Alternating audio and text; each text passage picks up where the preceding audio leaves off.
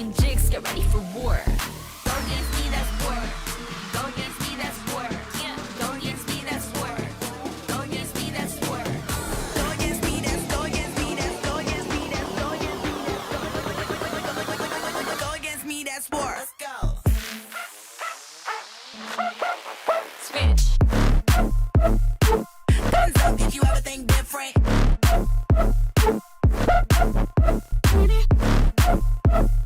Go against me, that's war. Let's go. Yeah. Guns up if you ever think different.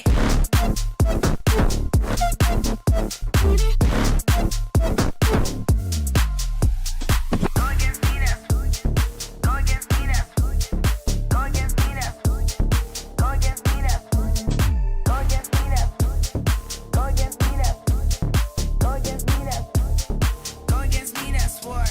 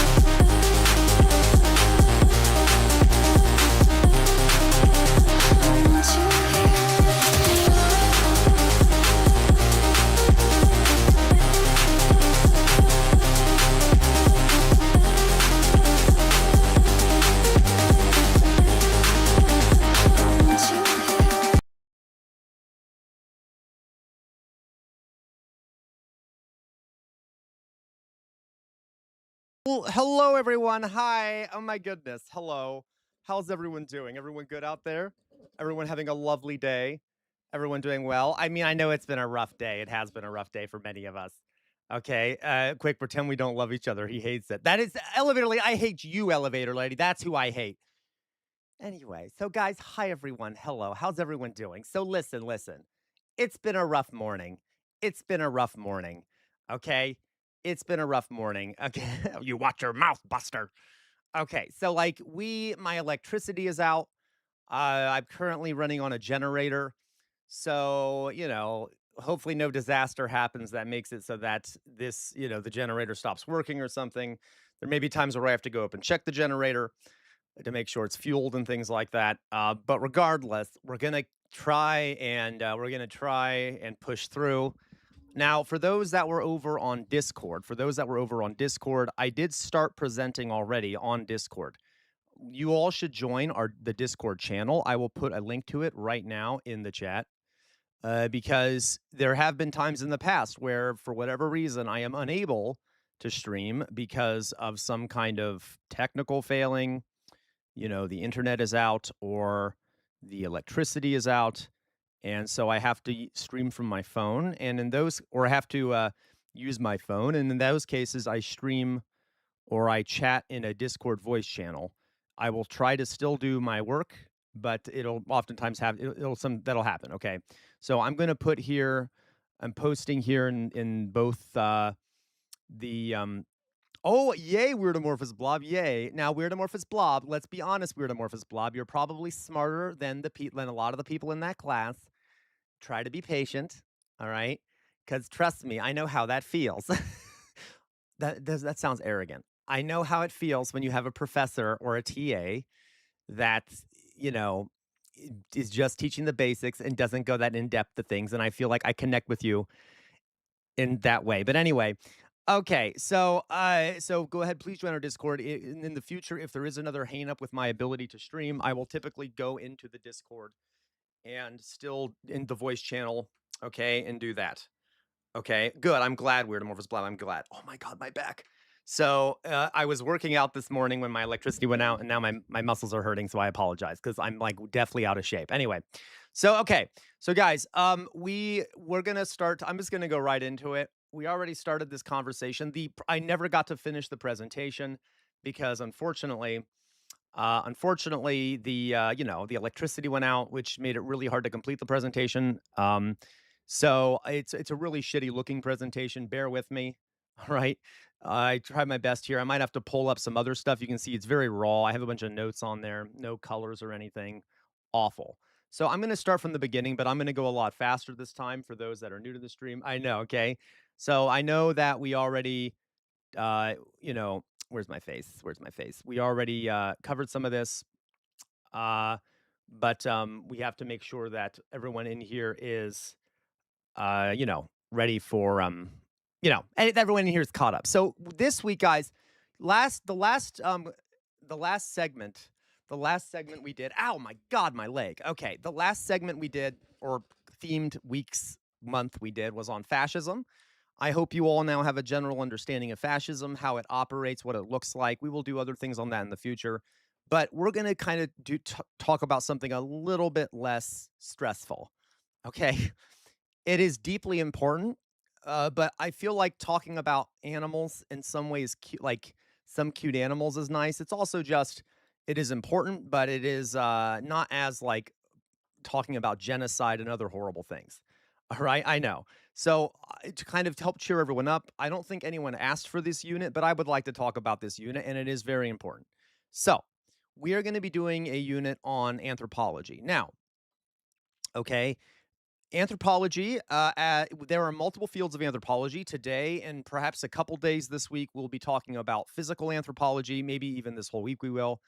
I'm gonna have to see how long this unit takes. We might do like 1 week or like a couple weeks on biological anthropology, and then sometime in the future, another one on cultural anthropology. We're not gonna do all these fields in one sitting. We'll see how long the first one takes, and then I'll figure out the rest. But this week, at least, we'll be doing biological anthropology. Anthropology, generally speaking, folks, is the study of humans, and there is much more to it than that.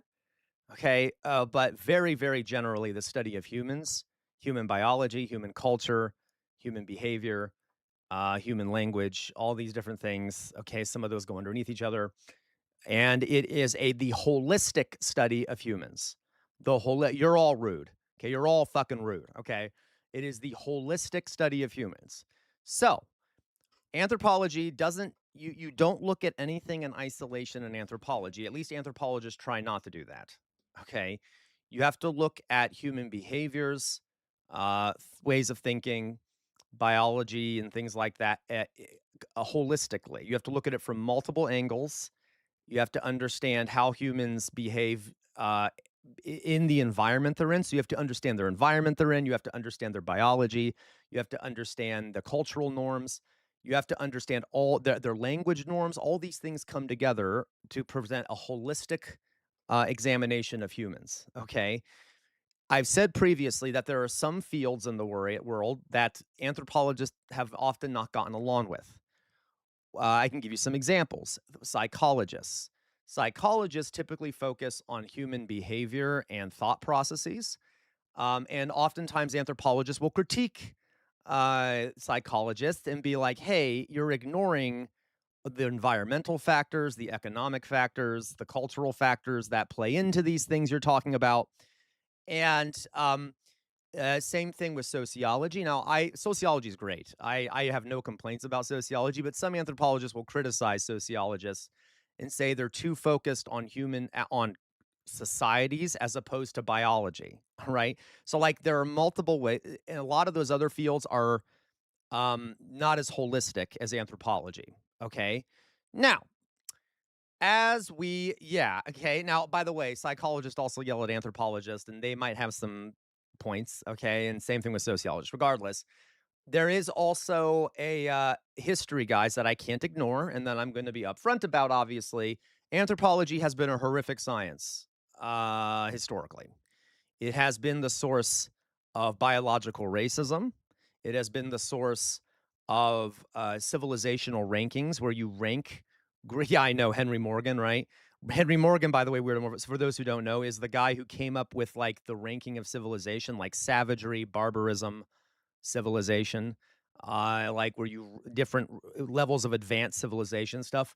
All of those folks were anthropologists, okay? And it has a pretty dark history in this way. That has actually done a lot of damage to the field of anthropology today. A lot of folks, yeah, completely white, resident union thug, very racist, very a lot of racism, sexism, by the way. Anthropologists were also some of the folks who talked about the biological basis of being a woman and how like that makes them more subservient, etc. Right, Dolly boy. Okay. But guys, um, I have a degree in anthropology, so I want to point out that modern day anthropology is not that at all. Okay. Honestly, I think they need to change the name of the fucking of the whole field because it's been so tainted, which maybe, but not, we shouldn't hide it, obviously. But it is the opposite of that these days. It is all about how the same everyone is. It's an extremely left wing field. Okay. Modern day anthropology is extremely left wing and it's very woke. Okay, let's put it that way. It is not like it used to be. Now, is it perfect? No. And honestly, some of that is inherent to the nature of the study. Okay, is inherent to the nature of that study. So Jay Williams says, "How many degrees do you have?" I have an undergraduate degree in history, an undergraduate degree in anthropology, a master's history, and was getting my PhD in history. Okay, so anyway, and I have a teaching certificate. Regardless, fucking God, Matt Saiga, I swear to God. Okay, I swear to God. So you will see, guys, how dare you, Matt Saiga? Um, you will see, guys, how it evolves. Okay, uh, okay, I know exactly. I know, Loiso, but literally, Loiso, that is what. Okay, well, it might be Loiso. Okay, so evolutionary psychology also has some issues, to be honest with you. But yes, you're right, Loiso. So, um, going on here. It has a bad history. Modern day anthropology is not that. And I am a Marxist anthropologist, okay? Or a neo Marxist anthropologist, I guess you could say. There are Marxist anthropologists. So I am more of a Marxist anthropologist, which is not what the old fashioned scientific racists were, okay? Or scientific, in quotes, racists were. Modern day anthropology is extremely scientific based and extremely, at least in theory, avoids any kind of ethnocentrism, okay, and stuff like that, okay, as best it can. And if you look at, yeah, oh, I know you're right, Loiso. And if you look at, yeah, if you look at, what's the term here? If you look at like modern anthropology, it is literally the opposite of the old stuff. Okay, anyway, so there are four kind of subfields in anthropology. I'm going to talk about the three that we're not talking about first, just so you guys know the other three fields. The first is archaeology, which many of you know about. And then each of these fields, guys, has even more subfields. Okay, regardless, we'll talk about the big ones. Archaeology. Archaeology is the study of humans that are no longer around, using scientific methods and statistics and things like that to look at the material remains of past humans in human societies and to understand how humans have lived, worked, existed in the past. All right. Especially, but not only when there is no written record. Okay. When there is no written record. So a lot of times archaeology focuses on where there's no written record. Now, that is not always the case. There is also anthropology focused on where there is a written record. Okay. But a lot of it does do that. I'm just saying, theoretically, archaeology often fills in gaps as much as it can where there is no written record. But it also there's also like Roman archaeologists and shit like that. Okay, there are Roman like people who do archaeology in ancient Rome and things like that. But a lot of times in that's mixed in with written sources. Okay, so that's that. Cultural anthropology is the study of culture, human culture, and the simplest explanation, um, the simplest explanation, folks, for cultural anthropology of what culture is learned behavior. Learned behavior that has been passed down from from one generation to another generation. Okay, now there are lots of other definitions, but that's the most simple explanation. Any behavior that is learned and passed down, that is and that is sort of inherent, or not inherent, but is um a, within a particular group of people, okay, different one particular society of people. There's different ways to define this. So cultural anthropologists study that stuff. Okay. I love cultural anthropology. My two biggest areas that I know about are cultural anthropology and biological anthropology. All right. So, cultural anthropology is about studying culture and things like that. I can give you an example of how cultural anthropology can be important. Now, let me tell you about Margaret Mead. There was anthropologists have occasionally actually worked to get rid of racist notions and ethnocentric notions of things. Margaret Mead is an example of this. So, for a long time, scientists generally believed that adolescents, teenagers, children that are children in that age range, okay, um, are were having issues. We all have issues around that age. They all have very chaotic adolescent years where they're misbehaved and act up and are angsty and things like that. And so, American and a lot of times European, mainly American, um, okay, they try to they focus. They thought that teenage life and adolescence all were very uppity and catastrophic everywhere. That is not true. Margaret Mead went to live with people in the Pacific Ocean, Pacific Islanders in a completely different culture, and she did some things that can be majorly critiqued. I want to point that out. She kind of exploited somewhat the people that she worked with. That being said, teenagers in this Polynesian culture she visited had very calm and had zero problems during adolescence. So she was able to determine that no, the chaos and problems that Americans associate with teenage years is a cultural issue, not is like is an American issue based off our material conditions and culture, not a human issue. So that, for example, is something that cultural anthropologists can do. They can differentiate what is human, naturally human, or like fundamentally human, biologically human, and what is literally something that is culturally based or socially based. All right. That's one example. I can give you other ones, but there's other things that cultural anthropologists do. Let's go on to the next one. The next one here is biological anthropology. This biological anthropology is the study of human biology, evolution, things like that. And there are, which is what we're going to talk about this week. I'm going to skip this one for now. I'm going to go back to it and go into more detail. Linguistic anthropology is the last one. Okay, linguistic anthropology is the study of human language, communication, and things like that. It is a very important field. It's super interesting. It's probably the one I know the least about because there's like a lot of linguistic people are very, very smart, and I am not that smart. I'm just going to be honest with you. Some of the like really bright people are really good linguists. At least that's what I've found. Okay, anyway. Um, so linguistics is another field of anthropology, but it is about human language, how language affects people's behaviors, ways of viewing the world, how language differs, how it works, how it functions, things like that. Okay, but we're mainly going to be focused this week on biological anthropology, the uh, um, the science of the biology of humans, how they relate to other primates, what how they differ from each other biologically, and you can see where this is the field where there was a lot of racism historically. We don't do that anymore.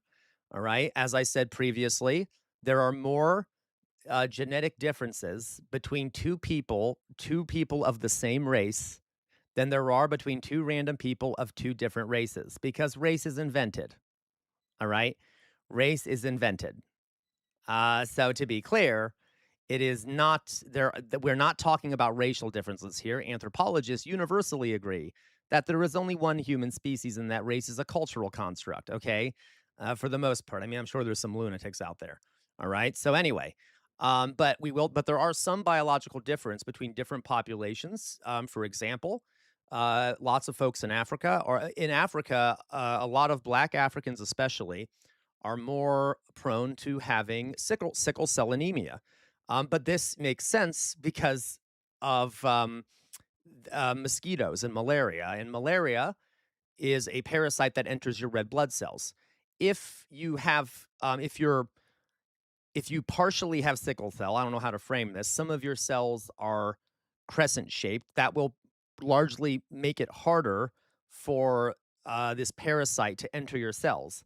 So, yeah, a lot of folks in Africa have sickle cell as a biological adaptation to malaria. Okay. That does not, we're not talking like brains. We're not talking anything that makes you human. These are basic, like the skin color is a variation, but that doesn't fundamentally make you not human. Hence, skin color is I mean, hair color is a variation. Hair color is a variation. All right. Eye color is a variation, right? They exist, but it doesn't change the fact that you're human or not human. All right. So you get the point, right? And at the bottom here, so biological anthropology is all about those things. It's also about, like I said, non human primates. There's a field called primatology, which is about non-human primates also learning from non-human primates to understand humans. There's a bunch of different fields in this, and this is the field we're going to be talking about this week. Okay. Um. So okay. So yeah, no, yes, Maddie Holmes. Maddie Holmes, by the way, you can be specific if you want. I'm not going to be specific throughout this whole thing because, this is an intro thing. But in Africa, there are a lot of folks who do have sickle cell, Central Africa, etc. I'm not being that specific. But yes. Okay. So, we have, I got, no, yes, Maddie Holmes does know. If you want to know more, do see what Maddie Holmes is saying. Maddie Holmes, I think has I got you, Maddie Holmes. I think Maddie Holmes has a master's degree, don't you, Maddie Holmes, in forensic anthropology, or is it a PhD? So Maddie Holmes does know quite a bit. So if you want more context, please look at what Maddie Holmes says. Okay. Um, okay. Oh, I got you. I got you, Maddie Holmes. I won't read it out. Okay. Um, so I thought you were talking to me, Maddie Holmes. I got you. So all right. At the bottom here is applied anthropology. So applied anthropology, there are a bunch of anthropological fields. Oh, your undergrad is archaeology. MA is in anthropological genetics. Amazing. Okay. Oh, that is another part of biological anthropology is molecular anthropology, which studies genes, or some people call it genetic anthropology. Studies genetics, the human genetic differences and things like that. Okay. Okay. And at the bottom of this is applied anthropology. I don't really, it's not really a separate field, but you can use this, you can apply these things in a bunch of different ways. All right. So, okay. That's anthropology. So today we're going to do some primatology. We're going to start looking at humans as primates. All right. And again, I didn't get to complete the presentation, but I'll do as much as I can. And folks, I promise it is interesting stuff. At the beginning, it might sound dry, but I promise it definitely gets interesting. If you don't understand why I'm talking about what I'm talking about, not everyone is as into science, okay, or biology or whatever, but this stuff is important. I promise you, bear with me, okay? I will try to make it as interesting as I can, and then later this week it'll be more directly applicable to humans, and but you'll see why this is important. Okay, so going on here. All right. First of all, this is just a very basic overview. For those who don't, who just a brief recap of evolution and like our descendants biologically. All animals, all creatures, organisms on Earth, as far as we know, come from one universal ancestor. Okay, and then there are four domains of life that kind of are we have broken up. Uh, so there's bacteria, so those are bacteria. Those are prokaryotic cells that are they have a different kind of cell. They don't have a set nucleus, etc. Then you have archaea bacteria, which are bacteria that exist in more harsh environments. Generally, I mean that's kind of an oversimplification. Regardless, yeah, Dolly Boy, what's dry is you're going to ignore my gifted subs. Oh, I'm sorry, Dolly Boy. I literally didn't see them. Let me go back here. I was too busy trying to do this with the electricity off and shit. Let's see here. Oh, thank you so much, Dolly Boy, for the 5 tier 1 subs. Deeply appreciate you, really. Deeply appreciate you. Okay. As always, Dolly Boy, you're the best. Okay. So anyway, um, then there's this big area down here called the eukarya, which are all animals with complex cells with multiple organelles. Now, I'm not going into too much detail here. Uh, okay. So if you go there, for example, a eukaryotic cell has like a nucleus, has, uh, I mean, well, other ones have ribosome. They have a bunch of shit in them. Okay, let's put it that way. And they can be as many as one cell, which would be protists, and like microscopic organisms that have one cell, but most of them are multicellular. Okay, most of these different branches are multicellular, so we're a bunch of single cells kind of come together. Mitochondria, thank you. A bunch of these single cells come together, form tissues, and then create larger organisms. Okay, what form are you talking about, Cody? Come together to create larger organisms. Um, and that's what we are. We're eukaryotes. We're mammals. I'm not going to go into too much detail here. Okay, you just know that that's where we are. We're right here. We're in this. We're in the what is it? The kingdom Animalia, and then we're Mammalia. Whatever. Okay, there's a bunch of shit underneath there. Okay, so underneath that area, okay, we're multicellular species. We evolved from a single ancestor. Sam, can I send the form here? You should totally have it. Yeah, sure. What is it about though? What is it about, Cody? I'm gonna go ahead and put it in this Twitch, but do tell me. Um, the One of the orders of mammals are called primates, and that's what we're going to be talking about. This subsect of mammals, which are a subsect of eukaryotes. Okay, subsect, et cetera, et cetera.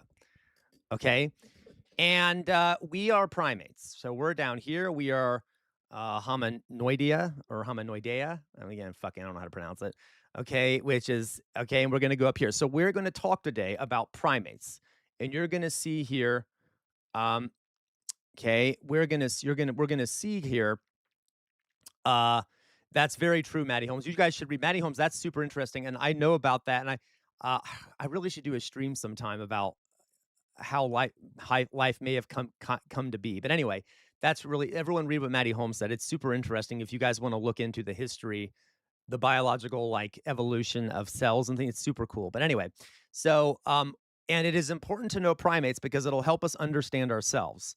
And we can see other primates that do very similar things to us, and we have similarities with them. Okay, you're right. That's true, Loisa. Okay, so it's important to understand these things. Okay, so we're going to do some primatology. We're talking about primates. We got that? All right. So let's start again. This part. Unfortunately, I didn't get to do any drawings for. So, what makes a primate a primate? Why the fuck are we primates? All right. Why the hell are we primates? Why the fuck? What traits do primates have generally that other mammals and eukaryotic things don't have? Okay. That make them specifically primates. So I'm going to explain these things to you. All right. There you go, Dolly boy. One is convergent eyes. Convergent eyes, right? We have two, see Louise, okay? We have two eyes, and typically those eyes are more towards the front of our faces. A lot of animals, their eyes are on the side of their heads or kind of diagonally facing out like this. Most primates, their eyes are stereoscopic. There are two of them, and they have overlapping fields of vision. So, let me explain to you why that's important. If you are, let's say you have a desk in front of you, all right, and you have multiple objects. So here I have my drugs, and I have my fucking stick, okay, my goddamn jester stick, okay. It with two eyes, I have I have depth of field. I can see which of these objects is in front of the other one. I can tell which one is farther away.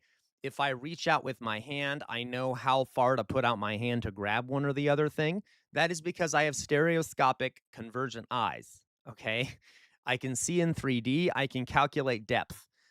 If you, and you all can do, anyone who is able to do this can do this now. If you cover one of your eyes with one of your hands, like this, and you look at whatever's in front of you, and let's say there's several objects, and let's say one is behind the other one, it will be a lot harder to reach out and figure out to grab what to grab or how to grab. Okay. So like you'll find that it's much harder to accurately grab objects if you only are looking at them with one eye because you need the two eyes stereoscopically looking, okay, in order to figure out where things are. Okay. So, yep, there you go, Resident Union Thug. So that is one thing that primates have. Vision is our most important sense generally.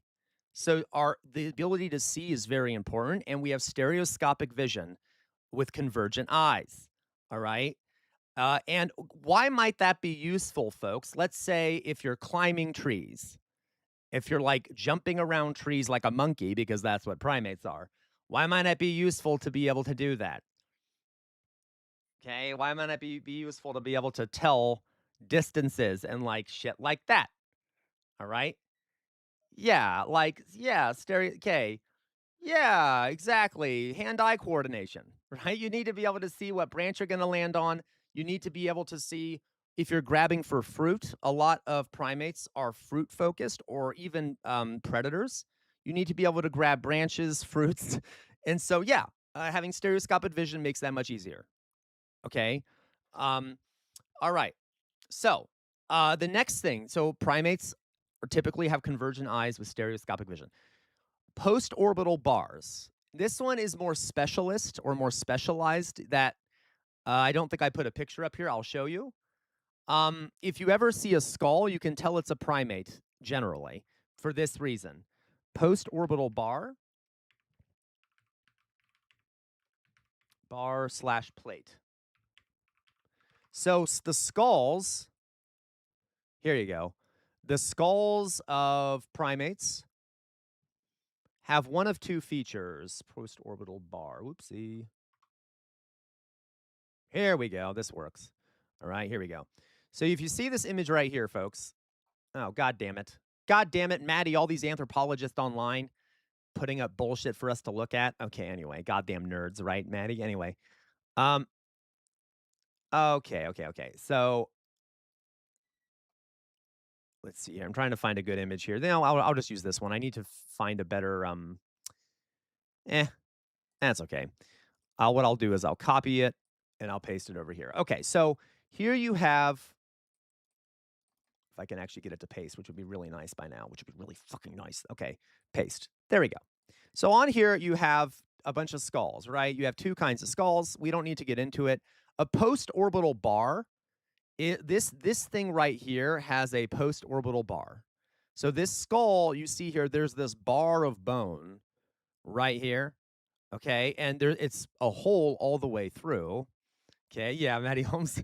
But this is called a post-orbital bar. Every primate either has this, okay, or this, a post-orbital plate, which is bone behind your eye, like a flat sheet of bone behind your eye.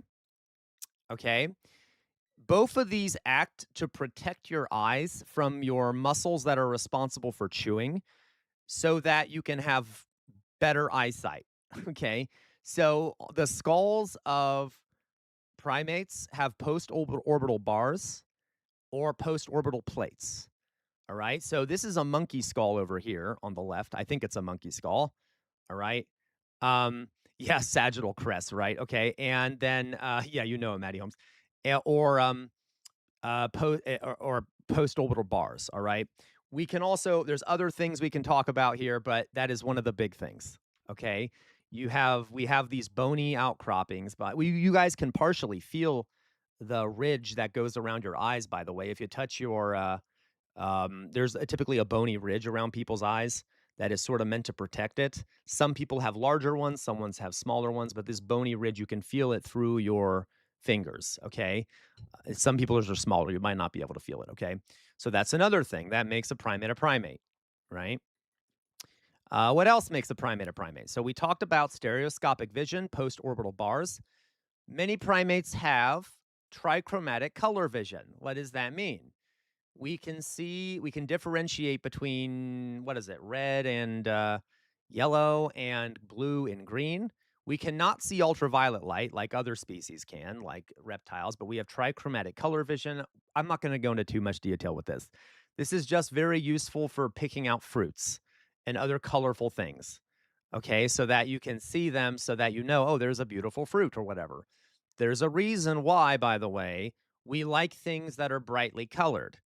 It's kind of pre-programmed into us because fruit is brightly colored to attract attention so that it can spread its seed Literally, it can spread its seeds, so it makes itself bright so that animals that eat it will eat it and then spread its seeds around.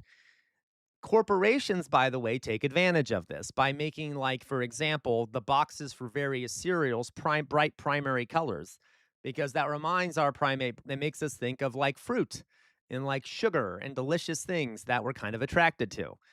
All right, regardless, we have trichromatic color vision, right? There's a reason also we like flowers so much. We like brightly colored things, all right? Okay. Short snout, yeah, there you go, Resident. You think brightly colored creatures also indicate no touchy, right? Now, I'm oversimplifying in a lot of these ways, okay? Short snouts. Um, yeah, you're right, Maddie Holmes. Short snouts. Human beings typically, primates have shorter snouts than a lot of animals. Our ability to smell doesn't matter nearly as much as our ability to see. Okay, so we have pretty short snouts. If you compare like a human nose to a dog, like the dog has a massive snout with huge olfactory glands. Primates don't have are not as large. Okay, their olfactory glands are not as large. They're not as their faces are not as prognathic. They don't stick out as much. All right, so I can even go back to that image that we just had here to show you what I mean, right? Now these are primates, but you notice the one on the right is like the closest to other kinds, or at least the least us-like, I guess you could say. They have slightly longer noses because they have slightly larger olfactory glands, but it's still pretty small compared to like dogs, and which dogs rely on smell versus the Hoplorini, which include us, which have very small noses, right? If any at all. Like you barely can see it on the fucking face. Okay, anyway. So that's another thing. All right. That is what all primates basically have for the most part, right? There are exceptions somewhat. Here's one of the most important ones. The most important ones. Opposable thumbs and big toes. Now, having an opposable thumb is extremely important.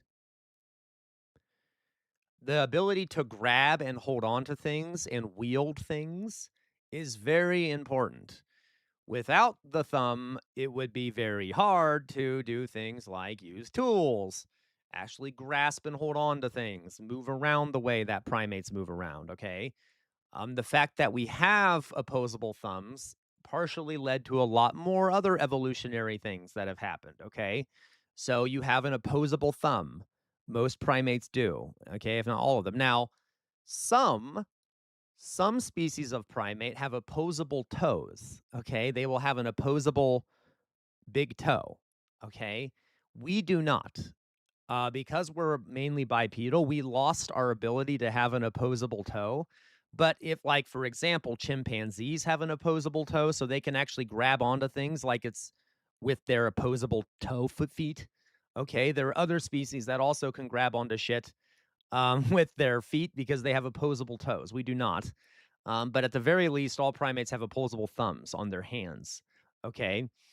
Um, all right. Yeah, Maddie Holmes, that is true. We also have most of the nerves in our bodies in our hands and fingers because these are very important. That's why when you're trying to test if something is hot, you use your hand because it's very sensitive. Because your hands and your opposable thumbs are very important. I can guarantee you guys, it is very, when people lose that part of their body, they lose a hand or an arm, it becomes very clear very quickly how important those parts of your body are when you've lost them. Okay. We don't really understand, like, until you've lost them, it might be hard to understand how like important it is. Okay. Anyway, so opposable thumbs and big toes. Pentadactyly. We have 5 fingers. I'm not going to talk too much about that. We have 5 fucking fingers. It's pentadactyly. Okay, whatever. Fuck it. Um, I'm gonna skip the nails. We have Latined nails. I don't, it's kind of irrelevant. Okay, next one here, tactile pads. On our hands, we have our hands are padded and are set up in a way so that they can hold on to stuff really well. All right. We kind of have these our padded palms. Other species have much more padded palms than we do, but our palms don't have hair on them and they're padded for for grabbing things, holding on to things, okay? Um, that's another thing, okay? By the way, there are some species of primate who have called tactile tails. They can hold on to things with their tails, and they have tactile pads on their fucking tails. Okay, so that's pretty funny. Spider monkeys are an example of this. They have basically 5 limbs, if you want to look at it that way, because they can hold on to things with their feet, their hands, and their tail. And they're all padded with tactile pads. All right. We have tactile pads on our feet and on our hands. Okay. So it's also I think I was actually thinking of that term, Matty Holmes, prehensile. They have prehensile tails. All right. So, okay. Um, Large brains. This is another important one. Relative to many other species, um, uh, primates have relatively large brains. Now, the size of your brain does matter. However, it's mainly the size of your brain relative to your body. Okay. So, like, yeah, if you're like I don't know, if you're an organism the size of the planet and your brain is double the size of a human brain, that's not a lot of brain power for a body that size. You see what I mean? So, in terms of the size of our brains compared with the size of our bodies, we primates typically have much larger brains than a lot of other species do. Not much larger, but larger brains than a lot of other species. Not all other species, but overall, primates have a pretty large brain size relative to their body size. Okay, which means you can do more stuff with it. All right. Okay. So there we go. All right. Okay. Primates have extended life histories. We typically live fairly long. Pretty long compared to a lot of species. And we don't typically have that many children. And it takes a long time to develop for offspring to develop and grow. All right. Because when you have a large brain, it takes a long time to develop that brain. So most primates don't have that many offspring, or at least they have very few at a time. And I think the quickest that a primate can have offspring is every 6 months. I think that's the one. There's one, I forget which primate it is, can have offspring every 6 months. Most other primates takes longer than that. They might only have one a year, or even one every few years, two every few years. Okay. And it takes a long time for those juveniles to develop. This has some advantages and some disadvantages. Okay. For example, it means that you have to put a lot of energy into that offspring. If you're like a fly, you can just pump out a bunch of babies and then, like, not worry. Some of them might die, but who the fuck cares? There are plenty of other ones, right? But there's also an advantage because it gives more time for offspring to develop larger brains. Okay. And by the way, as part of those brains, we have more folds in our brain. Our primates have more folds, which means there's a larger surface area, which means there's more room for neurons and things like that, especially in what is called the neocortex of our brains, which is responsible for what is called higher thinking, consciousness. That's just what some folks say, etc. Okay. Anyway, so and also, most primates live in tropical areas. Okay, they are a tropical species generally. Okay, in the tropics. All right, so those are generally the things that make a primate a primate. I'm going to repeat them very fast, and then we'll move on. Okay. Convergent eyes with stereoscopic vision, post-orbital bars or plates, trichromatic color vision, short snouts, opposable thumbs, penadactyly, latent nails, tactile pads, highly arboreal. I forgot to mention that one. We live in trees. There are some exceptions to this. One example of an exception to this is humans and baboons, which can do both trees and other things, but most live in trees. Some do also live on land like humans do, okay? Large brains, extended life histories, and live in tropics, okay? All right.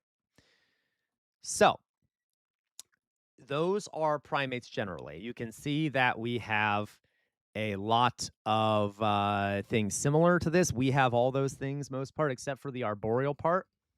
Okay, exactly. Maybe you do live in a tree, LaCroix. And that brings us to the next classification here, guys. And we're going to get to see some cute animals. So that's why we're doing this, because I want to show you guys cute animals. Primates are then broken down into two other groups. So both of these groups have all the things we just, um, okay, you got it, Lois. So you nerd. Okay, it's very true. Okay. Drusilla, hello, Drusilla. My house is made of murdered trees. That's pretty silly. Okay, I love that. So there are two,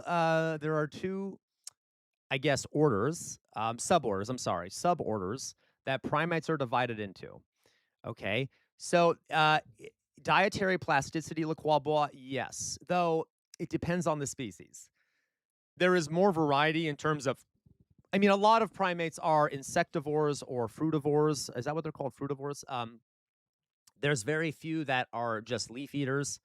But yes, there are some leaf eaters, but yes, there is some diversity. But humans have a very diverse diet. Other primates, not as diverse. It depends. Okay. So, okay. This is further broken down into two orders. And today we're going to talk about the Streptorini. Okay. Streptorini. So you'll notice, guys, that of the two orders of primates, we are Hoplorini. So we're going to be talking about the order that does not include humans first. All right. So that we're going to be talking about the Streptorini. Now, what are the Streptorini? I will show you. Here is an image showing you different kinds of Streptorini. All right. And what makes them Streptorini, we'll talk about. Because they have all the things that primates have because they're primates, but then they have some things that are unique. So, oh, look at them. They're so fucking cute. Look at these fucking Streptorini. Such fucking cute Streptorini. All right. Well, I don't know if all of these are I think they are all Streptorini. Yeah, they all are Streptorini. So here you have a ring-tailed lemur. Lemurs are Streptorini. Notice that the Streptorini are farther away from humans than Hoplorini. So these guys will look less like what you would think a human looks like than like Haplorinis, okay? Because these are farther away evolutionarily, but there still has some things. You'll notice that lemurs have slightly longer noses because they still have kind of snouts. They're a little bit more prognathic than humans and Haplorini. Okay, so you have different kinds of lemurs here. This thing, which a lot of people are scared of, and I'm going to defend this thing later. This is called an aye, aye. If you look closely at its hand, and we're going to watch a video about an aye. Okay, it has this very long fucking finger with a claw on it. All right, and this thing, it can look kind of creepy. There's nothing wrong with these things, but a lot of humans are scared of eyes, and there are groups in Madagascar who view eyes as being a portent of bad luck and death. So they will kill these things on sight, and as a result of this, eyes are highly endangered. And there's efforts to protect them, but once again, humans being stupid. Okay, so these are eyes, and they use this finger, this long, sharp spearing finger, to spear grubs. Okay, it's like a tool on their body that they use to spear grubs and eat them. Okay, so and they're nocturnal, which is why this image is at night. Okay, yeah, save the eyes. So this is an eye, very adorable. Oh my god, these things are so fucking cute, okay? I believe I'm gonna get them mixed up. I think this is a galago, also called a bush baby, okay? Bush babies are so fucking cute, folks. These things are so fucking cute. They jump around. I think they can basically sit in your hand. They're about the size of a human hand, as I recall. And like they're just adorable. They have these big eyes. They also are nocturnal. You'll notice, guys, a lot of the Streptorini are nocturnal. So the eyes are nocturnal. The galagos are nocturnal. Okay. This is a what is it called? Do you know, Maddie? I can't remember. Yeah. Fuck. Okay, these things are really loris. This is a loris. This is called a slow loris. This thing is also cute, and it moves very slowly through the trees. And it's very slow moving, and it's called a slow loris. Yes, and they're adorable, and they eat fruit and shit. Okay, and they're also nocturnal. You'll notice they have very big eyes, partially because they are nocturnal, all right? And I'll tell you what makes these things these things. So these are lemurs and lorises, right? Lemurs, lorises, and galagos. And that is, yeah, he does, right? So he looks like he just stole food from a pantry, okay? And we're gonna watch a video about some of these folks, but let me just tell you some of the things that make them, here we have a table showing you the differences between Streptorini and Hoplorini. So the Streptorini, which is what we're talking about. Yeah, Jonas, okay. They have a rhinarium. What does that mean? So the Streptorini, including lemurs, lorises, all those things we just mentioned, have wet noses, kind of like a dog. They're cute. Okay. They have wet noses. You notice they have longer snouts because they do partially rely still on smell. They still have smaller olfactory glands than other species. Yeah, but these guys have cute little wet noses that can smell better than the Hoplorini can. Okay, yeah, and these are like the oldest forms of primate. All right, these are like the oldest form of primates. These go back generations. There's been a lot of primates.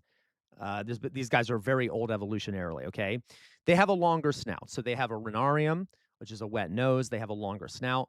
Their eyes are a little bit less convergent than ours. If you look at their eyes, they're a little bit apart. So there's some overlap, but like not as much. So they're not as good at grabbing and things like that. They're not as good at grabbing. So they will more often eat things with their mouths instead of grabbing them first to eat them. They will go after them with their mouths because they aren't as good as grabbing shit because they don't have as much stereoscopic vision. Okay? They have a post-orbital bar, of course. One thing that they have that we don't have is a tapetum lucidum, which is, yes, it is. The slow loris is venomous. We're to represent Resident Union Thug, okay, which is funny.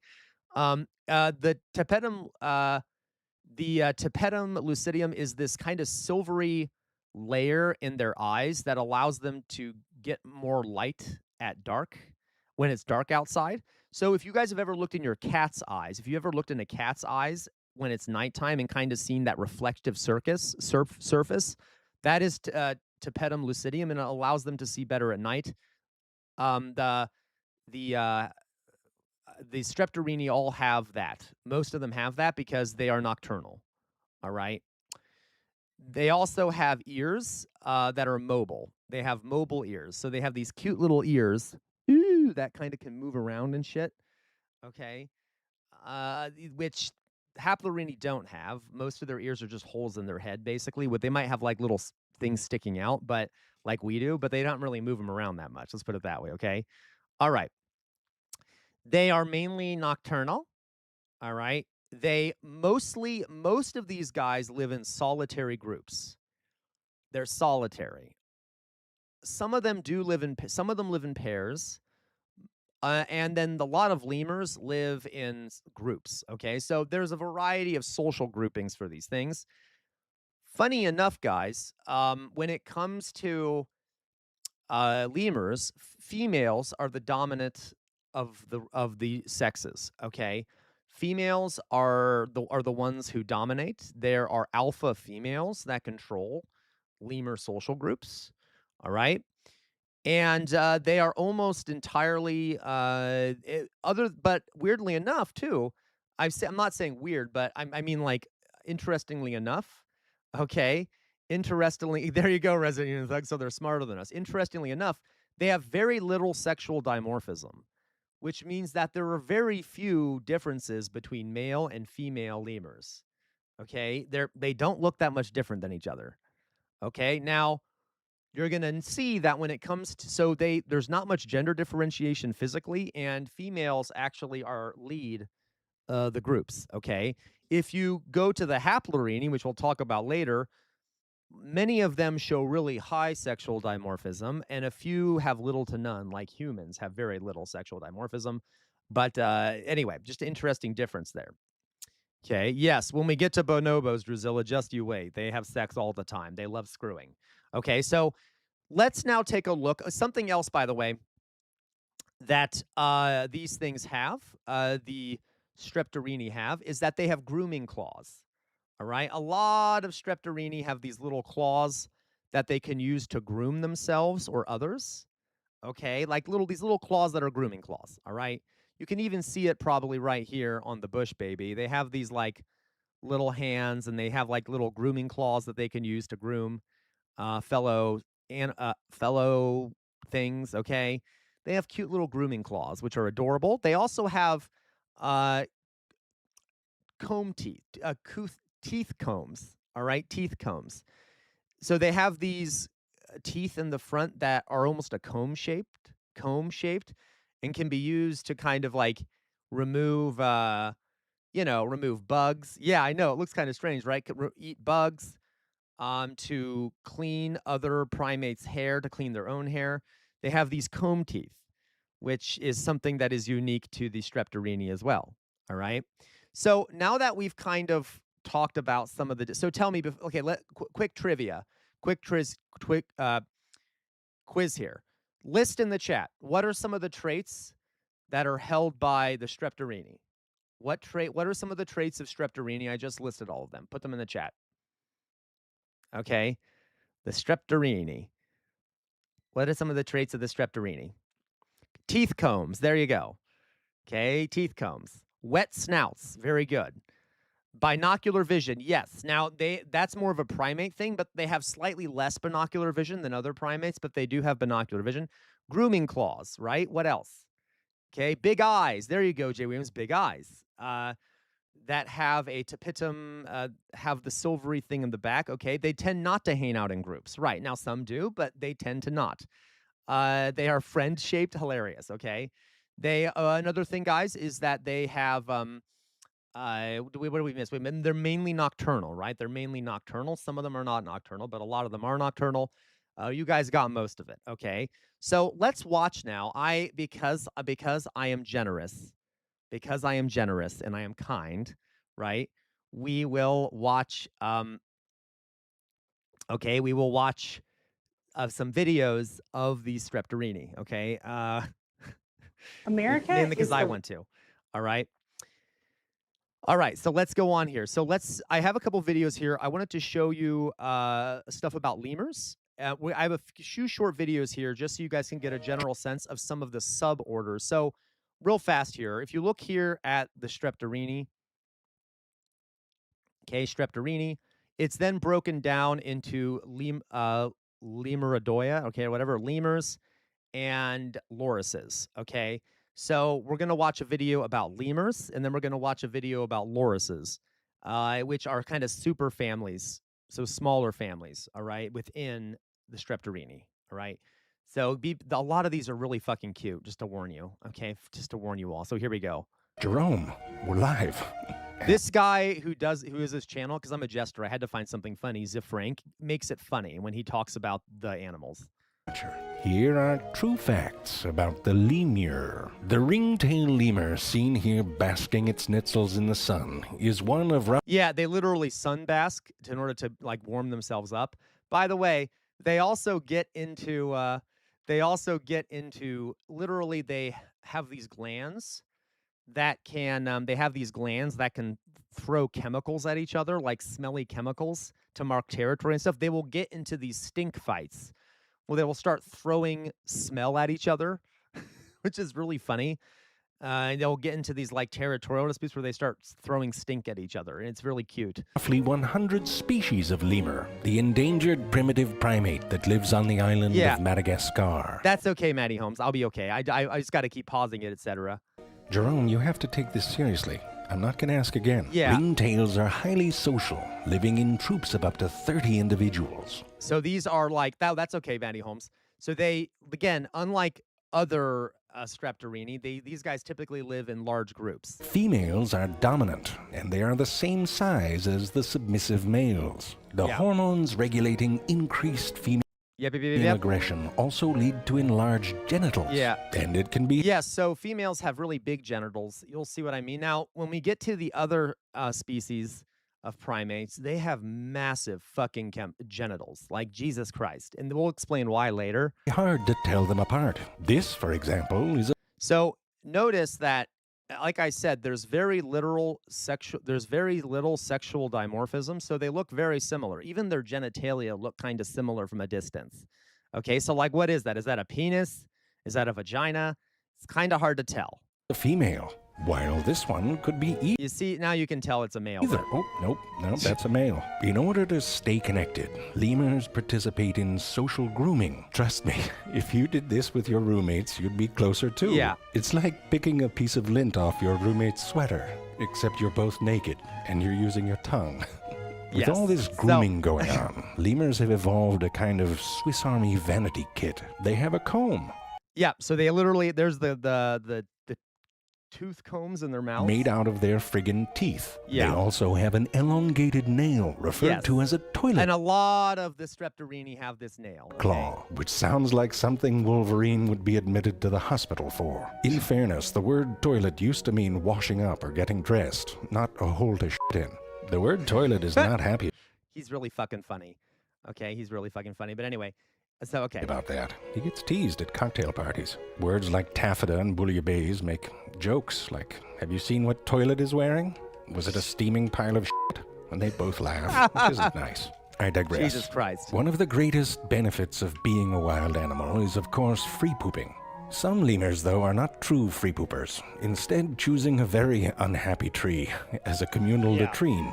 Lemurs are among the most vocal of the primates. Yeah, they have like toilet trees, which is really funny, right? I kind of wish we did that. Wouldn't it be funny if every time we pooped, we climbed up into a tree and just shat in the tree? And then that's where everyone pooped? That'd be kind of cute. The Indri lemur, for example, can't seem to shut up and sounds a bit like when you squeak fart by pulling apart the butthole of a birthday balloon. Told you. Aw. Lemurs also communicate through colognes that they make themselves in It's not cologne, it's stink. scent-producing glands. For example, Brenda is saying that she really likes this little tree. This is Brenda's little tree now. When female ringtails Right, are Jay receptive Williams. to mating, males compete in something called a stink fight. They rub their tails over a variety of scent glands on their genital regions, their wrist. I mean, don't men do this already? They just stink everything up to get attention of women? I don't know. All right, I don't know. I don't know. Okay, I don't know.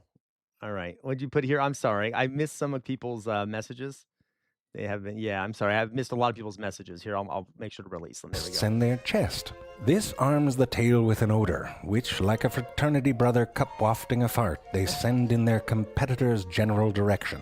Listen, this works. If you're at a bar, take your hand and mix the smells from your rear bubbus, your front stank, and your two pitzels, and wave it at someone. By the way, you do know, guys, that human beings have pheromones that they release, and this sounds sexist. Please understand, I'm not being sexist here. There have been studies done on women, heterosexual women, and depending on where they are in their cycles, okay, I'm not joking, the men that they're most attracted to changes. I'm not joking. All right. So, like, there has been lots of studies on this. So, many women, yeah, if they are at a point in their reproductive cycle where they are, one of their ovums have been released, and they're, and I should say females. By the way, guys, since we're talking about humans as animals, I'm going to use male and female. All right. Okay. Females will, and by that I mean who have the genitals of have female genitalia. Does this make sense? Okay.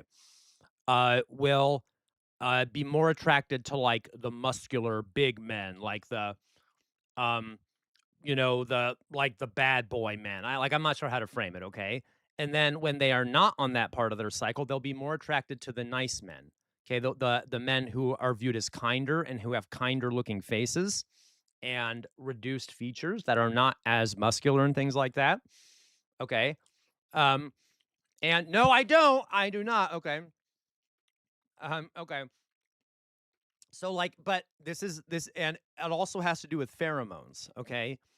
Women are attracted to certain, and by the way, men too are attracted to certain pheromones at different times. All right. So we kind of have stinks too. We have kind of a stink too. And it is thought that, pubic hair holds on to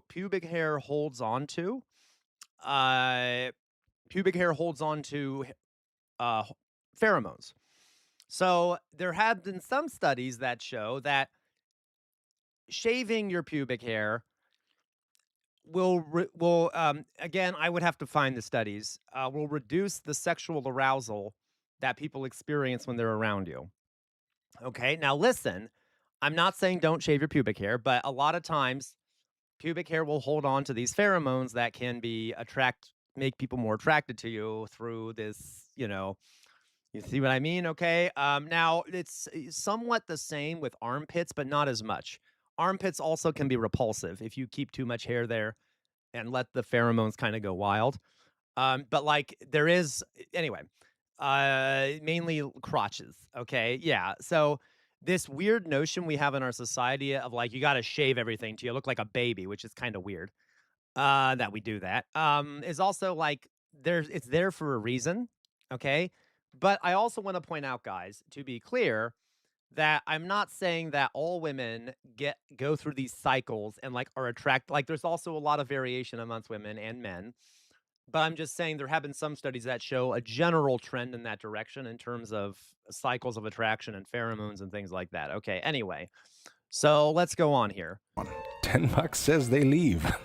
Ringtails spend a lot of time on the ground, and from a young age learn to walk and run fairly gracefully. The sifaka, on the other hand, do we have a better angle? This is like a post on a private Instagram account called Brown Eyed Earl. Well, that's not much better. Sifakas spend most of their lives in trees and are very impressive jumpers. They are even comfortable on the octopus tree, a tree covered in spiky thorns, which is evolution's way of saying don't f***ing climb on me. Sifaka don't give a shit. On the ground, though, the Sifaka is not so elegant. Sort of a airline passenger with urgent diarrhea trying to squeeze past the dirt cart kind of walking. They have trouble walking, guys, because they don't really have the bone structure for it, so they hop, like in that cute way. The Indri also spends most of its time in the trees and has even figured out how to build nests, like birds.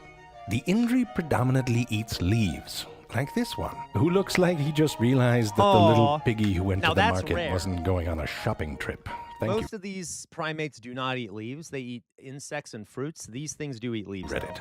The ringtail will also eat the occasional insect, like a cicada or locusts when they swarm. Imagine that. Food just flying around. Like if a tornado hit a flaming hot Cheeto factory. Guys, I don't know if you know this, but when you eat, all right, when you eat, sometimes we have cravings for certain foods. I don't know if you noticed this, but like if you're eating too much of one kind of food, your body will kind of be like, that food doesn't look as good anymore. Your body wants you to seek out foods with the nutrients it needs.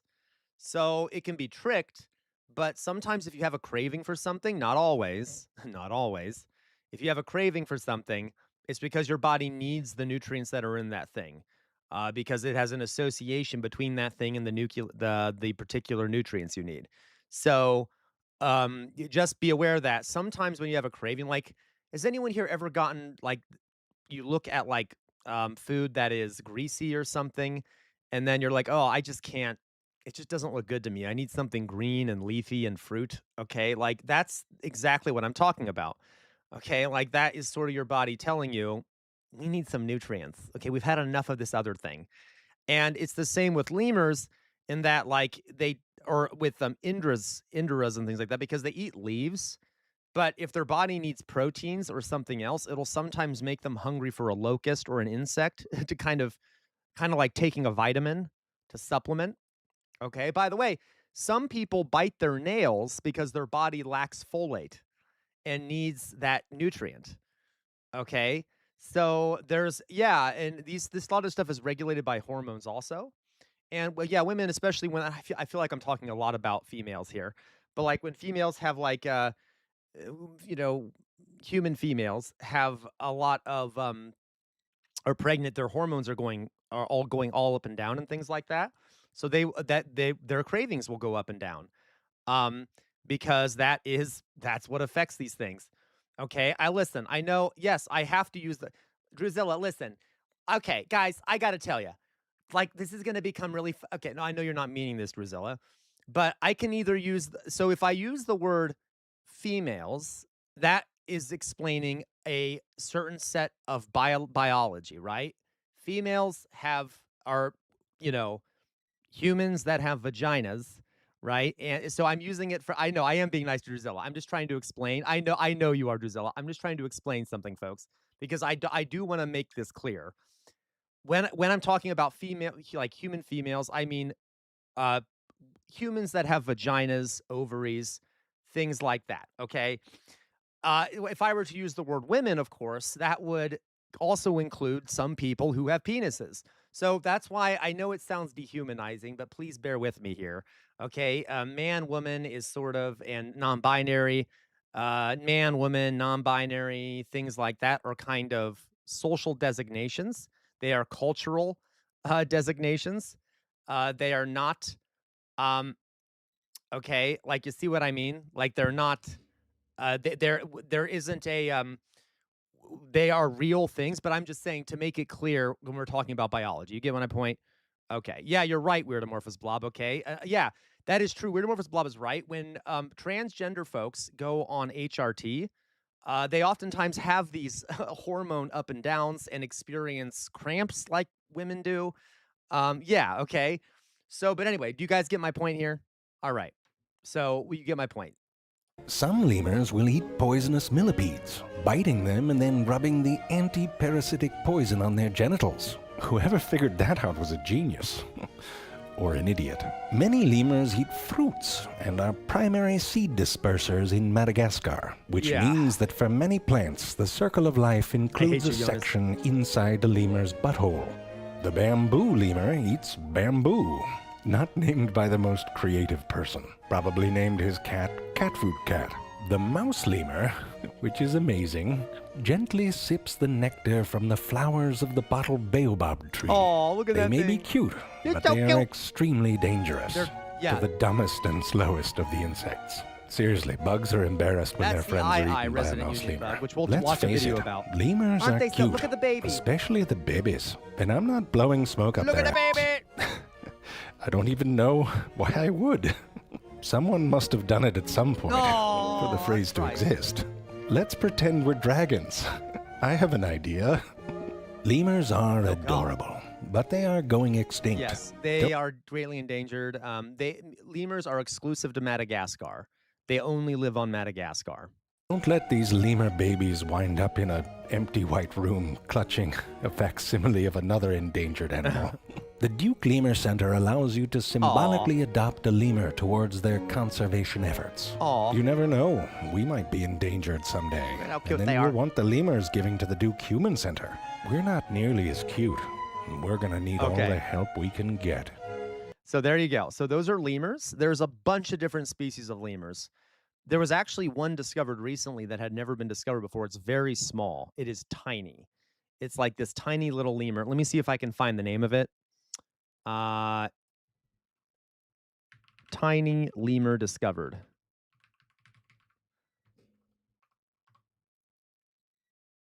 That's right, the dwarf lemur. Look at this thing. Look at how fucking small that is. I mean, Christ, that is so fucking cute. Look at that little thing. All right, so that one was discovered pretty recently. Yeah, hold me close, tiny lemur. Look at how adorable that fucking thing is. Okay, Jesus. Anyway, yeah, it's adorable. So, anyway, so just a note there. Okay, yeah, the pocket monkey. All right, you guys got it. So, okay, so let's go on here. So those are lemurs. That is one. The lemuridae are the lemurdoria or whatever they are is one group of Platyrrhini. Let's now watch a video about the Lorisidae or whatever the fuck they're called because I can't speak Latin. All right. So, the cutest little predator. Is this the one? Oh my God. Is this what I think it is? Yes. Yes, it is. Okay. We'll skip that one because that's not actually a Platyrrhini. Okay. Delicious. So here we have a bush baby.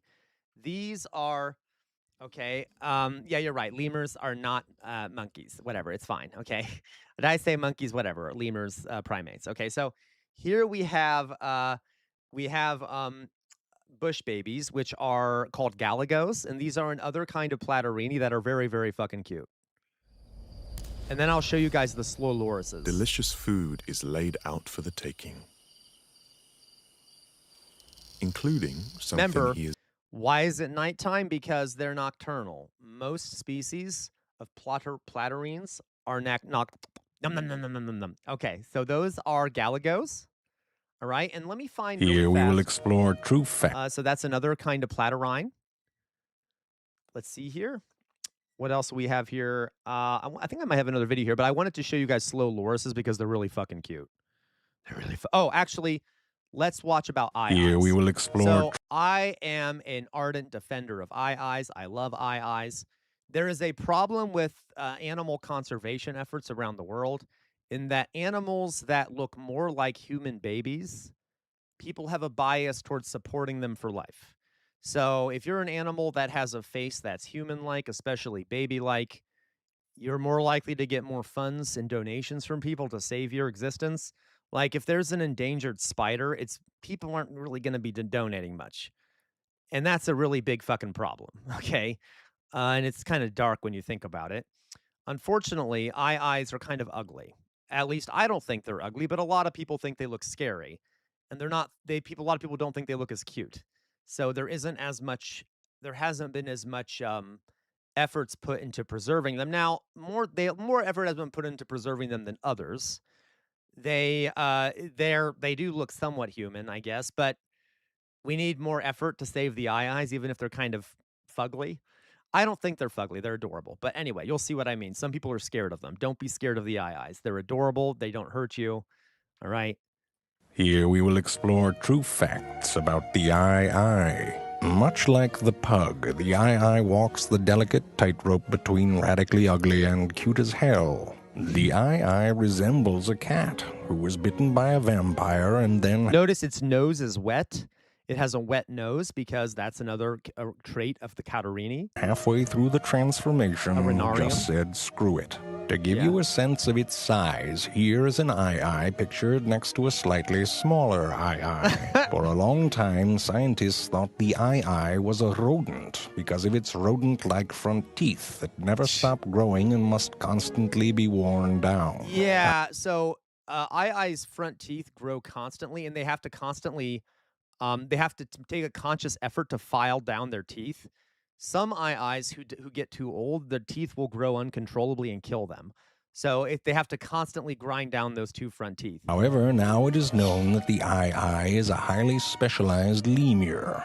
And trust me, lemurs were not too thrilled by that news. The eye's most amazing adaptation is its freakishly long and thin middle yeah, Dolly Boy, right? Wow.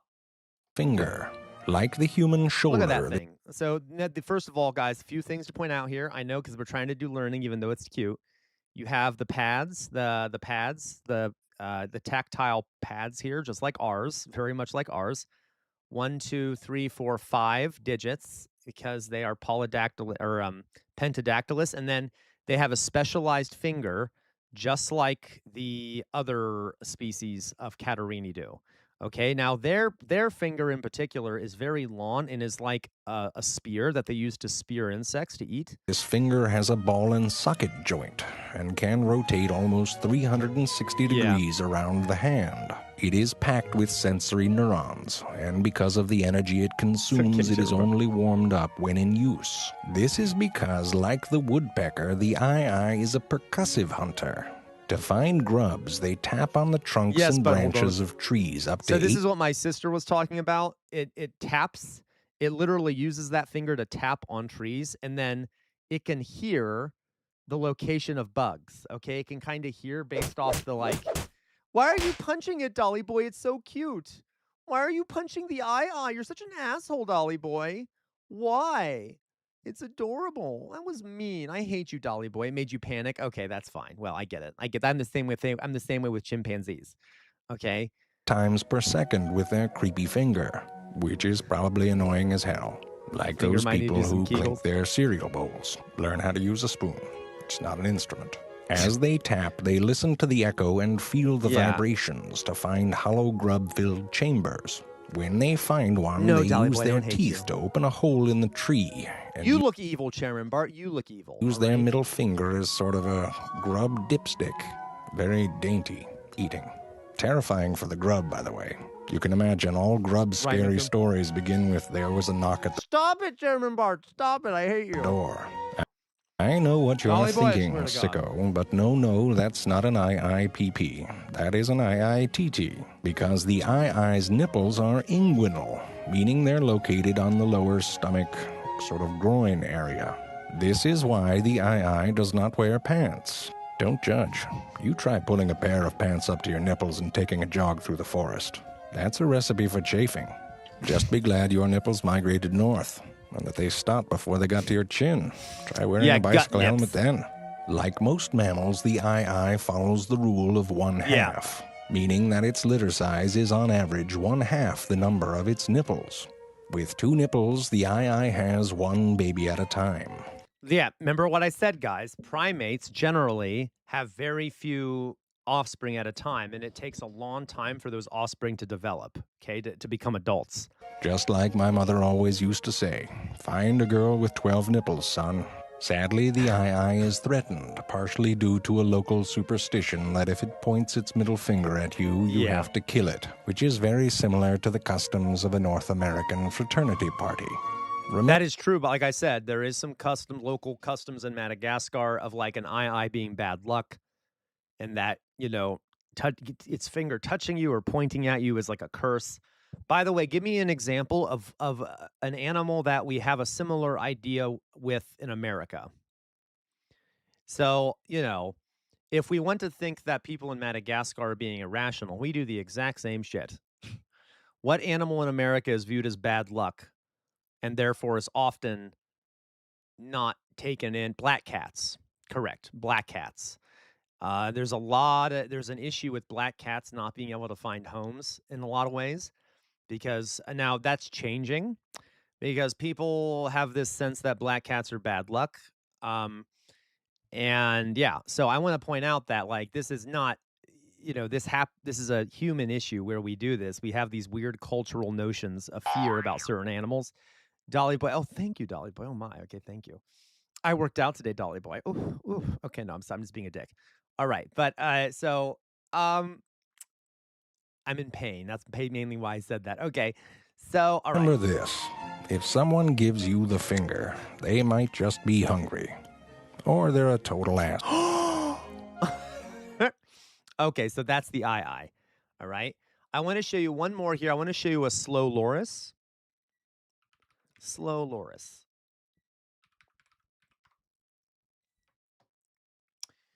They're so fucking cute.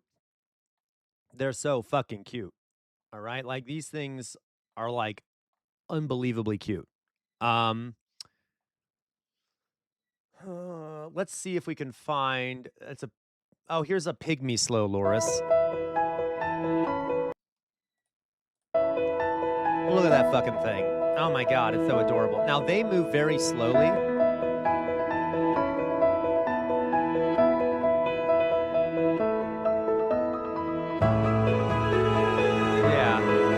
This isn't great. I want to see them in the wild.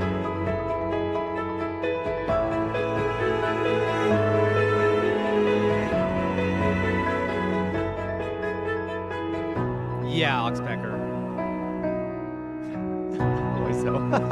Loiso. Okay, that's not a great video. I really want you guys to see a cute...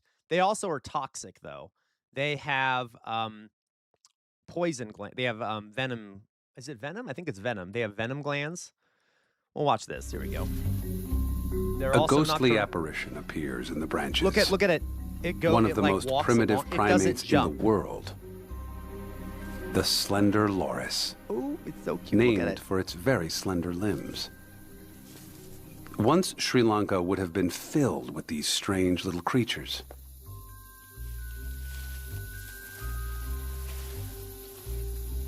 And notice its eyes glisten because it has that reflective surface we talked about, okay? As forest habitat shrinks, so too does its presence.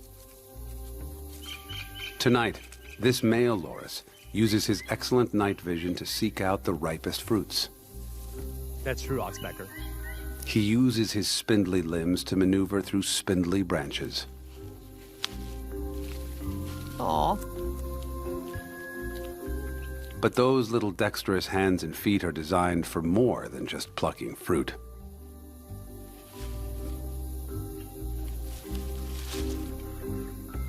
Thank you, Lois. I wasn't sure if it was poison or venom. Thank you.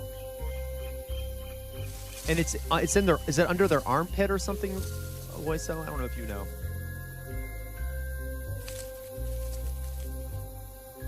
Look at this cute thing. Is it the elbow? That's right, Resident Evil Folk. You said elbow, didn't you? Okay.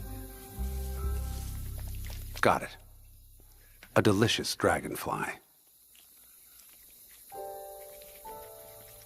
Slender lorises like their meat, too. Don't we all?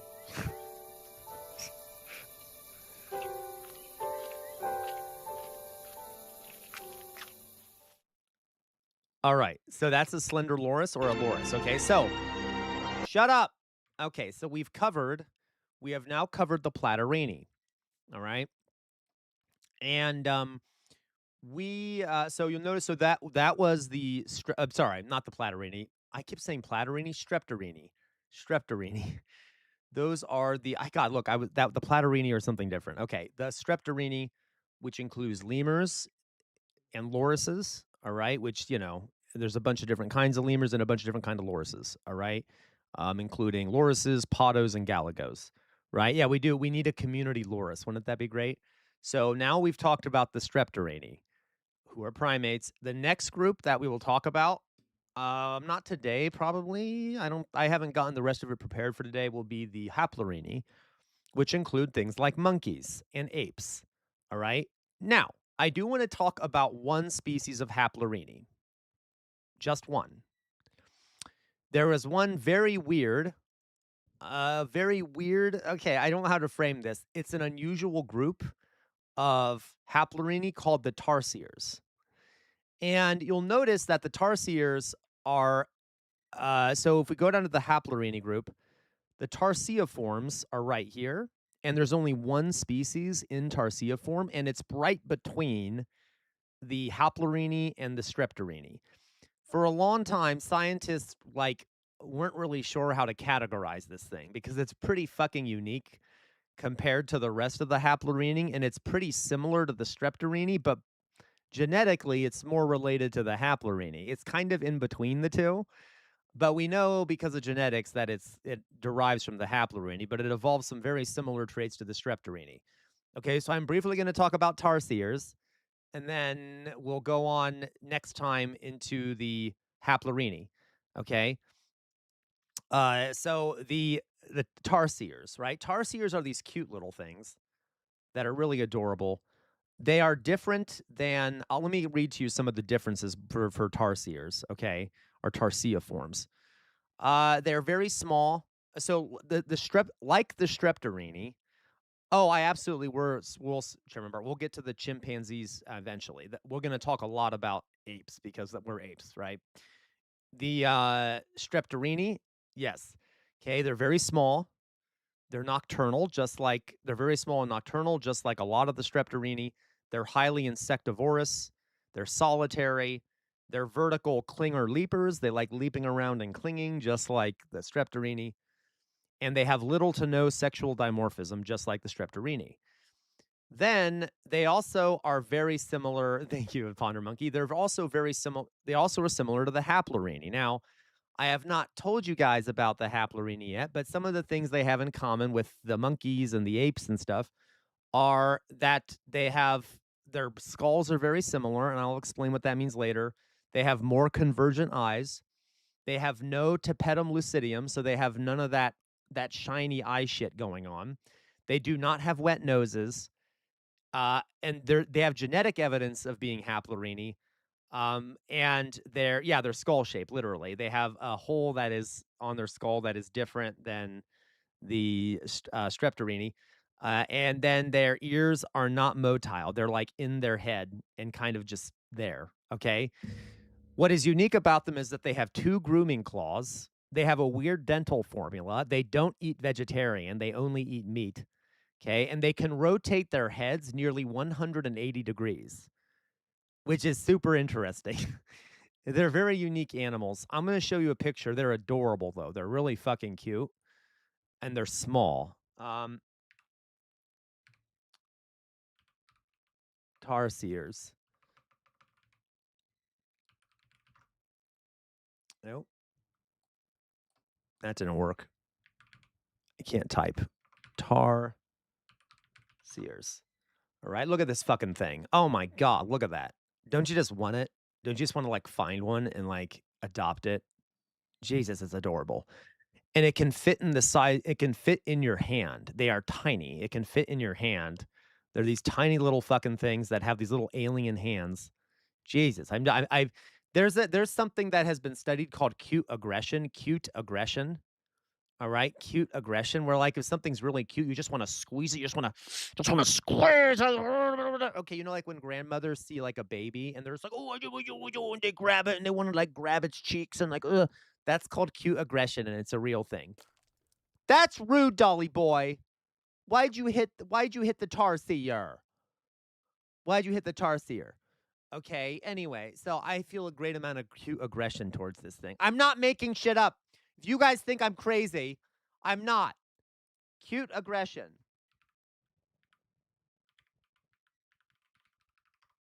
Okay, look, there's a Wikipedia page even. Cute aggression, known as playful aggression, cuteness aggression, giggle, is the urge to squeeze, bite, or otherwise act aggressively towards things perceived as being cute without the desire to cause any harm. Told ya. Told ya, it's a thing. Okay? Come on, many of you have girlfriends, don't you? I don't know what that's like, but I've heard women will sometimes bite their partners or whatever, okay? There's some girls, women, whatever the fuck, who bite their partners. Same thing with men, will sometimes bite their partners.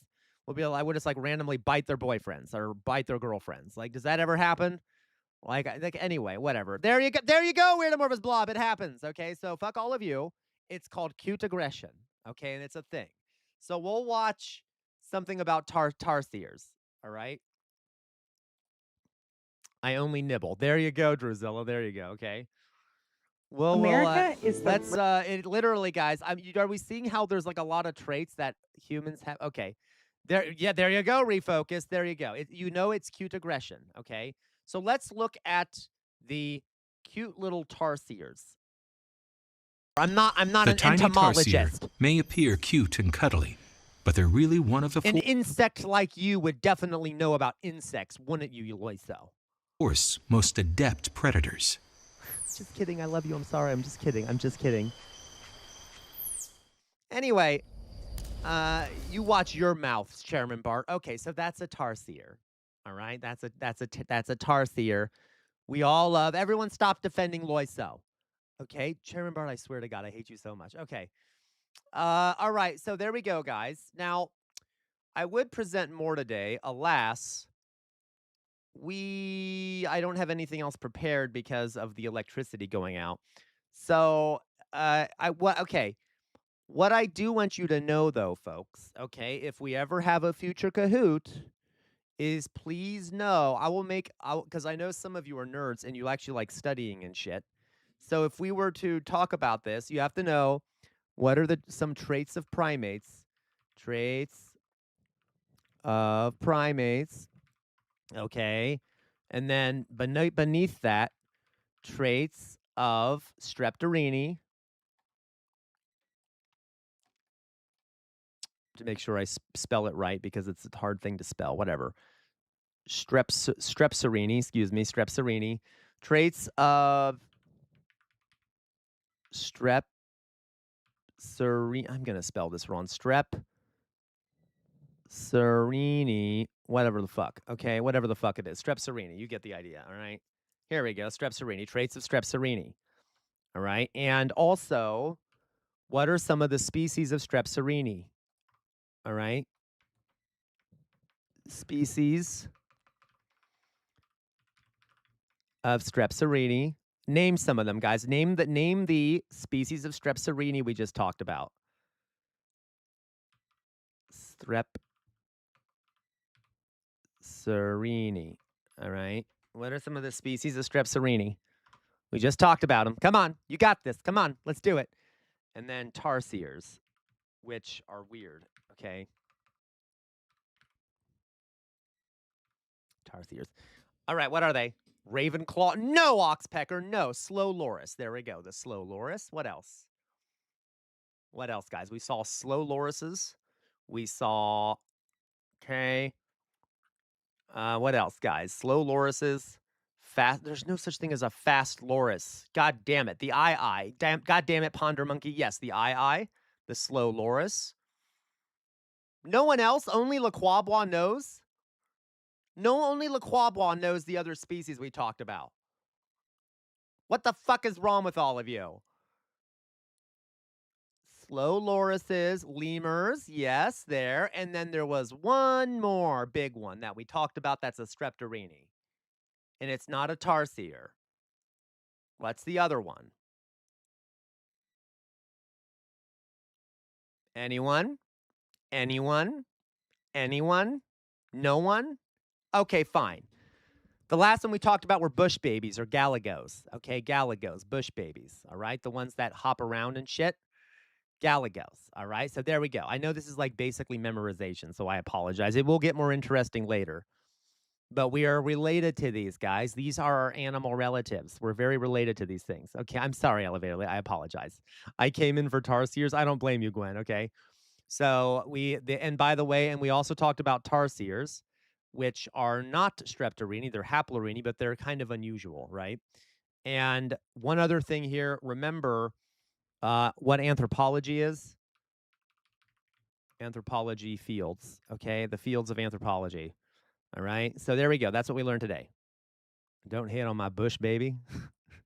Anthropology fields. Okay. So remember, guys, I know this might be boring to some folks. I know this might not be the content you're used to, but I promise this is going to end up applying to humans because you need to have a holistic view as humans of humans, not only as humans, but as primates. So you need to understand how a bunch of different primate species are so we can see how similar we are, how much we contrast, to help better understand human behavior. We've already seen a few things that are similar with humans, right? Okay. Oh, that's okay, Dolly Boy. You got my point? Oh, you have a BA in anthropology? Amazing, the Ponder Monkey. Okay. You get my point here? All right. Ugh. Oh my God, my foot. I just broke my foot, I swear. All right. We're done with that. Okay. We're done with that. I know, doesn't it, Gwen? It's not, but yes. All right. So there we go. That is our presentation for today. We will continue on biological anthropology tomorrow. And we're having a grand old time, aren't we? Okay. Did we learn something? Did we learn something? Please tell me we fucking learned something. Okay. Please tell me we fucking learned something. My electricity is out. Okay, good, good. Yes, you did, Chairman Bart. You did fucking learn something. Okay, if anything, you learned not how to not be an asshole, Sir Bart. Thank you, Philly cheese. Okay. All right. So, God damn, Chairman Bart, I hate you so much. Okay, the elevator lady, thank you. All right. Let's go on here. Yes. All right. I learned that I am an insect. Lois, so stop. I'm sorry. Why do you all hate me? I hate you too, Dolly Boy. I mean, I'm sorry. I do hate you. You know, oh, whatever. Whatever. I forgot some of the stuff I already knew, so I negative learned. Oh, I got you. Okay, that works. That works, Laquan. But yeah, I'm more interested in creationism. Oh my fucking God, Jonas, I hate you. Okay, Philly Cheese, I learned CR believes in phrenology just on you, Philly Cheese. Okay, and let me tell you, it doesn't have very good signs. All right, anyway, Jonas, okay, I hate all of you. Whatever, we'll do something else. Okay, we just finished our presentation. I promise it'll get more interesting when we start talking about monkeys, which are cute also, and we start talking about apes, and then we talk about human biology and some of the weird things about us. Okay, some of the weird fucking things about us. No, we cannot, Lois. So we're not going to talk about. Actually, we could do that, Lois. So, but I didn't get to that today. So unfortunately, baraminology, I don't know, Lois. So is that a joke? I don't know. I don't know what that is. Measuring skull lumps is an art, right? Okay. That's true, Gwen. I will speak very negatively about chimpanzees. Oh, really? I got you. Okay. All right. So, guys, let's continue here. By the way, the streptorini actually moved, I guess, came into existence like 60 to 90, million years ago. I think that's what it was. So, like, they've been around for a fucking long time.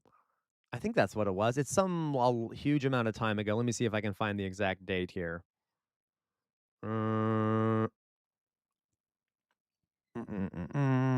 I don't see it. It was a long time ago. So it's bullshit to say, obviously, creationism is bullshit. Obviously, we're not even going to address it because it's so stupid. All right. It's so fucking stupid. All right. Yes, I split from lemurs in 1983. I can't remember. No, I know, Gwen. I can't remember I can't remember the year, like how old some of these things are. I can never remember the years. I can't even remember how old the Earth is because I rarely think about it. But let me see if I can figure it out. How old is Streptorini? Is Streptorini? I can't spell today. Whatever, it's fine. Streptorini.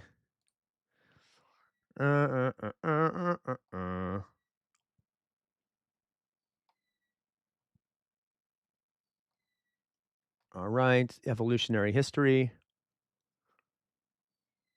Oh, 55. Steps for no, it was between 55 and 90 million years ago. Yep, I was right. Yeah, it was definitely 55 to 90 million years ago. Okay. So surprisingly, I was right about that date. I'm actually kind of surprised. But anyway, okay. So let's go on here. So we have some other stuff to talk about. We'll do some political shit, etc. But it's always cute and nice, isn't it? It's always cute and nice to talk about some fun things, talk about some cute animals, especially after a discussion of Nazis, etc. Right? Don't we all agree with that? So let's move on, guys, to something more relevant to politics, history, and that sort of shit. Okay, by the way, there is a pump in the basement of my house that is there to pump out water, and whenever the electricity goes out, it whines continuously to show that it's off, and there's no way to turn it off.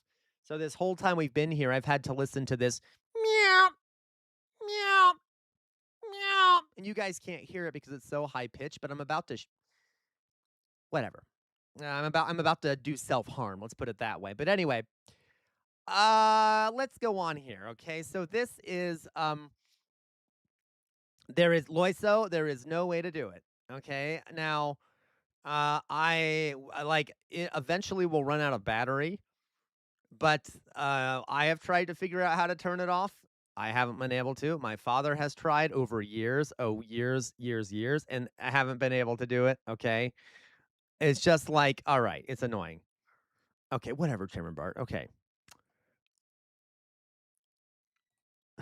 If you as a gay person... Okay, this, by the way, video is called The American Christian Death Cult. So I know this is quite a bit of a change in topic. I do apologize. Let's watch this, and then I want to talk about how the war with Iran is, like, fucked beyond belief, and we are absolutely losing. And we absolutely are, Iran is making even tougher demands on us. Okay, this is the kind of shit I hear IT before coming over and seeing. We literally did, Loisa. I did this morning. I unplugged it and plugged it back in. It's still beeped because it's battery based. I can't figure out how to open it to remove the battery. It's all this fucking bullshit, okay? Trust me, Loisa. It's been years and we can't figure out how to turn it off. Regardless. So let me don't trust me. You know how I am. First of all, I'm going to go get an ice cream treat because I really want an ice cream treat and I need to be able to get through this shit. So 1 second. I know, me too, Drizella. Give me a second, guys. I'll be right back, all right? 1 second. I'm going to put up the break window.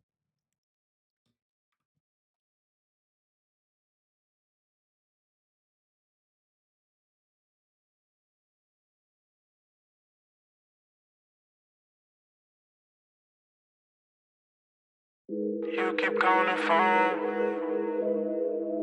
You keep calling the phone.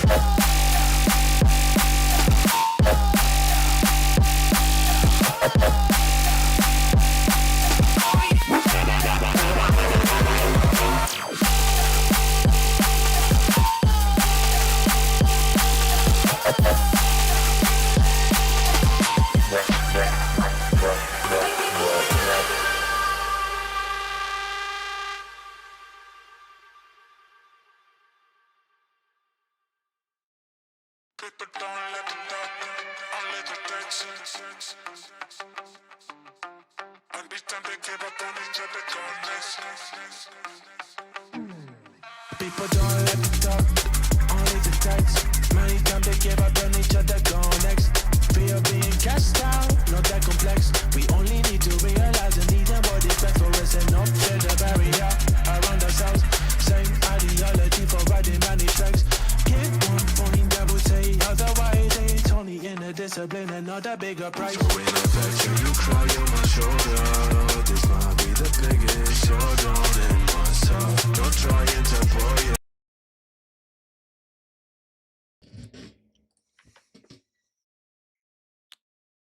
All right, folks, I'm back. I'm back. So, shall we watch this video together and suffer together? Oops, sorry, I burped. Shall we suffer together? Sounds like a good time to me, doesn't it? Take a drink of this disgusting chocolate protein shit. You don't want to suffer, Sir Bro? Then why do you come to the streams? Because you suffer like every day whenever you're here.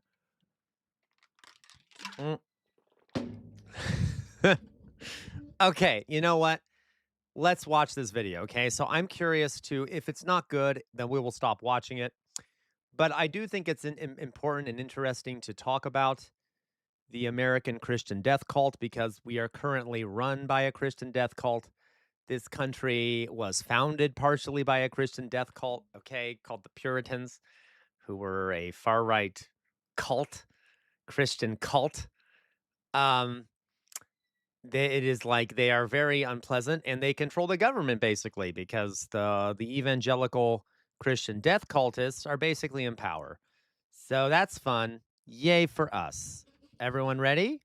Let's watch this video together. The name of this video is, yeah, there you go. Yes, this emergent religion, right? Hilarious. Okay. This is the Christian death cult. Well, and Gwen, even for the 1700s, the Puritans were like, and I guess this would have been the 17th century. The Puritans were like kind of loony, right? Okay. So let's watch this. The American Christian death cult. If you as a gay person would go to Gaza, they'd throw you off of tall buildings, Yeah. right? Now they don't have any tall buildings left, so I don't... Okay, wow, this is starting strong. Yeah, let's laugh about genocide. That's fun. Now we don't have any tall buildings left. Yeah, I wish you had been in one of them. Well, actually, don't have much, you know, at least he's, I guess God does have a sense of humor, doesn't he, given the state of him right now. Anyway.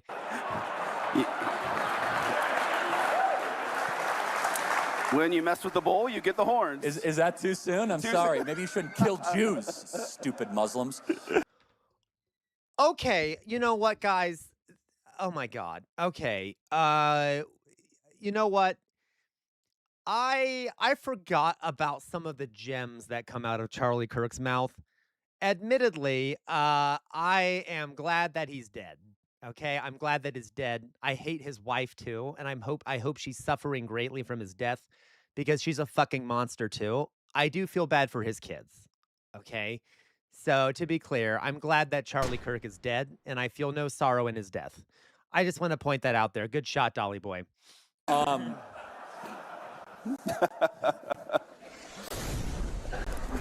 Yeah, okay. He's all really sad. I like that. I like that. Where was I? All right, now Okay, that was a really dark, that was a really good, this guy, I don't know who made this video, but that's really good. Who is this, LJ? Okay, that was brilliant. seems like an appropriate time to make this video, considering the release of Dune Part 3 trailer. It seems like for years, modern American wars have been covered in a moral language, that being battles fought for freedom or justice or civilization, quote unquote. However, in recent years, there's been a subset of American Christian culture that has taken this a bit further by transforming war from a tragic necessity into some form of sacred mission. Are you looking forward to have you guys Armageddon? noticed how there is so much Crusader imagery out there now on the right wing? Deus Vult, has anyone ever heard that phrase? There's a lot of Crusader imagery and language that has become very prominent in right-wing circles. it's really fucking disturbing. Okay, the mix, like this idea of like violence for the sake of fundamentalist Christianity. Um, mixed with anti-Muslim sentiment. Okay, Chairman Bart. Wait, what channel is this? It's called LJ. They do love LARPing as losers. You're right, Dolly Boy. They absolutely do. Loiso Crow, amount of the Paul did nothing wrong in the Dune discourse is proof enough. Oh my God. Yeah, you're right, Loiso. Okay. Yeah, the first and second Reich are more low key. There you go. Okay. Refocus. I had to go to California last week for work, and I had forgot how American flags are everywhere. It really is. Refocus.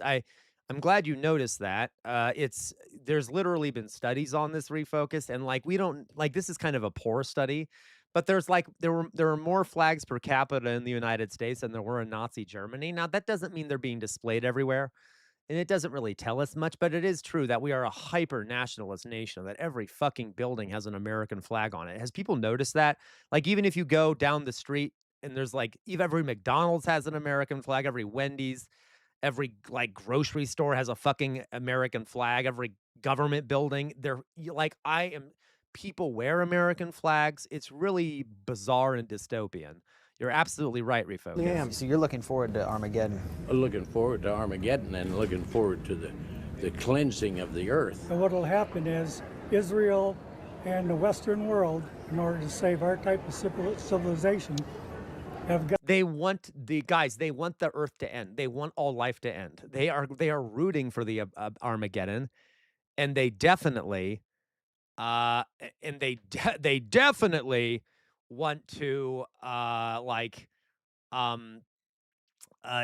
they want everyone to die. They want to bring about the apocalypse. Isn't that cute?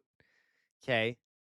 I visited my friends and their little street almost every. Yep, you're right. Refocus and the fun thing here. Refocus. Thank you, Dolly Boy, for the gifted subs. Really, thank you for the 5 gifted subs. I deeply appreciate you. I really do.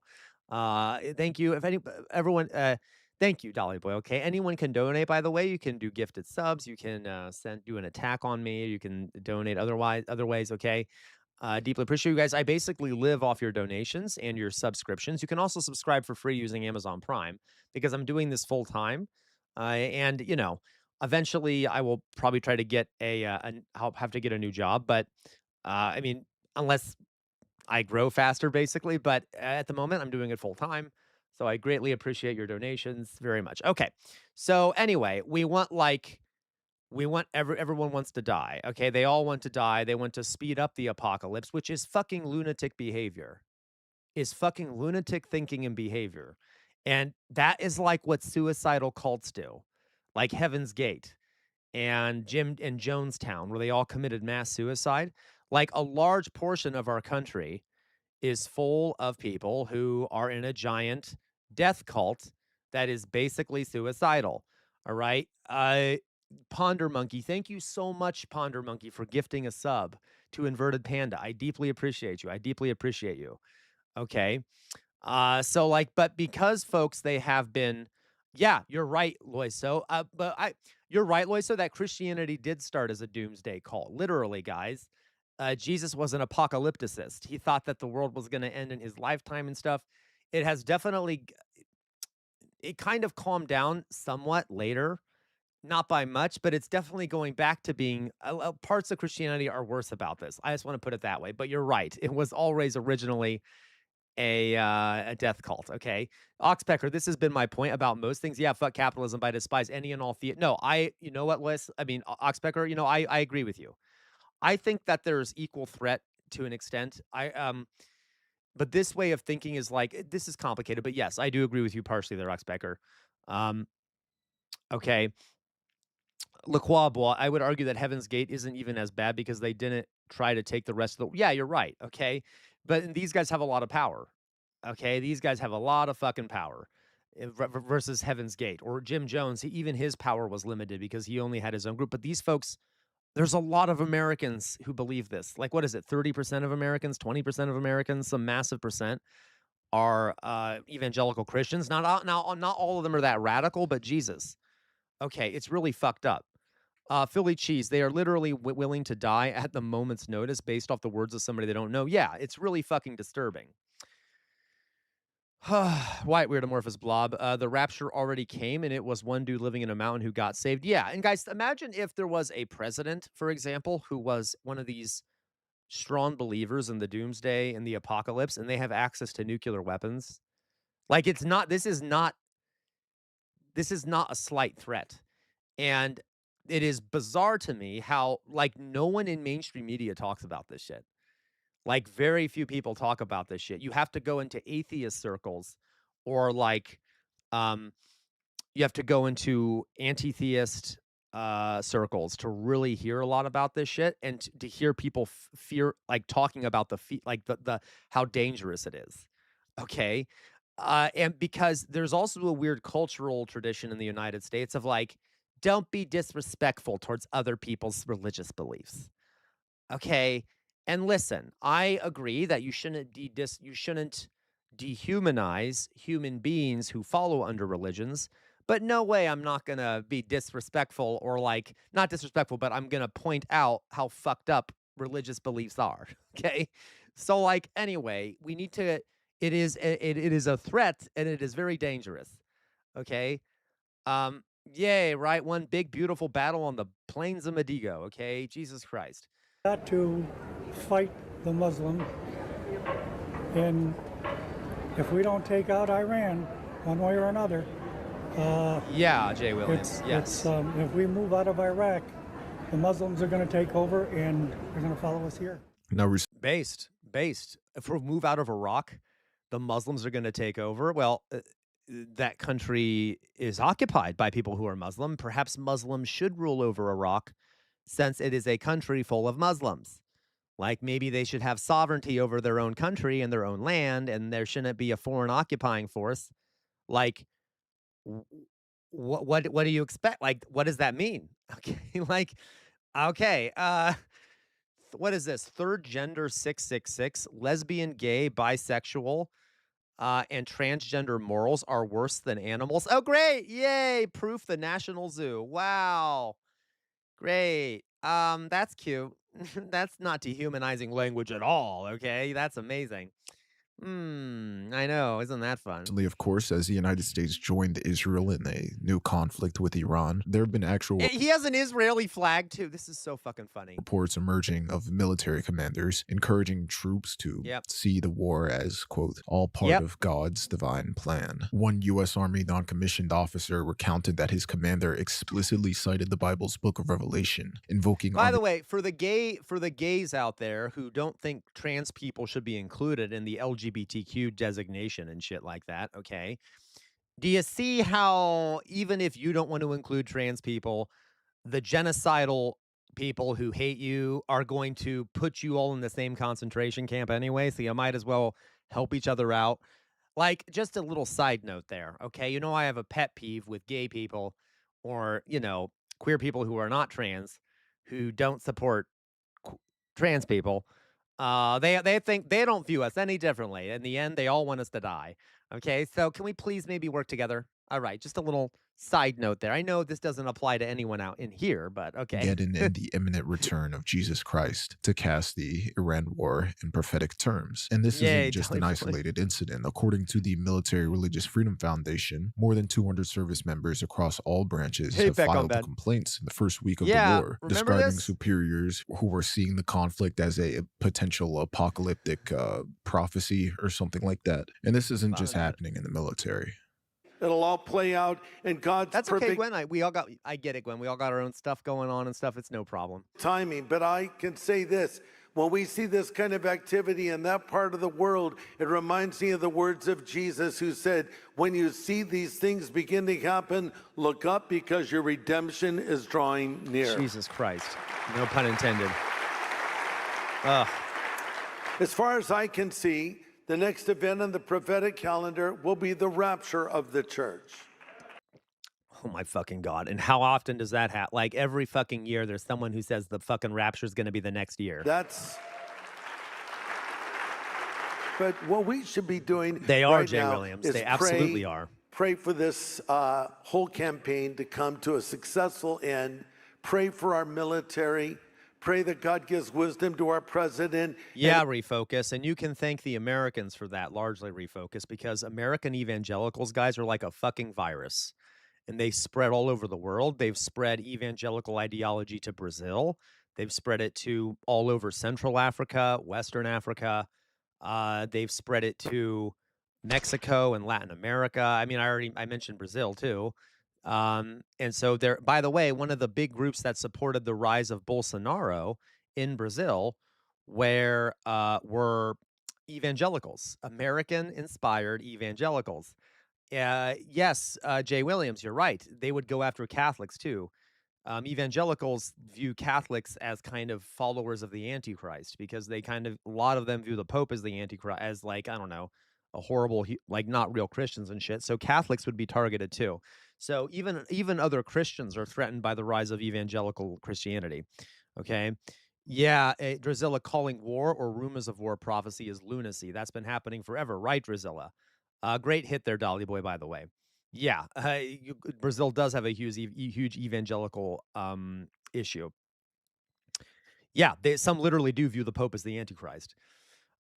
Yeah, it is Lacroix. Okay. Cabinet. Now, this is all a process that has been growing and has been active in the United States for a long time. We've talked about American Christian nationalist rhetoric. We didn't really get into how they sacralize modern conflict. However, all this has been very apparent in this explicit framing of this holy war, especially in today's political. Oh, for sure, Refocus. And same in America. Oh, our electricity is back on, folks. Yay, the electricity is back on. Yay. Now, this might be a problem because if the generator turns off here in a second, the whole fucking computer will turn off. So I do hope that, give me 1 second, folks. I just got to make sure no one turns off the generator now because otherwise I'm going to be fucked. Okay, give me 1 second.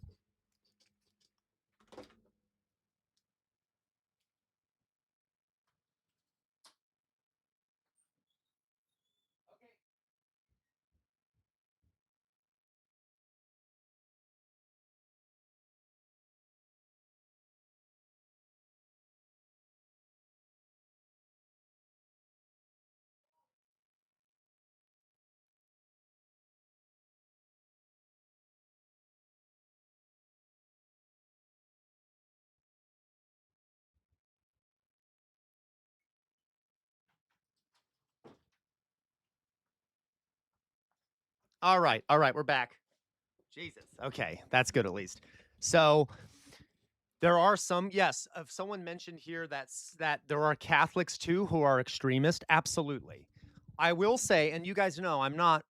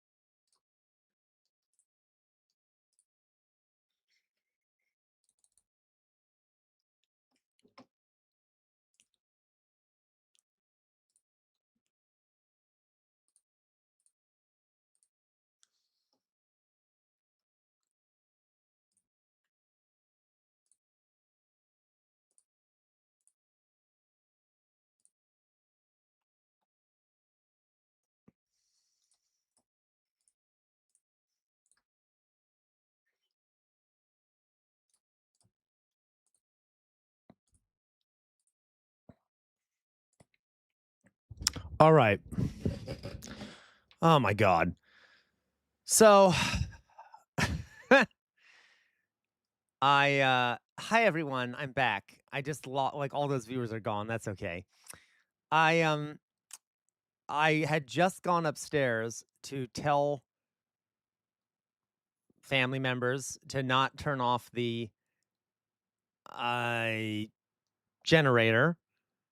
But my family's very ADHD, and let's put it this way, it was turned off anyway. So, okay. Anyway, so that's why it suddenly turned off.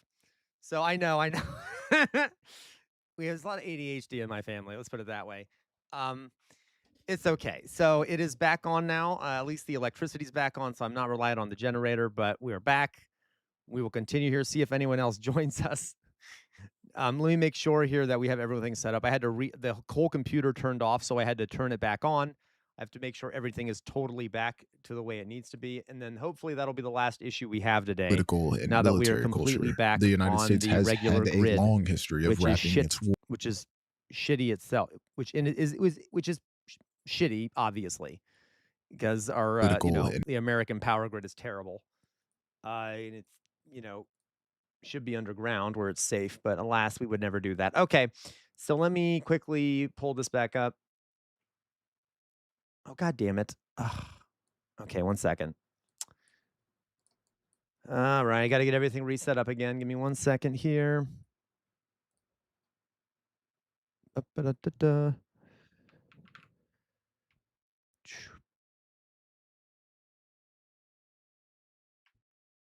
All right, let's get this. There we go. Okay. Find this, go live. All right, so guys, we're still watching this thing about the Christian death cult that is running America, the evangelical Christians. We're all a bunch of fucking lunatics. So let me make sure. How's everyone doing out there while I do this? Copy. Oh, thank you, Dolly Boy. Forgive me. I couldn't hear what you just did. I just saw it. Give me 1 second here. I got to move this over. All right. Let's continue. Okay. There we go. Live chat. Okay. All right. So let's continue, guys. So again, Christian death cult. That's not fun. Christian fucking death cult, right? So that's bad. Let's continue. All right. The United States has had a long history of wrapping its wars in moral and religious narratives, as American political leaders and institutions frequently portray American military violence as a force of higher virtues, that being redemption, rescue, order, or freedom. During World War II and the Cold War, we began to see United States interventions explicitly take on religious undertones. In 1954, amidst the Cold War against, quote, godless communism, the phrase "under God" was inserted into the Pledge of Allegiance. Yeah, literally. So the Pledge of Allegiance, guys, Americans know it. I pledge allegiance to the flag of the United States of America. That's okay, Gwen. Bye-bye. Have a good day. I pledge allegiance to the flag of the United States of America and to the republic for which it stands, one nation, under God, indivisible with liberty and justice for all. Every American knows this because every American was forced. Dally Boy was able to revive the stream. Please, after witnessing this miracle, join the Dally Boy cult. Oh my fucking Please God. say praise Dally Boy in chat. Oh my fucking God. Dolly Boy, I swear to God, okay? That was not a fucking miracle, you goddamn cultic degenerate, okay? Look, no one is praising you, Dolly Boy. Not a single fucking person is praising you. What does that say? What does that say, Dolly Boy? Yeah, you have no goddamn followers. No one believes it. Okay, anyway. So, let's go on here. Fuck all of you. Fuck all of you. Fuck all of you. Okay. A peck on bad, I swear to God. You know what? Whatever. Fuck all of you. So, what was I completely lost my train of thought now. God damn it, Dolly Boy. Yes. So that is what the Pledge of Allegiance is. In the 1950s, under God was added to it. So like they literally added under God, the phrase, to the Pledge of Allegiance to combat, because they were afraid of godless atheist communism taking over the country, to make sure to reassert the power of God and shit. They added under God to it, which is a clear violation of separation of church and state. So that's fun. But regardless, okay, so that's what happened. Yeah. Congress adopted "In God We Trust" as the national motto in 1956, which were symbolic moves to distinguish the United States from atheistic Soviet communism. Yes. President Ronald Reagan sharpened this language in 1983 when he denounced the Soviet Union as a, quote, evil empire, casting this whole geopolitical struggle Drizella, as a I'm not a battle woman. of good Okay, versus... Drizella, you're not allowed to say that to me because I'm not a woman, and that's a phrase reserved for women. Okay. Drizilla says you should smile more, so people will praise you instead, CR. Get the joke? Because you should not say that to women, by the way. That's a joke. it is really gross. Don't ever say to a woman, you know, you should smile more. You look so much better when you smile. Okay, women are allowed to not smile. All right, just throwing that out there. Okay, sorry, Gisela. I turned it into commentary. I turned it into commentary on gender relations. Forgive me. Evil, and even aligning American aims with God's purposes. Oh my God, refocus. From coast to coast in our great land deeply appreciates and values his love for the truth of the Bible and his commitment to its great moral values. Right. Ladies and gentlemen. Guys, we all know the Bible is full of great moral values like genocide, who you can enslave and who you can't enslave.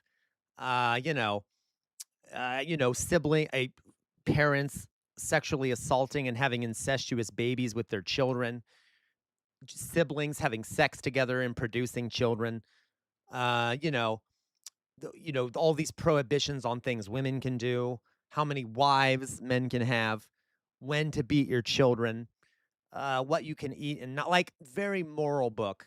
Very moral book. I mean, we could cherry pick. There are some things in it that are kind of nice, but, we could cherry pick, I suppose. Like, what was that one thing that Jesus said? Treat others the way you want to be treated. By the way, I know I'm a Debbie Downer, but even that phrase is kind of problematic. Because, like, what if you're a fucking masochist and you like being tortured? So should you torture other people because you think they want to be tortured too? Like, you see what I mean? Like, there's just like a little, it's kind of overly simplistic, right? It should be treat others the way they want to be treated within reason, right? So, like, okay, it shouldn't be a one-way thing where you should treat others the way only you want to be treated. That's a very selfish way of viewing the world because not everyone wants to be treated the way you want to be treated. Okay. Anyway, for example, I want men to make out with me. Okay. I want men to make out with me. I want people to walk up to me on the street and make it. No, I'm kidding. I don't want that. But, like, I'm not a fan. I'm not into women making out with me. So, like, I'm not going to walk up to random men and start making out with them because I think that's what they want because that's what I want. Okay, I don't want random men to make out with me, but you get the point. Okay. All right. Thank you, Matt Saigai. Thank you. Thank you, Matt Saigai, so much for the 5 gifted subs. Deeply appreciate you. Deeply appreciate you as always. As always, deeply appreciate you. Okay. That kind of is real life Cat TJ, right? All right. The President of the United States. I would rather see I'm sorry, my Dolly. little girls die now, still believing in God, than have them grow up under communism. This is Weirdamorphous Blob's favorite historical figure, by the way. Weirdamorphous Blob loves Ronald Reagan. And one day die no longer believing in God. That is fucked up. Did you guys hear that? Okay, that's right. Weirdamorphous Blob is Joseph McCarthy. That is so fucked up. Ronald Reagan saying he'd rather his daughter die now, believing in God, than die when she's older, not believing in God. To thunderous applause. This is why I hate religion. Okay? Or I should say I hate a lot of religious beliefs because it can make you do things and believe things that are monstrous. But will make it seem completely fine and normal to believe those things. All right. By the way, this isn't only an issue with Christianity. There's some people in Islam who believe things like this, in Judaism. All right, and other religions, Hinduism. Okay. So, but that's the issue: is it can make you believe things that are batshit crazy, and you don't even notice how batshit crazy it is. So, anyway. I urge you to beware the temptation of pride, the temptation of blithely... There you go, Oxbecker. Declaring yourselves above it all and label both sides equally at fault. To ignore the facts of history and the aggressive impulses of an evil empire. To simply call the arms race a giant misunderstanding. To be clear, he's talking about the Soviet Union. Ironic because America's the evil empire, right? So, there's that problem. America was an evil empire. I mean, the Soviet Union was imperialist in a few ways, but America is the evil empire. So, of course, all right. And thereby remove yourself from the struggle between right and wrong and good and evil. Even in the Vietnam War, American officials spoke of defending the, quote, free world from godless communism. President Lyndon B. Johnson invoked duty and yeah, right in your groove, right? What if it turns out we're the bad guys, right? Escalation. Prominent evangelist Billy Graham was also an ardent supporter of U.S. intervention in Vietnam, repeatedly describing communism as fundamentally opposed to Christianity and freedom, and even encouraging American leaders to stay the course. Only a couple of years ago, these young men would have been embarrassed to tell what patriotism meant to them, how much they loved their homes, their God, their country. Sure. Now they daily risk their lives for their beliefs. This vast cross-section of America, it's young. You hear this is like a horror film. Do you hear the creepy rendition of that American patriotic song in the background that's like really quiet and kind of slow? Is that true, Philly Cheese? I'm so sorry, really. Real Life Cat DJ, right, Drizilla, are we the baddies? Real Life Cat DJ, here's why this is a lame lib take, CR. The guillotine is also monstrous. I'm only trying to make a point here to say that it's not the religion that's the core of the issue. No, Real Life Cat DJ, I am not saying that American empire, the core of American empire is religion. I'm not saying that at all. I'm not sure what you mean. But religion can absolutely make you do monstrous things, all right? It can, let's put it this way, it makes it a lot easier to do monstrous things. So yeah. What are we watching? Hey, Dion, we're watching a show about the evils of American apocalyptic Christianity. Yeah, amen, Dion. I bless you. Bless you, my child. Okay. What is it? Mein Kinder or whatever the fuck. Okay, so like it's fun. It's fun, right? We'll have a lovely time, shall we? Let's continue. Tired. Gallant. Did you get some sleep, Dion? Fighting men. This is not only the face of America, this is the heart of America. They will return, most of them. It's here we begin to see American wars being sold as necessary acts of virtue, whether it's being justified through administering freedom or administering God. And we see even more of this after the September 11th. See, that's the thing, guys. So I will say, Mein Kind. Oops, that's right. Mein Kind, right?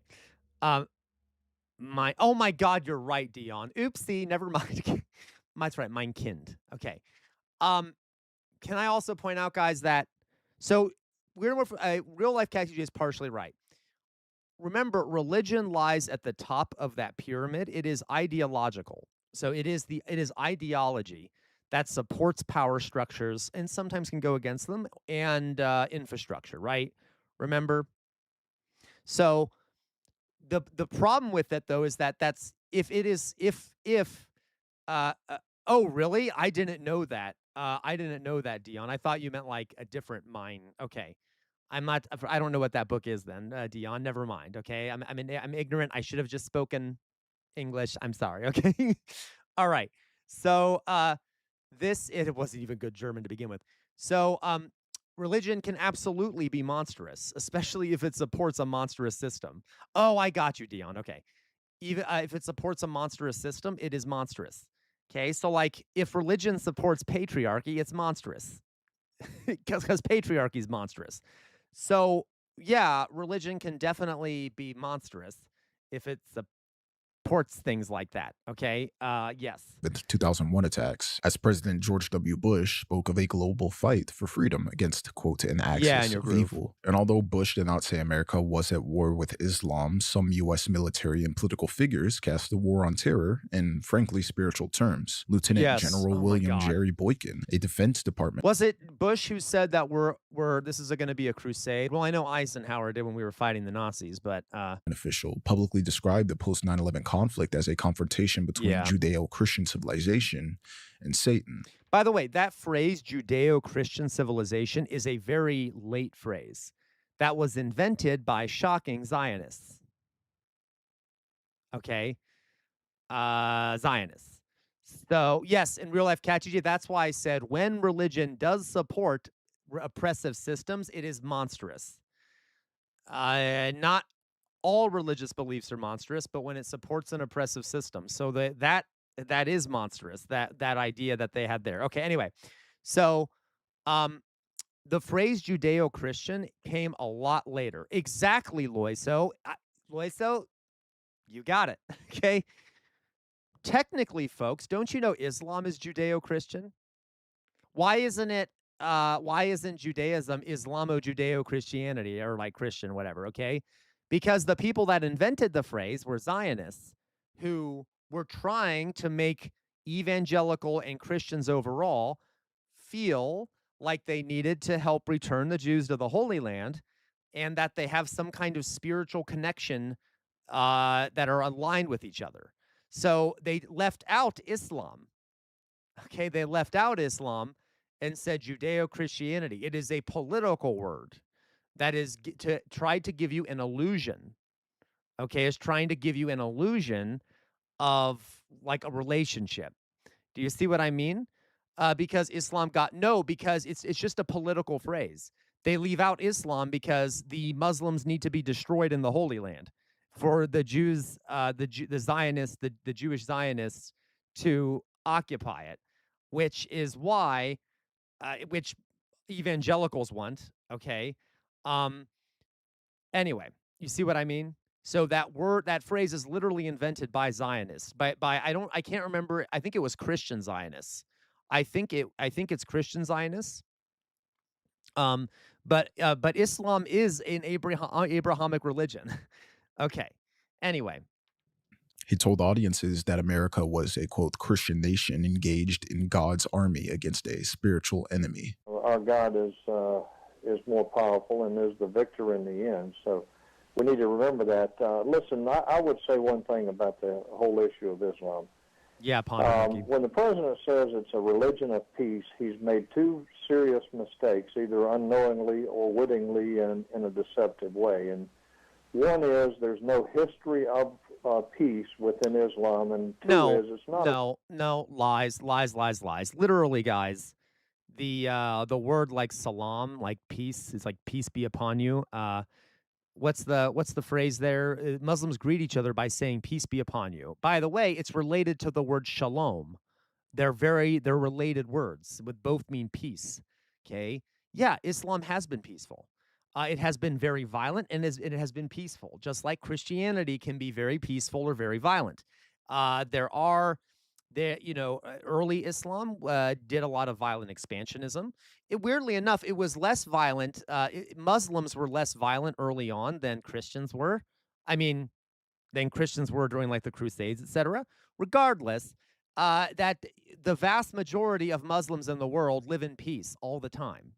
The religion is based around peace. So, yeah, and by the way, the vast majority of Christians live in peace. But so so if you're going to say that Islam is especially violent, then you also have to say you also have to say that Christianity is fundamentally violent, which you could if you want to, I guess. But for him to say that is bullshit, right? Okay. So anyway, it's an exaggeration. Religion.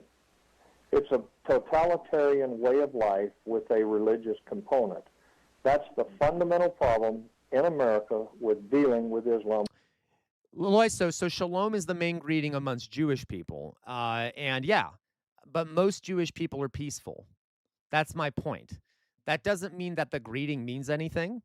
Okay, I'm just saying that it just shows you that peace is a concept in these religions. You know, peace be upon you. A lot of Christians say shit like that. And the vast majority are peaceful. But that's, it's a weak argument. The words are a weak argument. But I'm just making a point here that it's not like they're greeting each other with like, I'm going to kill you, because I'm Muslim, I'm going to kill you, or I'm Christian, I'm going to kill you, right? We still treat it as if it's protected by the First Amendment. But this is something that has become more mainstream. Nevertheless, American political culture has long tried to moralize or justify their wars, painting them as righteous endeavors against this sort of embodied evil. Your daughters will be raped and your sons beheaded unless we stop Islam once and for all. We're done turning the other cheek. Remember, David didn't pray for Goliath. He killed them. America is a Christian nation, so those terrorist Muslims can f*** off to any of the 57 Muslim nations. There is only one true God, and that is the God of Israel. Over decades, we've seen... Okay. These people are fucking monsters, but we already knew that, didn't we? These are genocidal freaks. And I don't know, is she Israeli? Is she I think she's probably American. Does she have a I mean, it's hard to tell the difference sometimes. Does she have a like Marines thing on her? I don't fucking know. All A right. civil religious framework that has taken shape to blend patriotic ideals with biblical By the way, how the fuck is she allowed to have something that shoots fire archetypes, like all in that? order to reassure Americans that their violence She should be in a psychiatric hospital, and that's an insult to people in psychiatric hospitals. She should be in a prison for being a lunatic. But anyway, that's okay. was not. Can we just, guys, come on? Can we please just have one like small little re-education camp, just as a treat? You guys know I've just asked this before. Can we please just have a little tiny, small little re-education camp? We only have to put a few people there. We can make it pretty. We can have plants that can be pretty, a lot of flowers, you know, just a little bit of a re-education camp. Anyway, ordinary violence. It was elevated violence. It's all justified by God. I'm in Israel, and of course Hamas violated the peace deal. Now they're getting bombed. Oh, I get my popcorn Valentina Gomez. Okay. ready. Let the fireworks begin. From Wikipedia, in December 2024, Gomez released a video showing the simulated execution of an immigrant and called for the public execution of undocumented immigrants accused of violent crimes. Well, I'm sure Rita Bob, she was probably swiftly arrested for promoting violence, wasn't she? Of course not. Of course not. She insane. And like I said, what has changed in the you're right, present is Drizella. I the should not intensity frame it of that this way. sacralization. In earlier conflicts, moral framing was often built up gradually or applied retrospectively to justify sacrifices made. However, today, the sacred narrative is laid down almost Right, refocus. immediately. When a conflict begins, it's almost instantly packaged. Oh my God, Gomez drew widespread attention after setting LGBTQ-friendly library books on fire with a flamethrower. She's okay. She's so funny. What a funny little person she is. Okay, how cute. By Christian nationalist voices as existential, civilizational, and even prophetic. When children, unfortunately, start being bombed, the theology arrives to justify it as before the public can fully even ask why literally a war just is a Nazi. happening, who benefits, how many civilians are dying, or whether escalation Oh, I know, can be right, stopped. Jonas? Totally. Complete. Yeah, calling Muslims fundamentalists when we literally have a death cult has a lot of power in the United States. All right. Moral script is already in place. We pray for the peace of Jerusalem and the many Christians in Iran Shut up. that will now be free to worship you in spirit and in truth. Today we rejoice in the prophetic scriptures of Ezekiel revealing God's Operation Fury for the enemies of Israel in the near future. Just to make sure we're caught up to speed here, Christian nationalism. Yeah, so this is the Ku Klux Klan. In the 1920s, they dominated the American political scene. They held massive marches. There were thousands upon thousands of them. They were a right-wing Christian terrorist organization with a lot of power. They had a lot of influence. In the United right? States is a worldview that fuses American national identity with This is the Christian identity movement, which is a lunatic Nazi movement. You can see it almost looks like a swastika. a particular vision of Christian mission. It asserts that America is chosen by God and has a divine role to play in history, often tandem with the nation of Israel. Yeah, this Ponder Monkey, ideology has seriously. existed in various forms for a long time, but in this current era, it has become even more explicit, even more apocalyptic, and even more deeply intertwined with U.S. foreign policy. President Trump has also been very consistent. Crazy regimes like Iran, hell-bent on prophetic... No, Lacroix, you're absolutely right. There is a fundamental difference there, Lacroix. Lacroix says not to condone Muslim terrorists, but they usually say their attacks are about getting the U.S. out of the Middle East and letting them govern themselves. Yes.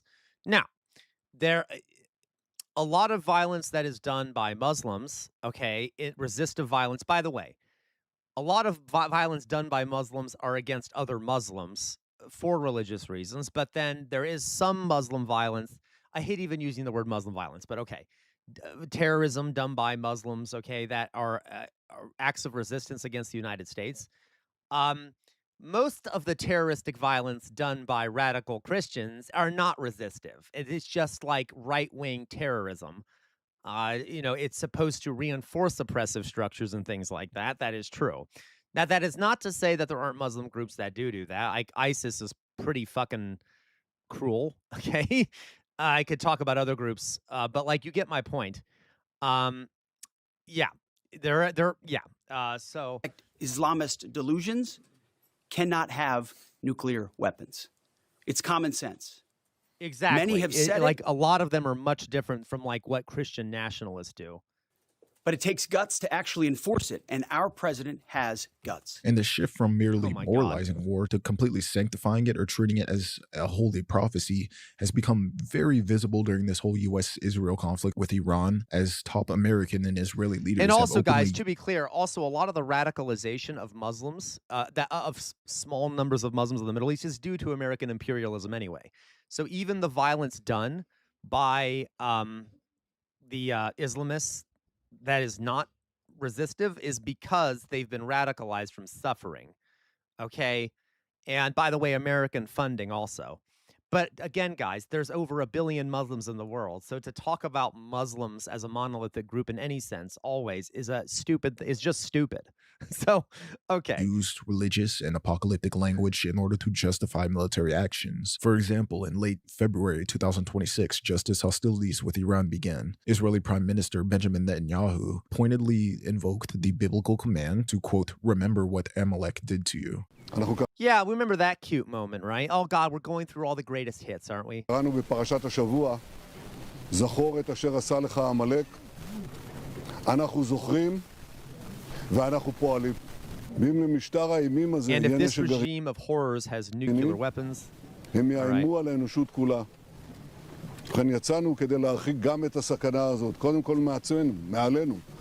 אבל אנחנו פועלים כאן, יחד עם ארצות הברית, בשם ולמען האנושות כולה. In this reference to the Amalekites, that being an ancient enemy in the Hebrew Bible, whose memory the Israelites are told to blot out, was not neutral here. Netanyahu equated Iran's Islamist regime with Amalek, essentially framing Iran as a manifestation of absolute evil that must be utterly defeated. Netanyahu had used... But do you see how easy that is, guys? You can just take a chunk of religious ideology, and it's like an on-demand excuse. It's like an on-demand excuse for crimes, okay? For like, to do horrible things. You can just open up the Torah and be like, well, God ordered the destruction of Amalek. We mean that they wiped out Amalek. And so then you can just pull it out of your ass and be like, so that's why we're going to genocide these people. That's the problem with a lot of religious beliefs, is that they can be used to justify shit. And they're a very easy way to justify shit, okay? For people who believe in it. Luke from Washington, oh, hello, Luke. How you doing? It's not as common in Indonesia, but it does happen in some southern Philippines with a group in Mindanao. Yes, you're right, Luke. You're absolutely right. Okay. The same Amalek reference in 2023 yeah, because God said so, rallying troops against Hamas in Gaza. And American leaders under President Trump have also gone on to cast the war in spiritual terms. Mike Huckabee, a Baptist minister and longtime Christian Zionist who became U.S. ambassador to Israel in 2025, openly grounded his diplomacy in biblical prophecy in a widely discussed interview with Tucker Carlson conducted in Israel and posted on February 2026. Huckabee agreed that it would be, quote, fine if Israel expanded to control essentially the entire Middle East. Yep, remember because, that? Quote, oh my God, all the hits. I love it. God gave Israel that land by covenant. I think it says from the Nile to the Euphrates, which is, once again, basically the entire Middle East. So God gave that land to his people, the Jews. Stop legitimizing Tucker Carlson. You're saying he did.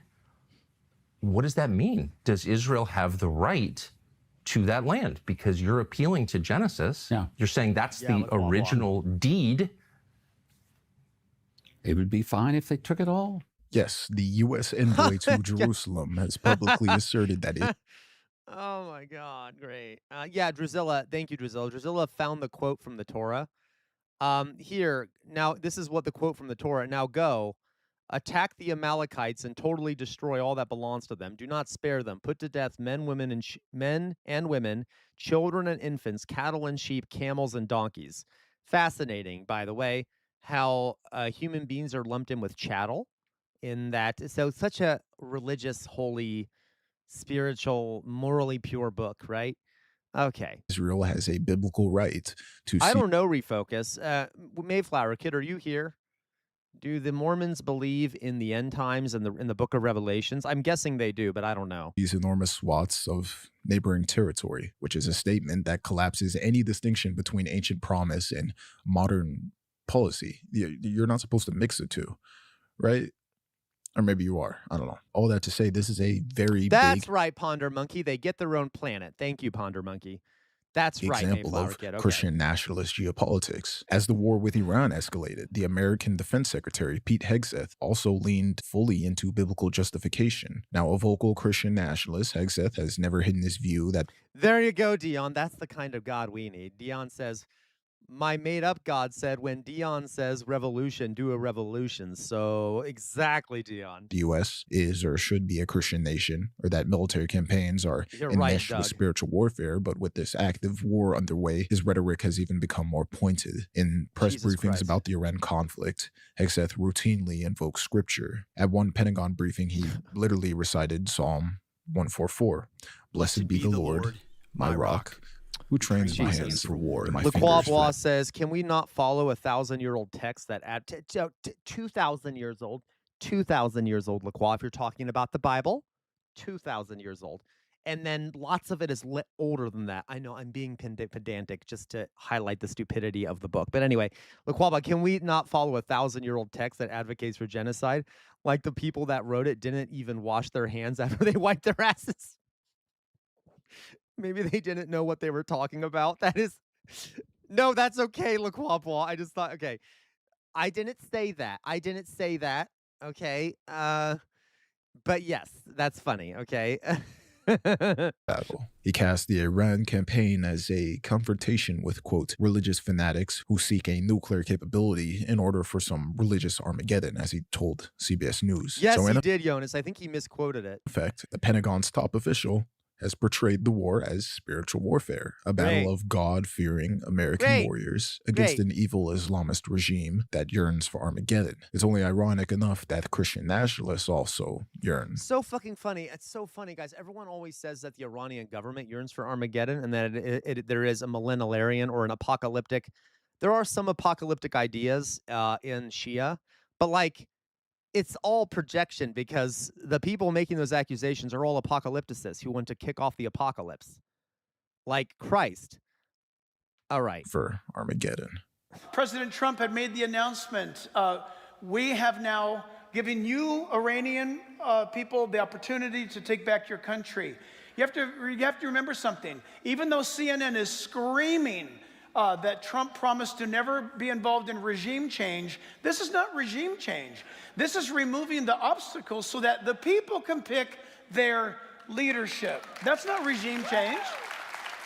Rhetoric like this effectively sacralizes military service and warfare. It echoes the promises once made by medieval popes to crusaders, as well as the more recent comments by the head of the Russian Orthodox Church justifying Russia's war. This is the exact kind... Oh my fucking God, Putin. Oh my God. I don't want to...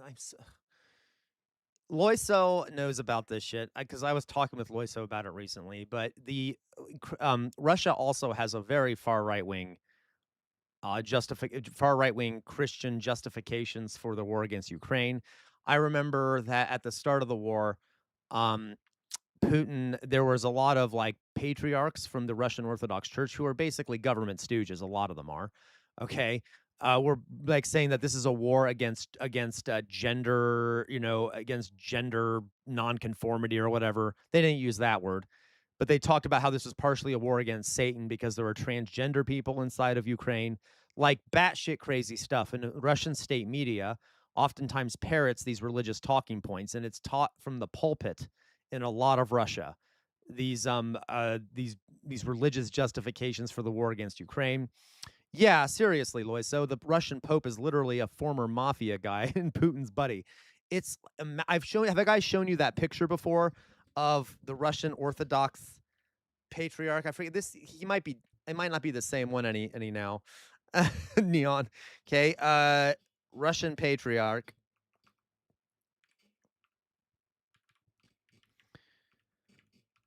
Russian patriarch. What is it called? Russian patriarch watch. Here it is. I've shown this to you guys before. This is this is Kirill. Okay, so Kirill is, I don't know if I'm pronouncing that wrong, is a patriarch of the Russian church, and I these are two different, should be one. Yes, these are two different.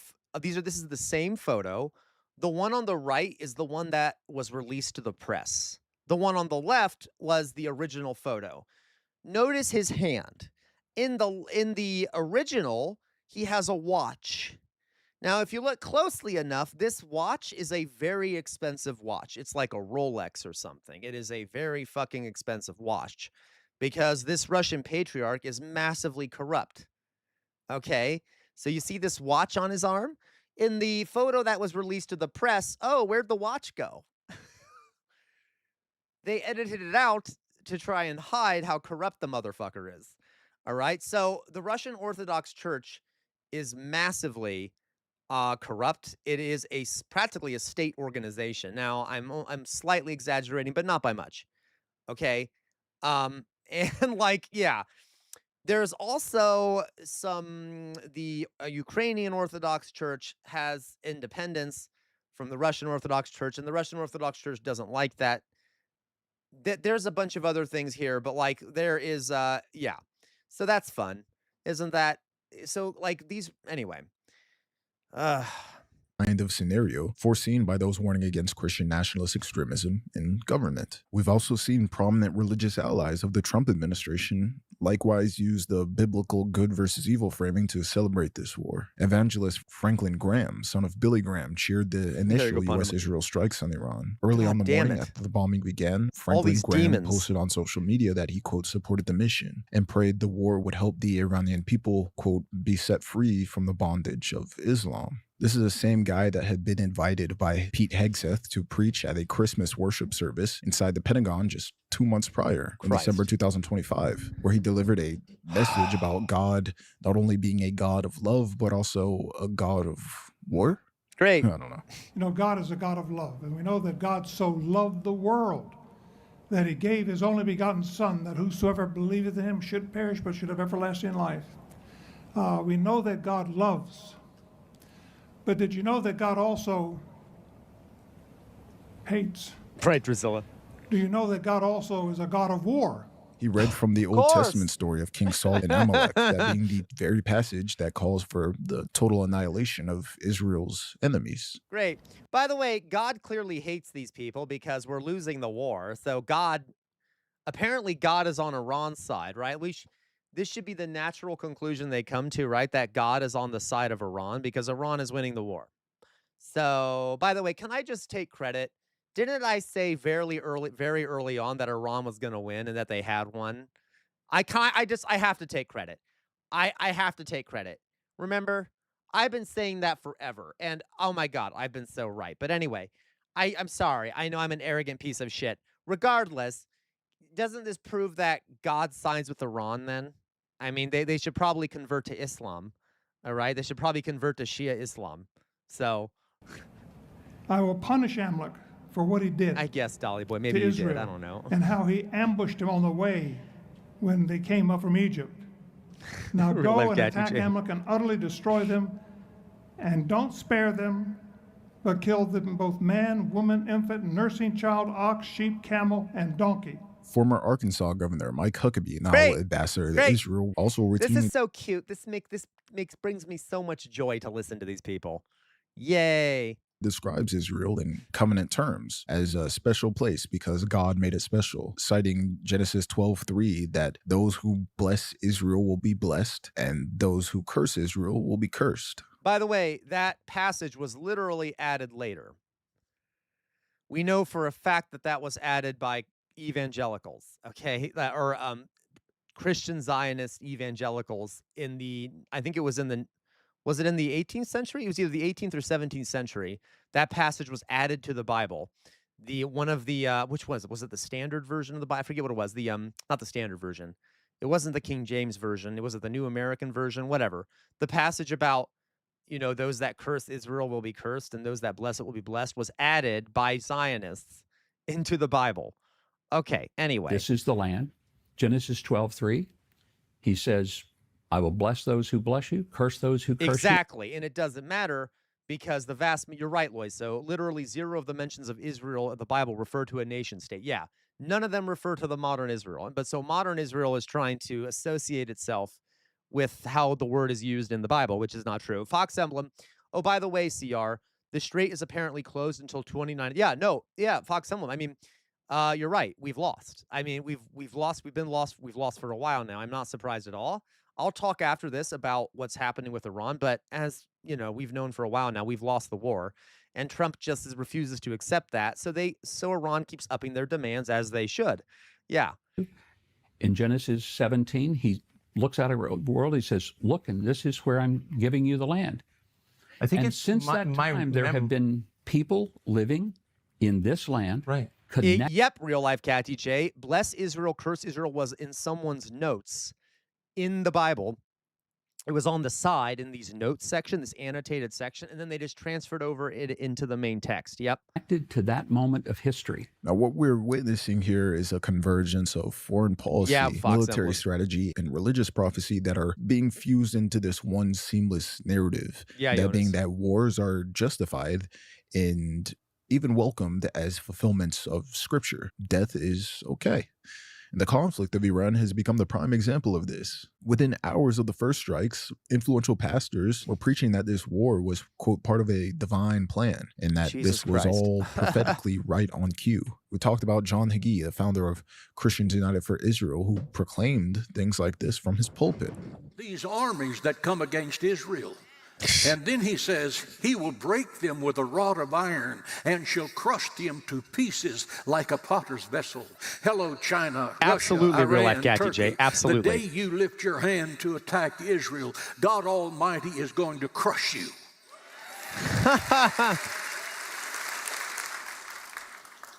The day America stops blessing Israel will be the day God stops blessing this country. We had army commanders that were allegedly telling their soldiers the same thing in briefing rooms. And this is all a civil religious framework that has been in the shadow of American wars, but we've seen it evolve into this extreme theology. The ponder monkey. U.S. military action is God ordained, and enemies or civilians are literal agents of Satan.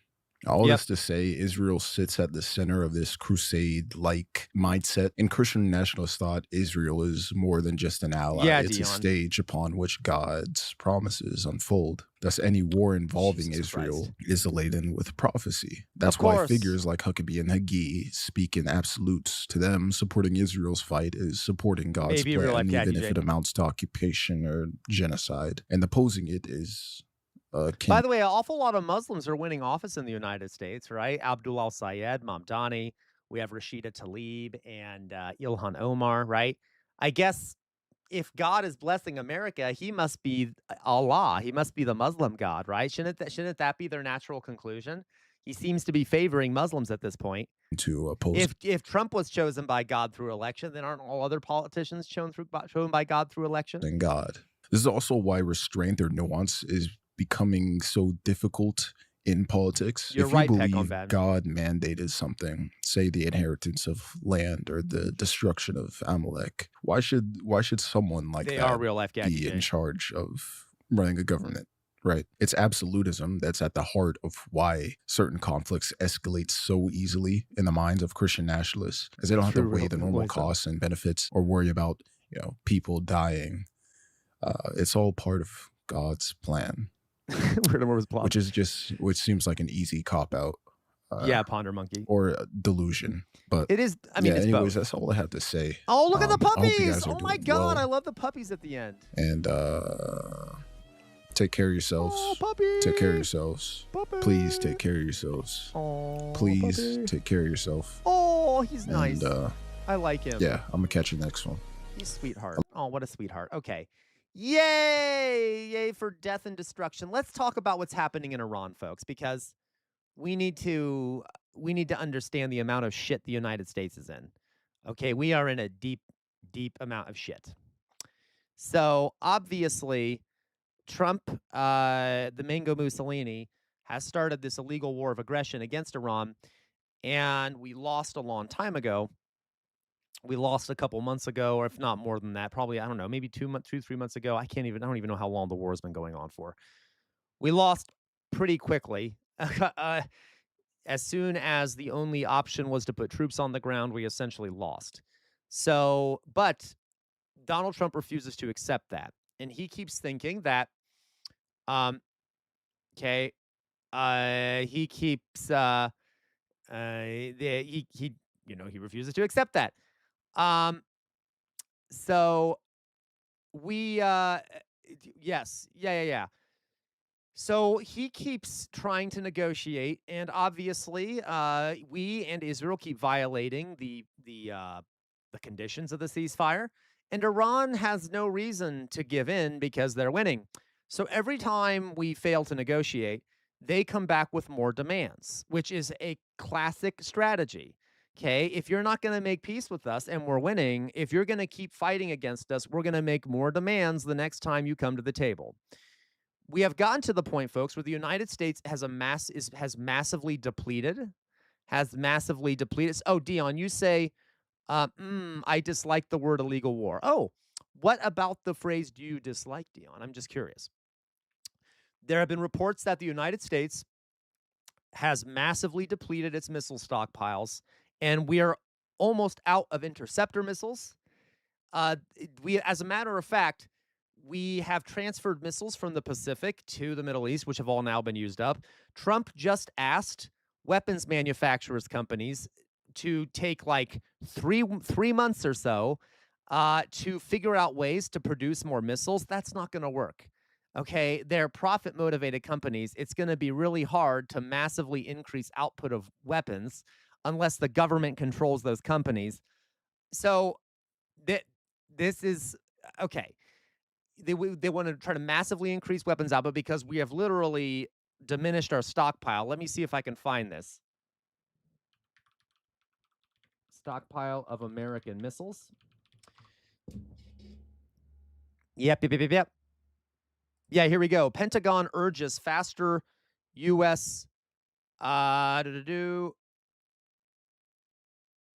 So, Dion, the reason we use the word illegal war is because, for example, is Iran fighting an illegal war right now?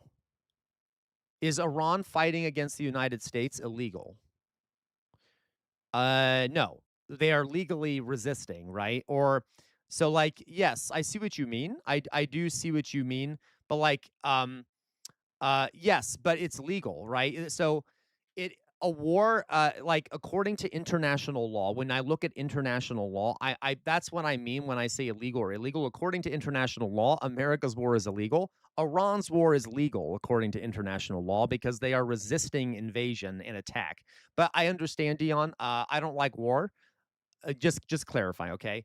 So the Pentagon has been urging faster U.S. weapons production amid stockpile concerns. All right.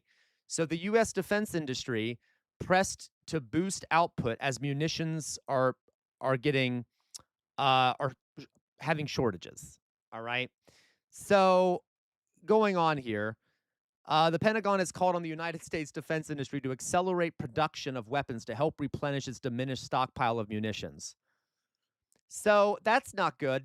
We're massively depleted in weapons. A bunch of people in Trump's inner circle are saying, yeah, we're not going to be able to reopen the Strait of Hormuz. The last set of demands Iran gave us were much escalated, and rightfully so, are as follows. Okay. Iran's latest demands.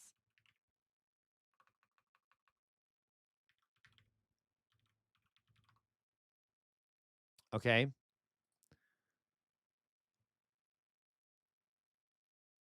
Here we go. That's right. So Iran recently escalated their demands because that's what they should do, okay? So this is what they're demanding now. Tehran wants the U.S. to end its blockade of Iranian ports, lift all economic sanctions, and release its frozen assets. Let me see here. I need to find the exact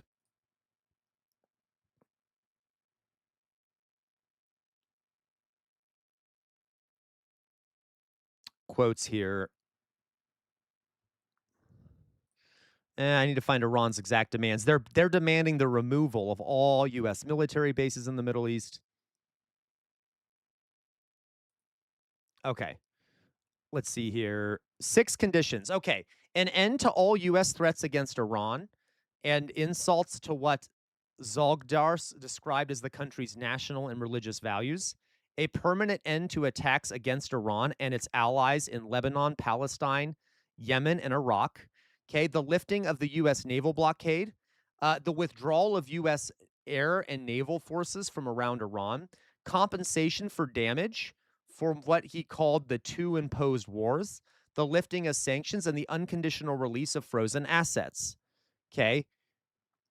To do the 6th condition, which is a broadening of their demands. So they most notably they explicitly included Palestine, Yemen, and Iraq alongside Lebanon as for an end to attacks against Iran and its allies. So they're expanding their demands, folks. Israel has to leave Palestine. There have to be a cessation of attacks on the Houthis in Yemen. The Israelis have to leave Lebanon. American military bases and ships around Iran have to shut down. We have to compensate them for all the damage we've done, and then maybe they'll open the straits. Okay. Let's see here. So, can you guys imagine a scenario where America would actually give in to this? Iran knows that the war is not going to end soon because Trump would never accept that because he cannot possibly accept defeat.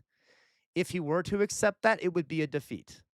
And he is an arrogant piece of shit who knew that he lost a while ago.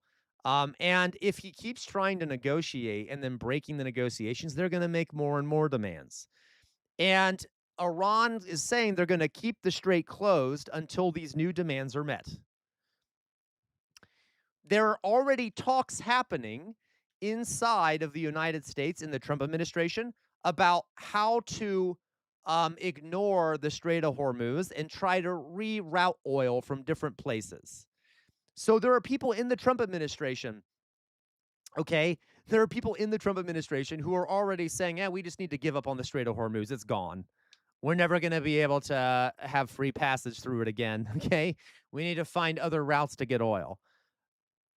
That is really fucking problematic. Because Iran, by the way, is now putting on a 7%. No, it isn't, Fox Emblem. It is an inelastic good. You can't just fucking say, we're going to reroute. Okay, good luck with that. Okay. There is there's other issues with this.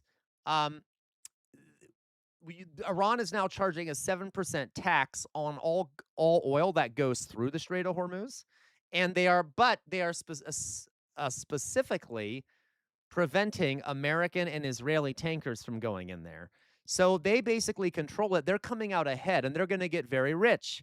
And maybe not in the short term, but they're going to get rich because they're going to be able to tax all the goods going through there. Israel has been defeated, and the United States has been defeated.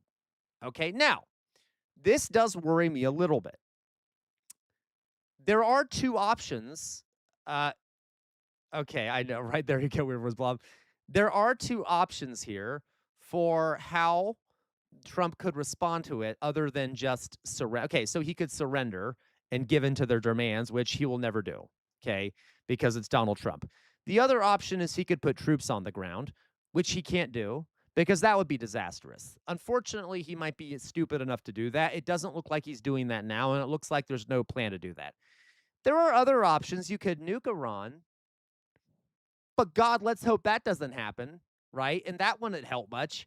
And so he is stuck. He has been defeated. There is no good option. And he thinks that if he just bombs Iran, cuts it off, that they will be fine, that they'll win in the end. But that is not how it's been working, and that's not how it's going to work, and every expert agrees. And he has lost. Okay, so great. This, by the way, means, guys, that oil prices in the United States are going to be very high for a very long time. Okay, very long time. So that's going to put even more pressure on Americans and other people around the world. And by the way, America has been trying to offset the negative effects of the less amount of oil by using our strategic oil reserve to supply oil to places like Japan. Well, we're getting very low on our strategic oil reserve. So, what's going to happen? Right? Yes. Okay. Yeah. Yeah, Dion. So, like, we've been defeated. Isn't that cute? And we've known this for a while, guys. By the way, my father is here. He wants to say a few words, so I'm going to let him come here and say a few words. Yeah. He just came here. Yes, here we go. Okay. Oh my God. Trump has said the Strait of Hormuz is now open and the U.S. controls it. We won. He's my God and Savior. Trump is. No, he's not. Let's crucify him. No, oh God, I'm so confused. Do we crucify him or do we? Oh God, I got to go upstairs. That's it? You just wanted to say that? You didn't want to? Okay, bye. Jesus. Okay. They're all laughing at you, okay? God damn it. All right. So, yes, it is. Yeah, the war is like, it's not, we've lost, okay? To be clear. And I mean, this was expected. This was very much expected. This is an example of imperial hubris. All right. So, yeah, Dion. So thank God. God bless the United States in our illegal war of aggression, our imperialist illegal war of aggression against Iran. All right. So, okay. By the way, apparently we are down by 65% in terms of missile interceptors. That is disastrous, folks. Our military has been massively depleted. So much for that. Okay, so much for that. Anyway, so things are fucked. And if we continue to refuse to give in to these demands that Trump won't give in to, they're going to increase their demands. All right, and they should. Yeah. Yeah. So guys, again, not looking good. Not looking good. And I got to tell you guys, even mainstream media news sources,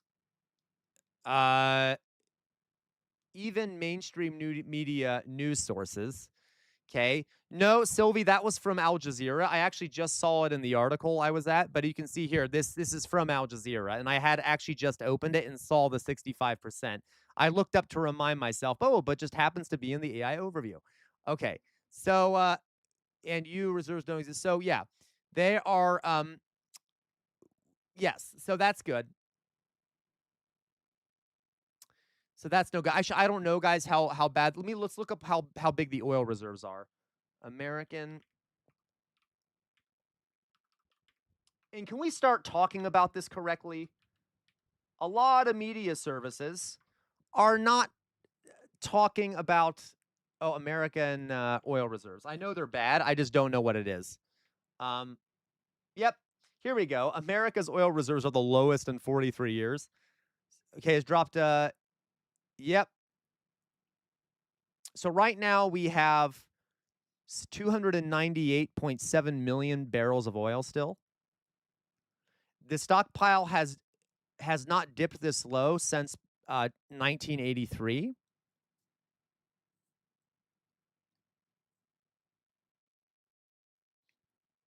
Which is pretty fucking bad. And to be clear, there's also, can we like be clear and say that we've lost the war? Most media sources, even, well, lefty media sources are saying that, but like, we've lost the war. We've lost it. CNN and stuff keep going like, are we, like, what's happening with the war? They refuse to say we've lost. We've lost the war. We need to come to terms with that, and we need to admit it, okay? So they already started breaking when Biden was emptying them. Oh, for sure, Dion, okay? Literally, most of our fucking presidents have done that shit. Okay, Philly Cheese, we have maybe one release left before it drops before military operational level. Yeah. So can we just be clear, guys? We've lost, and things are going to get harder before they get easier. All right. Yeah, so let's see here. There is a limit, guys. So let me find here. I have to see what the military limit is. American oil reserves barrel limit. So there's a lower limit.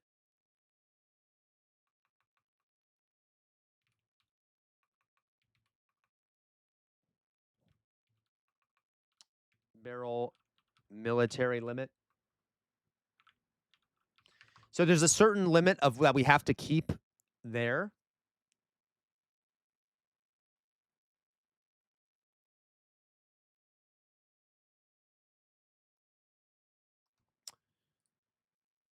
Let's see here. Oh, this is probably isn't the good one. I just want to see what is the low level here that we're supposed to have here. What is like the base? Because there's a base of reserves that they're not allowed to go under. Does anyone know what it is? Yeah, is that what it is? Okay, so we have about 70 million barrels of oil left before we hit the minimum that we're allowed to get to before the shit really hits the fan. And we typically won't release the rest of it because it's needed for the military. So that's good.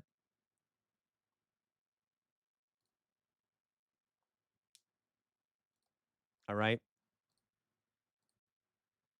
I'm trying to see here if I can find this shit. No legal minimum. Is it? Okay, I can't quite remember, guys. But the point, thank you, though. I can't find the exact number. I'll look more, but basically there's like a bottom limit. I know this is Reddit, so it's not perfect.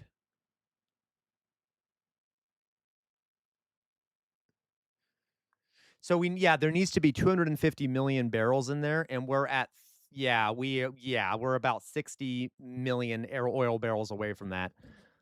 This is like not good. And yeah, so amen. God bless us, right? I'm gonna see. Was it Scott Besant who said God bless the world, by the way. Scott Besant said that need to look for other oil. Someone made a comment. Someone in the Trump administration. Here you go. Here you go. This is literally Scott Besant, who is, a member of the Trump administration. Guys, imagine why you would say this, right? He has, through the entirety of this war, been saying we'll get oil back up and running as very soon. Iran's gonna surrender very soon. Blah blah blah blah blah blah. Now suddenly, 2 days ago, he said this, and just realize how suspicious this is to say this openly. Dolly Boy, great hit right to the face. Listen to Scott Besant. This is a big confession without admitting defeat. Dolly Boy, great hit. There's some who've speculated the strait will never go back to being the way it was before. What would you say? I would think they're saying that in a doomsday sort of way. I would say it in another way. The strait is never going back to the way it was because the Iranians have used or tried to use it as a choke point. What we are going to see over the next 2 years, the strait's going to become irrelevant. It is going to become just another body of water, and I would say that more than 50 or 70% of the energy that moves through the strait now is going to go through underground pipelines. Do we see how that's a confession? Oh, no. You know what? Don't worry about the strait. It's just a body of water now. It's not going to go back to the way it was. Don't worry about that. Don't think about that. Don't talk about that. Don't worry. We'll find ways around it. In 1 to 2 years, maybe a lot of it will go around the strait. Okay. So we don't need the strait. Okay. Do you see my point here, folks? Loiso, who's going to build them? Right, Loiso? Who's going to build them? So, all right. You see my point? That is a major confession. You're seeing more and more types of that. Yes, Laquaba, but the world will be massively harmed by it. And there are some positives to this, folks. I don't mean to say this. It might maybe make some people move more towards green energy. I don't know. But it's going to be disastrous. Whatever it's going to be disastrous for people all around the world for an extended period of time. And yeah. So, but okay. Anyway, Iran has won. Inshallah, Iran will win, and they have. Okay. So thank God. Yeah. So but guys, unfortunately, By the way, America has a lot of its own oil. It's complicated because we have to we export it and we import oil that we then refine here. This is complicated. I know, right, Laquabwa, but it might force them. Probably not Laquabwa, though. You're right, because they're fucking sociopaths. They'll just be like, well, you're going to have to accept the higher gas prices because our oil and coal donors won't let us. Okay. Yeah, Dion, China has also been feathering the prices. You're right. Okay. They've been basically saving a lot of the global oil costs anyway, because they have a massive strategic oil supply. Regardless, guys, it's going to be bad. So just letting you know that. And we can all thank Donald J. Trump, who, by the way, still refuses to accept defeat. And it seems like we're going to be stuck with no oil coming from that strait for at least a year or longer. Yeah, if oil is more expensive elsewhere, they are going to buy it for more from here. Yeah. Yep. So, yeah. You see my problem? Okay. So it's a problem. So, yep, just wanted to remind you all, guys, things not going well there. All right, things going very badly. We have lost, and, Trump is refusing to accept it. Okay. Now, guys, yes. So this is a big fucking problem. God bless this country, right? God bless it. God bless. Sing it with me, folks. God bless America, land that I love. Okay, whatever. Oh, that's great, Matt Saga. That's fantastic. I love that. All right, let's go on. Let's see what else we have. Okay. So that's good. That's good. Let's see what other reactions we have. You know what? Let me see. Playlists. I had some other things I wanted to show you. So there was that one, which was kind of fun, right?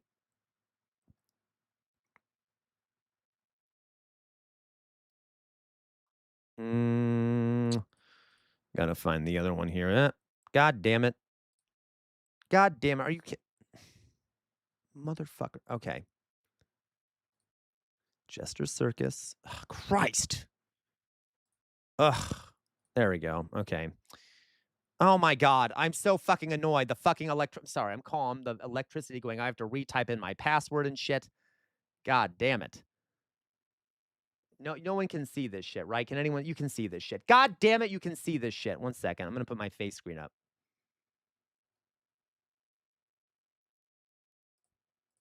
Ugh. Okay. Let's try this again. All right. All right. There we go. Next. All right. There we go. Yeah. Nope. Cancel. Let's go on. There we go. No, I don't want to add a fucking profile picture. What do you mean? Okay. Christ. Okay, we're back. Ugh. All right. Sorry. Face coming back. Here we go. So I do have some other stuff to show you, and then we might do some reactions from the channel here. Okay.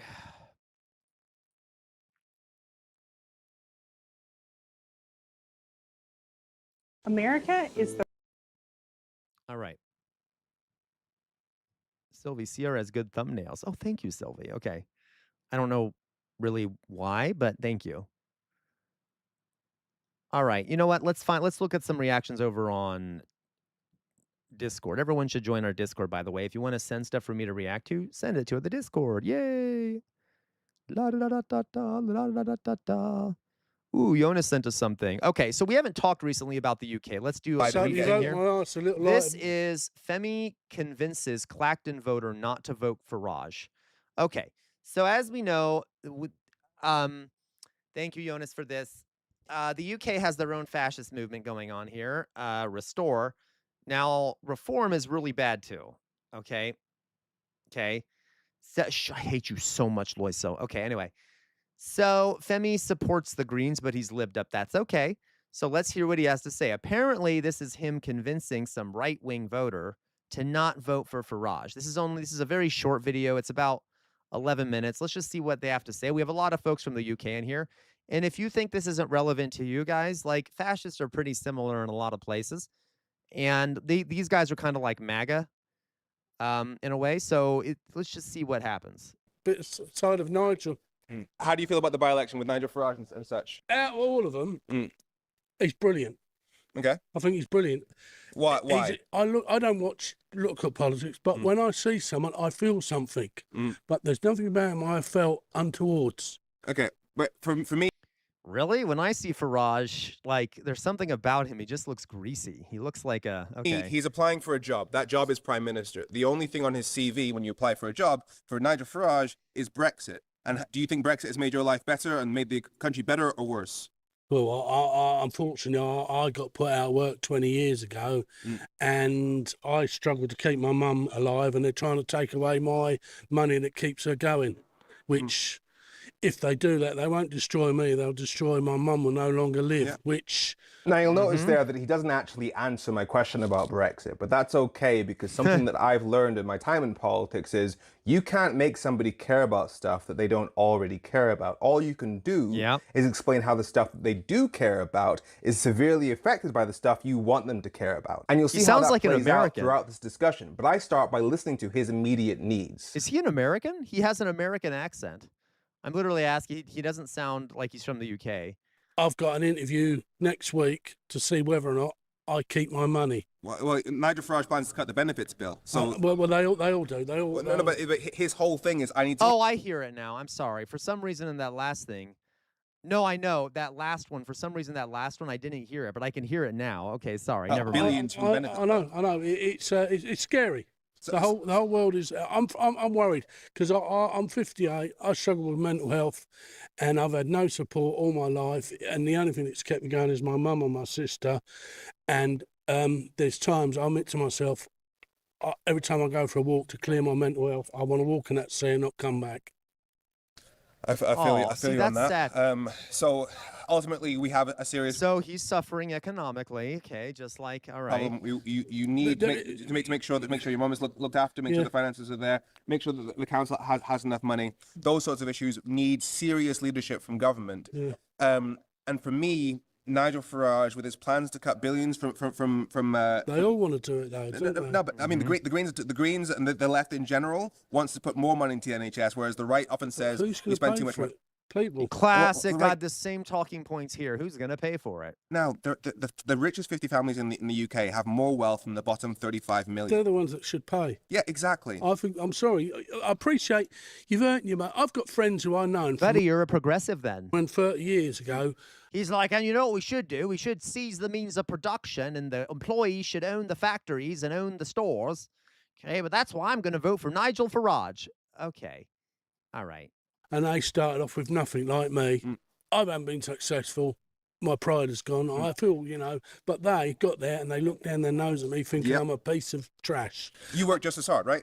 And I worked hard. It's only where I had an injury, someone dropped a sofa on me, snapped my spine. That was me finished. And I only had to get put on benefits because of that. Not because I wanted to, and I've said to them there, but I know these civil servants, they do their job, but they look at you like you're a piece of garbage. Yeah, the entire... they're only they got like that. And when I said to her, I said, "Oh, I can't work. You know my history." Of course, they're so close. That's the problem with a lot of these folks, guys. They're so fucking close. They're just a little bit off.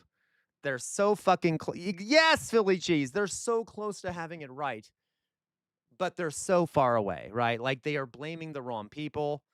They are they are scapegoating the wrong groups. They are identifying the fucking issues, but then they're blaming the wrong people and things for them, right? Stress and kind of like what's happening in Germany, right? Blaming immigrants for Germany's problems. As the AFD is doing, like what's happening in America with MAGA, okay? I said, well, who's going to look after Mum? And the one who I saw, she turned and said to me, your mum's not my problem, I don't care. So this is the exact kind of thing I'm talking about, because when you look at Nigel Farage, I can show you the video here. He about the NHS, he said... I was unaware he was cutting. Yes, look, they're all dirty. He said... And I think we're going to have to move to an insurance-based system of healthcare. Frankly, wow, guys, who would have thought that the fascists want to privatize everything? Oh my God, it's kind of like that sounds a lot like the Nazis, or the Nazis who really wanted to make monopolies, and then the other, you know what I mean? Like, wow, shocking. Feel more comfortable that my money would return value if I was able to do that through the marketplace of an insurance company than just The us people paid for the insurance, yeah, I'd understand it. Yeah, But so I was looking at funeral plans today on telly, and it says, oh, you can either pay for it full or over 24 months.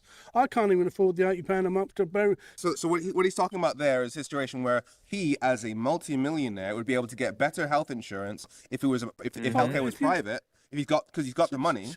Whereas everybody else would be left behind. Money ain't everything, but it gives you a serious stability of life, and you feel well. Shocking, healthier. really? You think so? Then why don't we start distributing it more evenly? Because it's not fair that you don't have the money and then the wealthy do. No, you don't feel. I was earning You're right, good money, Lost Crow. and then suddenly to go from that to another. Well, virtually what I get given what they recognise to live on is £19 a day. When I was earning $2-3 grand a month, I was earning, and then I had my injury, and then the company. Right, Ponder Monkey, cut long story hilarious. short, everyone needs better support, but they're not getting it. Exactly. And they just, it's the rich look after the rich, poor get poorer, and this is becoming a third world He's country. so close. Everything you're He's saying so close. suggests that your needs are. Come on, just start singing the Internationale. Come on, you're so fucking close. Okay, wouldn't it be so funny if he broke into Bella Ciao? Like, oh my God, he's so fucking close. Aren't compatible with what Nigel Farage plans. Well, none of them. Well, I'm saying there are other options. Like it does. Your options here aren't Labour or Farage. Who do you put your faith in, though? I guess what I'm hearing from a lot of people here is that Nigel Farage might be bad, but I don't really have any other option. That's the sense I'm getting from you. Well, he's been. I know people say I haven't seen him about, but he's certainly a lot. He's been more. You've seen more of him than any of the others out there. At the best of the moment, in my time at the moment. But if you know he's going to hurt you, like if he's explicitly saying, like, I'll show you. I can understand it. Yeah, if it's what can I do? Then I won't. Then yes. Look, see, people say if you don't vote, you don't have a voice. But end of the day, they're all thieves, and end of the day, they will look after themselves. I hear you that the level of politician that we've had is a problem. My issue is politics only gets worse if we take an approach of, well, they're all just as bad as each other, therefore I'll vote for somebody who I know is going to hurt me. Who do I vote? Yeah, but it's who do you vote for? You can go Green, you can go Lib Dem. There are other options. People who haven't. No, Lib Dem is not an option. You have to vote Green. Okay, the Greens are saying what you're saying, buddy. They're just not screaming about minorities being the problem. Okay. Like Nigel Farage's agenda, his whole Brexit thing, that's what you've been living under for the last 10 years. So if you vote for him, it is more the same. He is not this new thing. I appreciate that. It's who do I choose? Obviously, nobody thinks Bidface is a logical candidate. He's not going to have any real policies. But at the very least, if you stop Nigel Farage getting into power, then he won't be able to hurt you. This is him. I've sake. Because we haven't actually benefited from Brexit economically. Yeah, we're getting definitely an uncalled for attack on Binface, but okay. For a variety of reasons, of which Brexit is one. I know it's hard to decide. And you're about to see another bit of Farage propaganda in action. This idea that these rich people like Farage, like Donald Trump, because they're so rich, this can't be about the money for them. And so yes, Nigel Farage's Brexit might have. I love that argument. I've heard that argument too, guys. Clearly. Well, but they're already rich. This isn't about money to them, right? They already have enough. You think they're doing this to get more money? They're already rich. Why would they want more money? What a dumb fucking argument. I'm so sick of that argument. Why do you think they're rich? Because they're greedy motherfuckers. And that's all they fucking care about. God damn it. Okay. Le Quabois. Do the conservatives in the UK think all the corporations ruining their lives are communist, like lots of them do? Oh, that's an interesting question. Yeah, do people in the UK think that corporations are communist or something, which is really funny? Made people poorer, but if he's that rich, it can't be about the money for him. He must be actually trying to help at least. Meanwhile, how it's going with Farage at the moment, do you know what? I'd pack up, off to go, enjoy my money, and that's it. That amount of wealth, I wouldn't.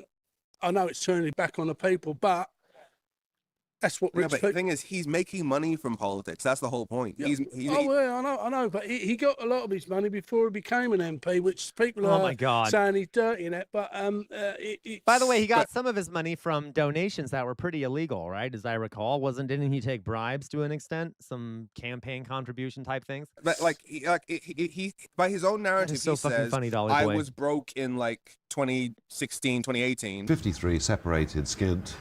Yeah, great. Why are isn't you it? scared? Got 20 years of doing this. And I've made a lot of money in the last 10 years. Serious money he's got now. Yeah, he's been getting lots from this. So there's a notion that he's in this for the people and that he could be so much richer if he wasn't doing politics. No, he's making his money off making you poor.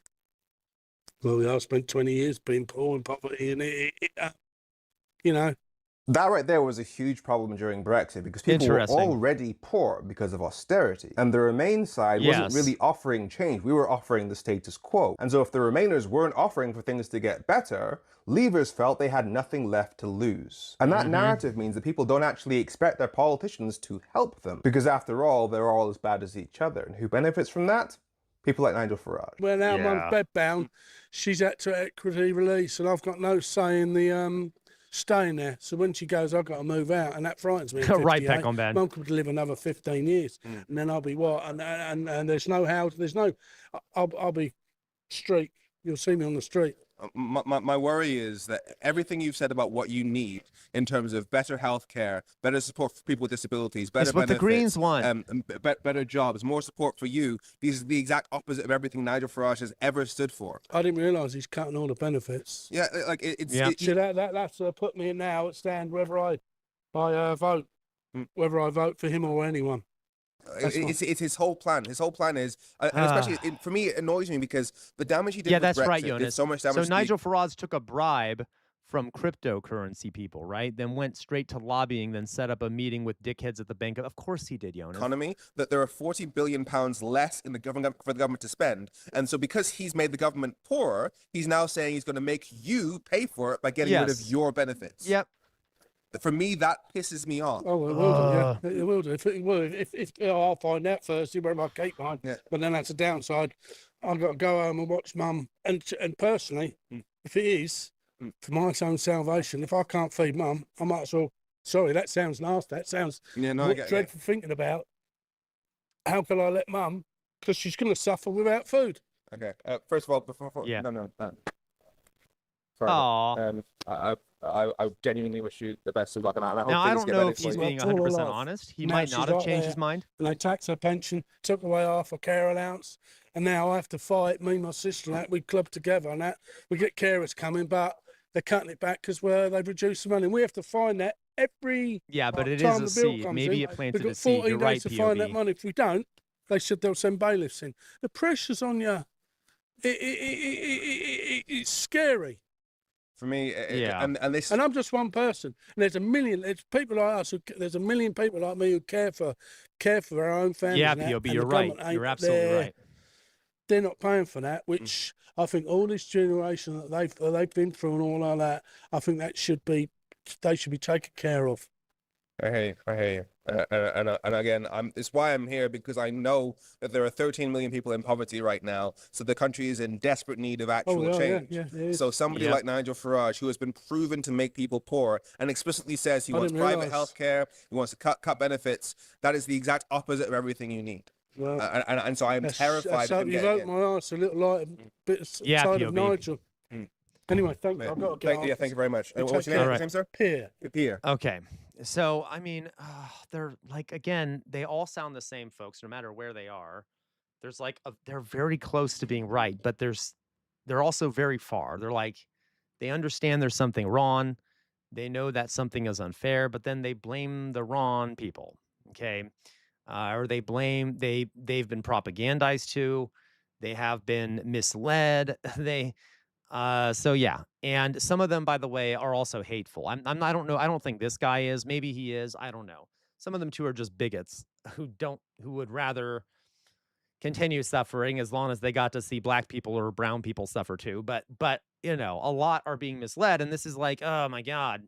You can also, but so this is the big issue. People want change, right? Donald Trump represented change. He was not change. He was more of the same, but he presented himself as being anti-establishment.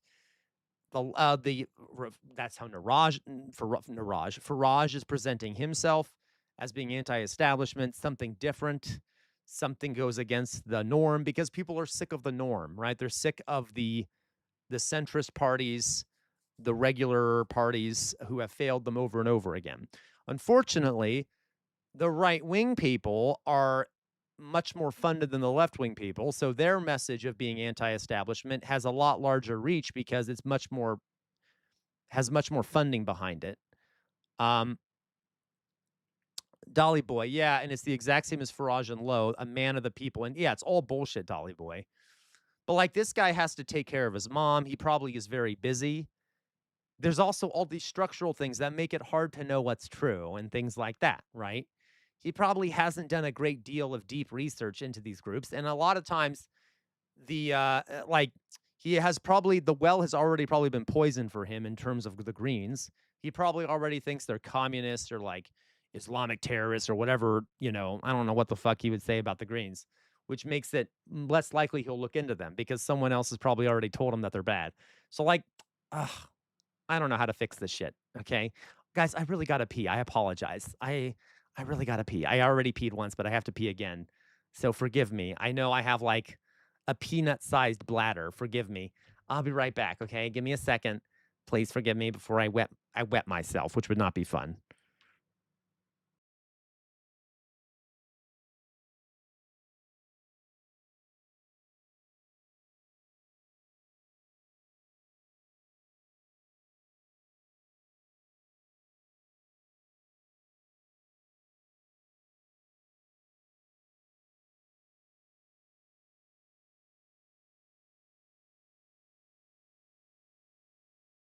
You keep calling the phone.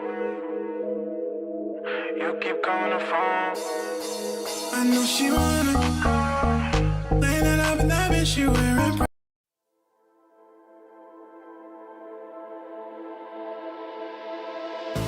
In the dark haze, polarized gaze, trying to find my way to you.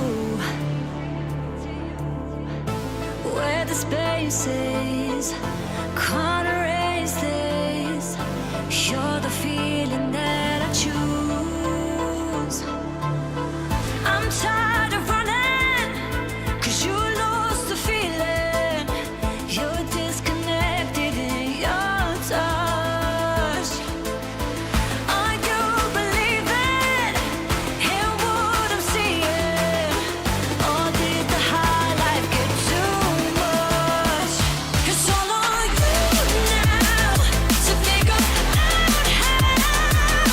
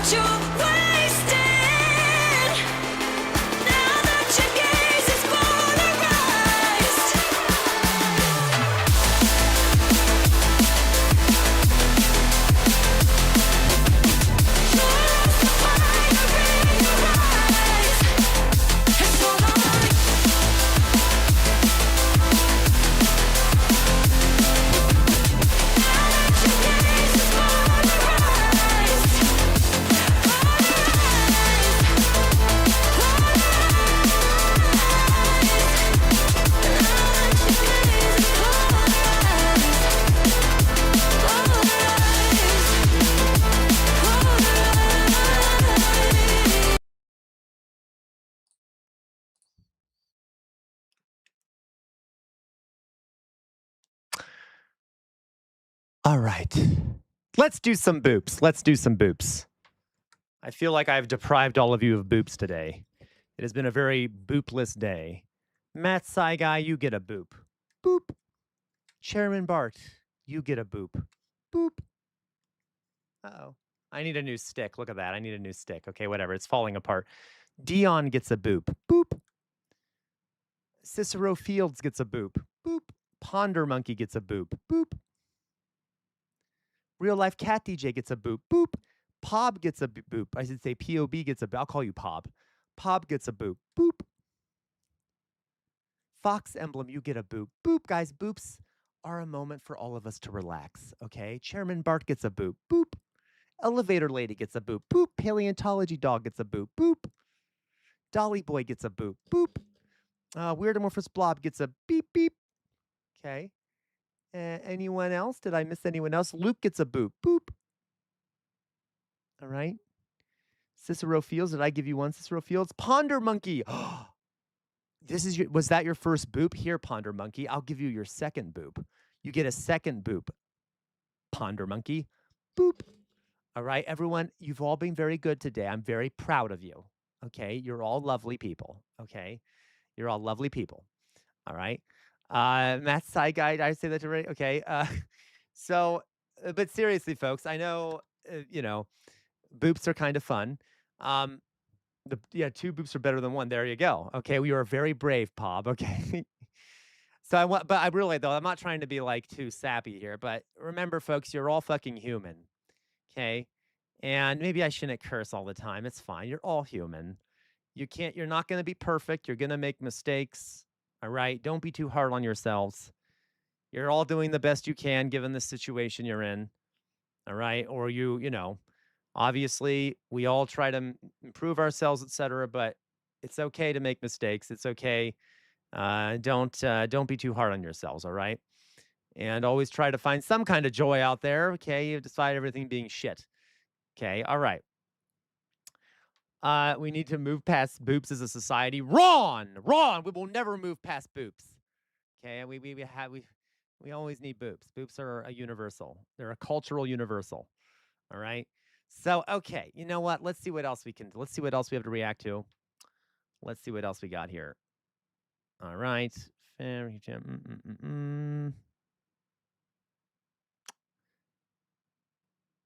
that looks interesting, Louise. Who are the Covenanters? That looks good too. Oh my God, Lloyd. So that actually looks perfect. The one that says, is climate science unsettled? This guy wants you to believe it is. Oh my fucking God. That actually does look good. That might be too. Oh, who sent this to me? Was this sent to me by Oxpecker? Oh, yes. Let me prove, guys. Yes! Let me prove to you that I'm right. Okay, let's do this brief thing about cute aggression, because I talked about cute aggression earlier. Is this you, Oxpecker, that sent this? Whatever. I told you cute aggression is a real thing, so you don't think I'm a lunatic. Cute aggression is that like desire people get to like, oh, you're so cute, I just want to fucking strangle you to death. Okay, no, maybe not that. But it's like, is that Oxpecker? Excellent. It's like not to death. It's where you like have this desire to like squeeze or grasp something cute without harming it. Don't you give me that look, Pob. Don't you give me that look. Okay, anyway. So let's watch. Let's see what they talk about. It's a real thing. Oh God, is it a song? I can't play it. If it's a song, I'm gonna get copyrighted. Yeah, I can't. I'm sorry. Songs like get copyrighted so fucking easily. So I can't watch it. Maybe we'll watch it at an After Dark then. Okay. If it's like just a song, I almost always get a copyright unless we do After Dark only on Twitch.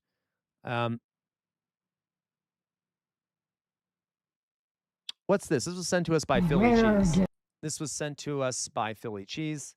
This is called I Live with Grandma and Grandpa during my time in Michigan, and they've always had my back. I don't know what this is. We'll find out. Is this an ad for Abdul Al Sayed?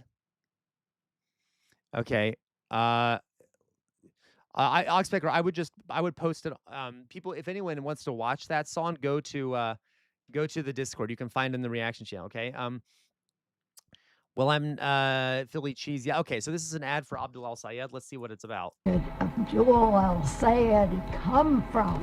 Here. We're his grandparents. We helped raise him. He became a doctor. He always wanted to help people. He got all those kids glasses. Eliminated medical debt. Poof. He buys us groceries every week. He knows what things cost. Now he's running around with Bernie Sanders trying to change politics. We love him, and so will you. Too much. I'm Abdul Al Sayed, and I approve the heck out of this message. Language. Where did Abdul Al Sayed? That was cute. That was cute. Okay, that was adorable. We love Abdul Al Sayed. He's so big. He could carry me.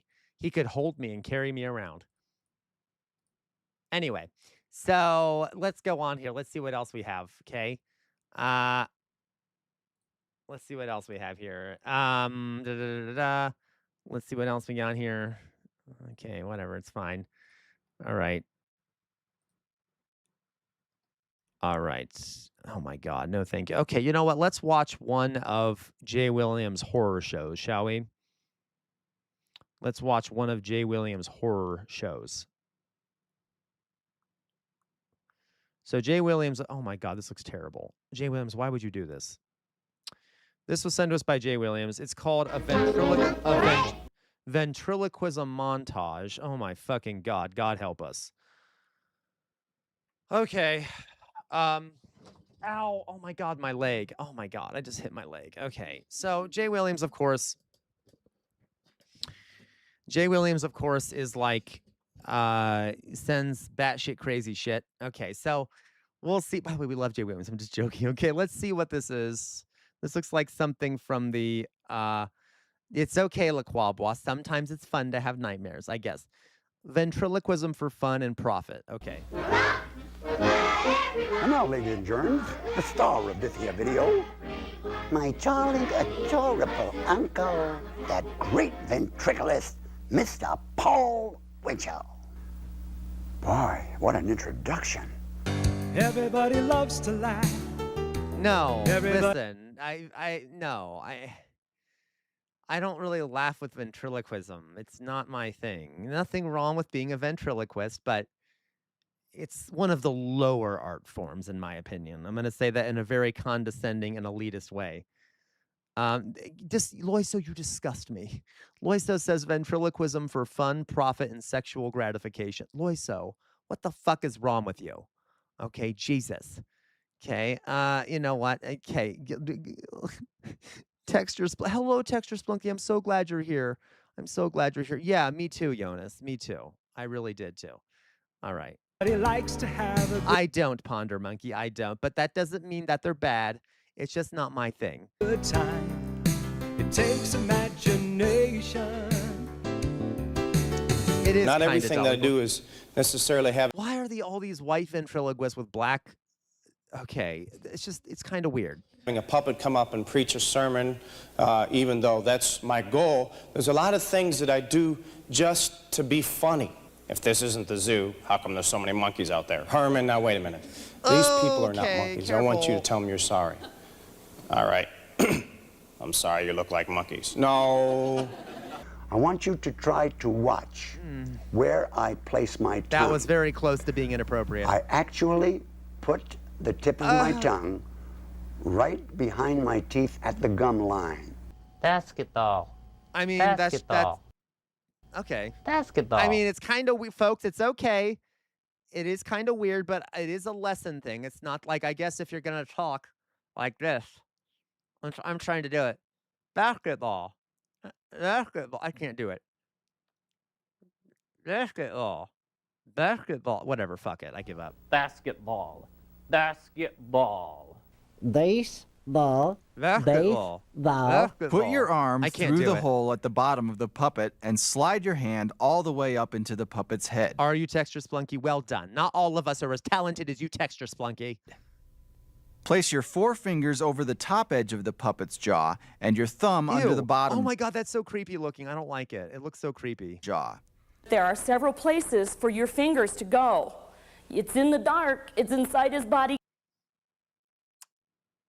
Phrasing. Can we work on phrasing? cavity. With special costuming, this Right, puppet Mom? can appear in church as Farmer Joe one week and as Moses the next week. Ew. Why don't we start with a little girl's voice? Oh, a little girl. My name is Cindy. Hi, my name is Sally. Hi, I'm Rosie. Do it. I'm Rosie. My mommy says I can have spaghetti. Listen, guys, listen. You know, there's something for everyone. There's something for everyone. This is not my thing. I'm getting very creepy vibes from this whole situation, but there's nothing wrong with it. I'm just saying this is not my thing, okay? I want to be clear in case anyone later, okay, just, all right. Good, my mama makes a pizza. Robbie, I'm gonna punch your Jesus. lights out. Duh. Wow, that's bizarre. Everybody, duh. Duh. My name is Jimmy. Duh. I don't know. My name is Johnny, and I like to kiss girls.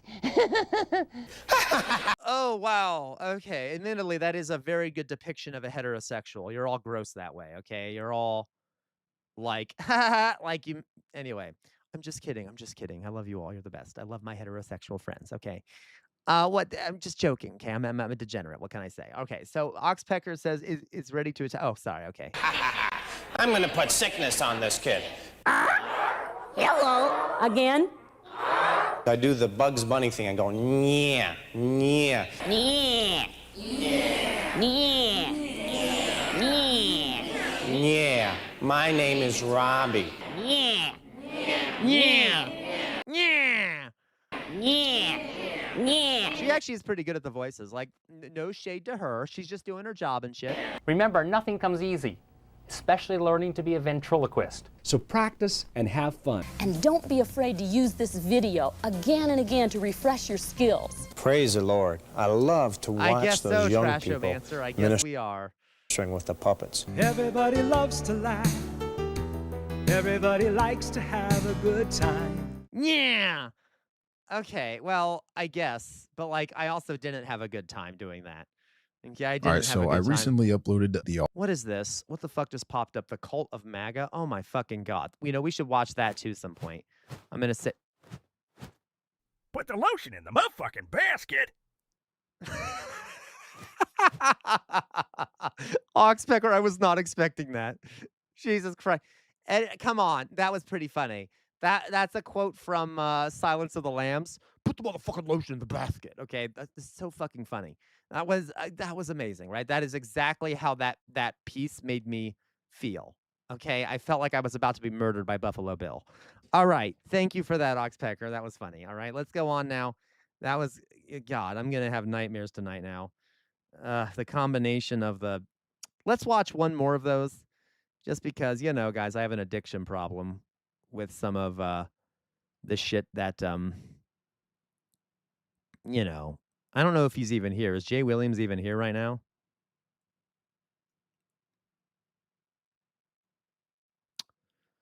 Okay, let's find one more. Christ almighty. Who doesn't exist. Whatever. Evergreen gutter humor? What? Oh my god. Okay. What is this one? Is this one from like the 80s or 90s like the last one? Okay, one more. This is for us. Yeah, I know. Okay. What, Matt Sai guy? What? Stop spamming in the chat.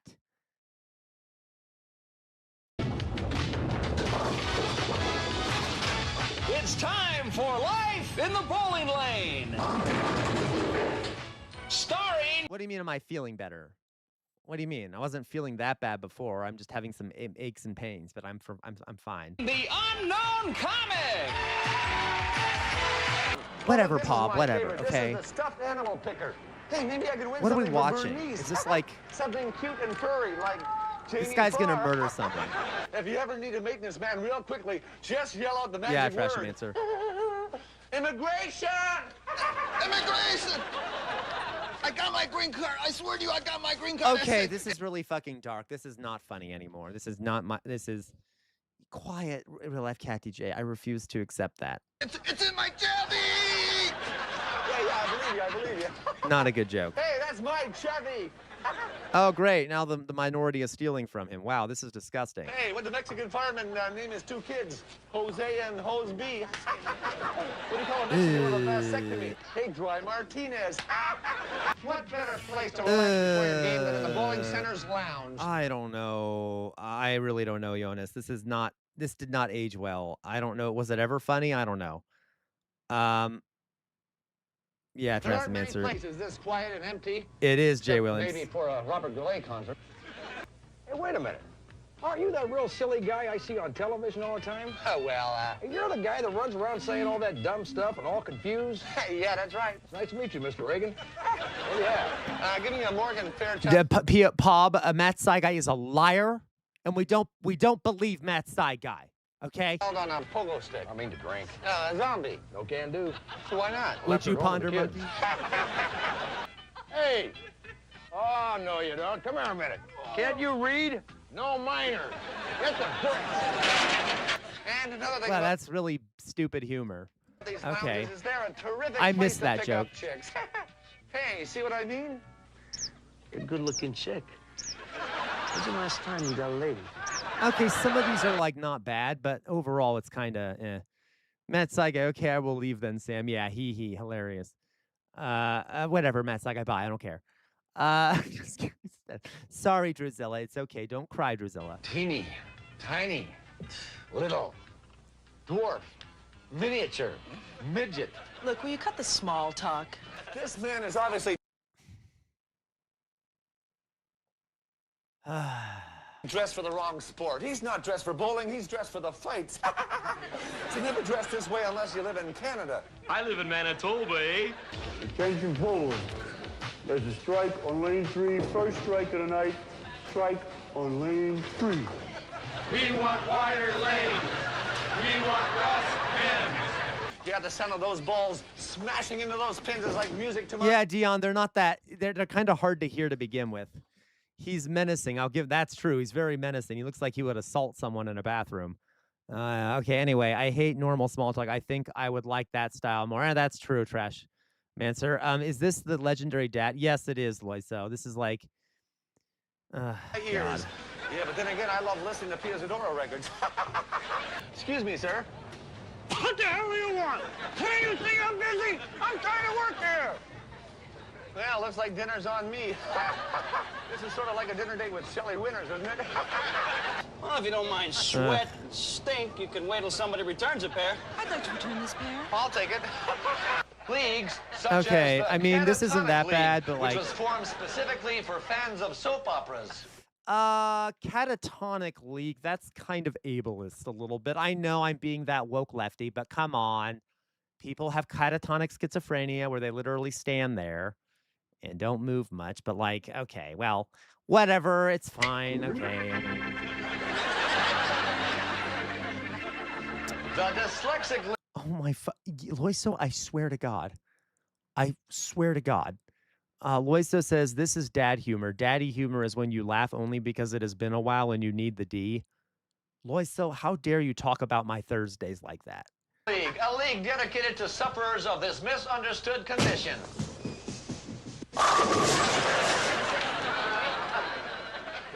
Okay. The Jewish Defense League, where bowling Oh, no. sometimes takes a back seat to other topics. How about Gaddafi? Oi! How about the Ayatollah? Oi!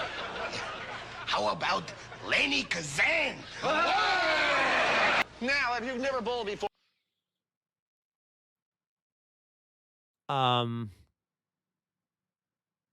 I have no comment on that.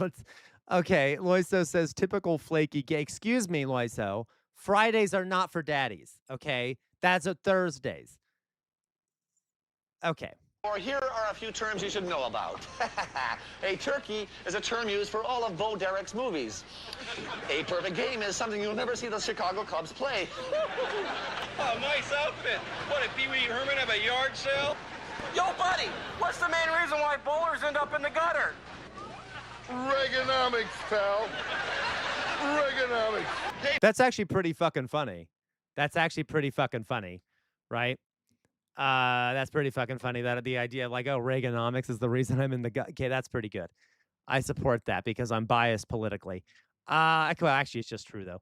Oxpecker, let's give him some credit. I can imagine this guy has his own podcast set up with a game show aesthetic, but there really isn't any game to win because it's actually a Red Room stream from a Tor Brown. That's funny, Oxpecker. All right. Maybe you could There you go, Lois. Though, okay. Oh my God, I hate you. Okay. give the folks at home some pointers. Sure. Take this tape back to the store and get a refund. I hate you so much, Lois. Okay. All right. You know what? That was okay. I guess that was fine. It was, it's whatever. It tickled. I was tickled. Okay, I was tickled. Yeah, Reagan absolutely was trash. Okay, Reagan absolutely was trash. That tickled me. Yeah. All right, one more. I'm sorry, I have an addiction. What's this one? It has been stated by some. This is called You Miss Him Yet? What? Who did we miss? Some journalists and historians that George W. Bush has brought about the most faith-based administration in American history. This program will attempt to determine whether or not that statement is true, and if it is, I hate you, Matt what Saiga. effect has his faith had on America? Oh, and fucking on the God. world? Is this about fucking Bush? Is this a video about George W. Bush? Oh my God, that made me jump. Seeing the American flag. George W. Bush, faith in the White House. Okay. Could it be that a candidate for president of the United States would thanks, actually Bob, I fly in guess. the face of political... That actually might be a blessing if you did that, okay? Dion, it's okay. Dion, listen, Dion, listen. Dion, this is like a segment we do because Jay Williams is a sociopath. I promise it'll end soon, okay? I promise it'll end soon. It's not to everyone's taste. But these are like old videos from way back when, okay? Like in the and 80s or espouse 90s. not just religious convictions, but a firm belief in Jesus Christ? When I heard Bush speak so frankly from his heart about Christ, I knew he had just won the election.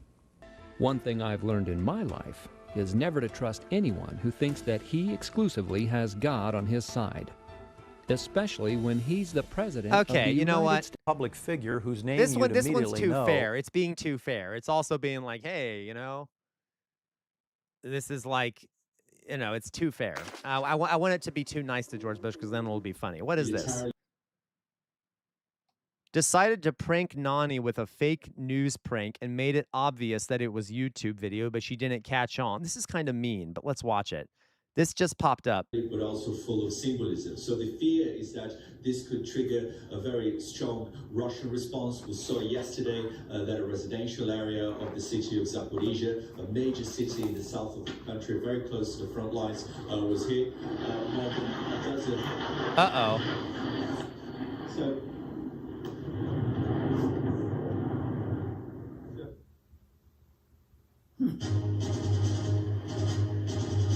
So this is a fake video he showed his grandmother. She didn't know it was fake. This is an NBC News special report. Here is Melissa Rayburn. Oh my God. News at this hour. No, don't do that. What happened? Oh my God, that's terrifying. Don't do that to your grandmother. Are you fucking sociopath? That's not funny. What? That is not fucking funny. What I'm is it? sorry. I do not think that's funny. Don't make a joke about a nuclear war breaking out. I've never seen this before. this is a national emergency. Important instructions will follow. National Primary System has issued national emergency action notification for continental. This is not affected until ended by national emergency. What? Yeah, exactly. That's what bothers me. Like, this is too real almost.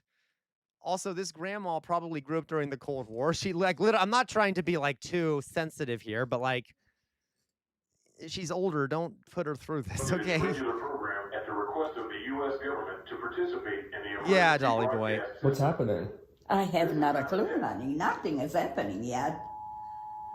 They just took everything off the screen. Oh, God. This is not a test. This is real. This is real. Has issued This station has.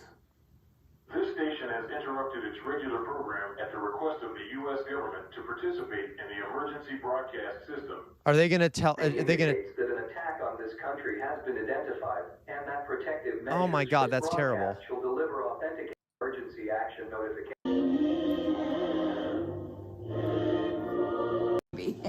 You always been my baby. Oh my God, that's sad. We're done. We're done. Okay, we're done with that. I can't. It's sad. Okay, we're done with that. She's like saying how much she loves him and stuff. No, I feel like, oh, that's so dark. I don't want to watch that. That's sad. That's very sad. Okay. Let's see what else we got here. All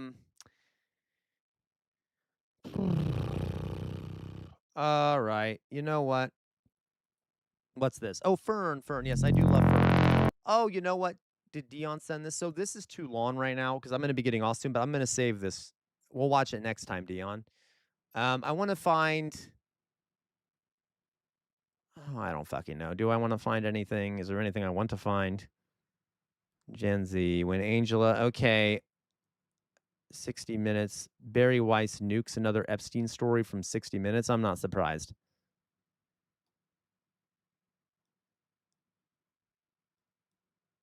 All right. Asking what is this, LaQuabois? Are you What do you kidding think me? about the rise of communism Oh my here? fucking God. I'm going to save this one too. Nick Shirley asking people about the rise of communism in America. That'll be fun. Oh, Christ.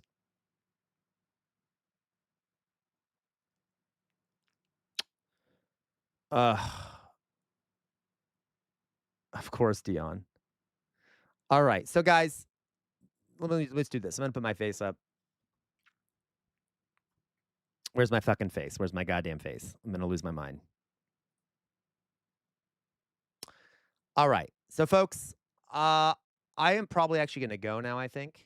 I know this is a bit earlier, getting off a bit earlier than I normally do. It's been a long day. I'm very tired, okay, with the electricity going out and all the other shit. So I'm just realized, I'm like, the quality of my streaming potential is dropping drastically. Who would have thought that blind loyalists would make bad choices? Yeah, right? So, okay, yeah. So I'm going to get off for now, guys, but I'll come, of course, I'll be back on tomorrow, etc. I know, I'm sorry, folks. I will come back on tomorrow. It's been a long fucking day, okay? It's been a long fucking day. I'm very tired. I'm like sitting here and I'm like, I'm about to fall asleep. And I have an audience in front of me, and I'm like, that'd be kind of awkward. So thank you for everyone who donated, etc. But again, I'll come back on tomorrow, regular time. It'll be better tomorrow, probably because, you know, given that the electricity won't be out, I'll have more time to prepare. LaQuabois, LaQuabois, I hate you so much. You guys know exactly how to trigger me. I swear to God, I am triggered right now. You are triggering me. You are triggering me, okay? Chairman Bart, I hate you. Chairman Bart said bye. Like, now everything you say, Chairman Bart, makes you sound like you're being passive-aggressive, and I'm scared about it. Free Palestine to you, too, Chairman Bart. Okay, guys. Yay. All right. So, guys, I'm going to go. You all know what I'm about to say, don't you? Let me find someone to send you all to. Let me find someone to send you all to. Okay. But up to... Home bad's going to make me sad. You're going to make me sad. You're going to make me very sad. I hate all of you. The sad ones make me sad because I'm weak. I'm weak-willed. Okay. All right. Let me send you guys to... I don't fucking know. I don't fucking know who to send you to. Jonas, don't even start with me, okay? We're not the greatest country in the world, right? Hassan, no, we're not. I'm not going to send you to... I am not going to send you to Hassan Piker. Not in a million years.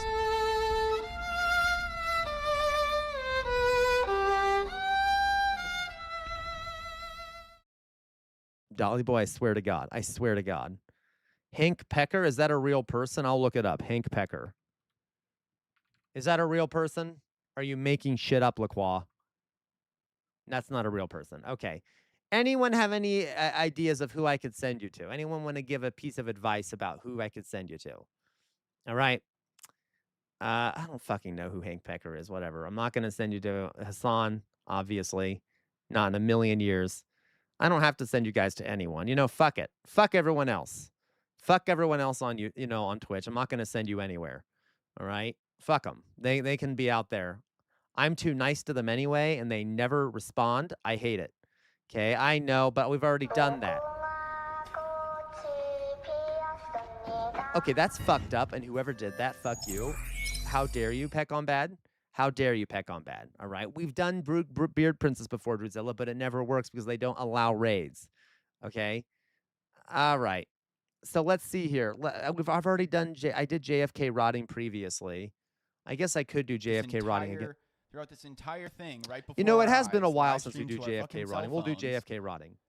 They have gone on being defended by the West, by and JFK large. rotting So is very sexy, by the way. Enabled to continue. Anyway, I'm sorry. Completely. I shouldn't have said that. Anyway, they see the.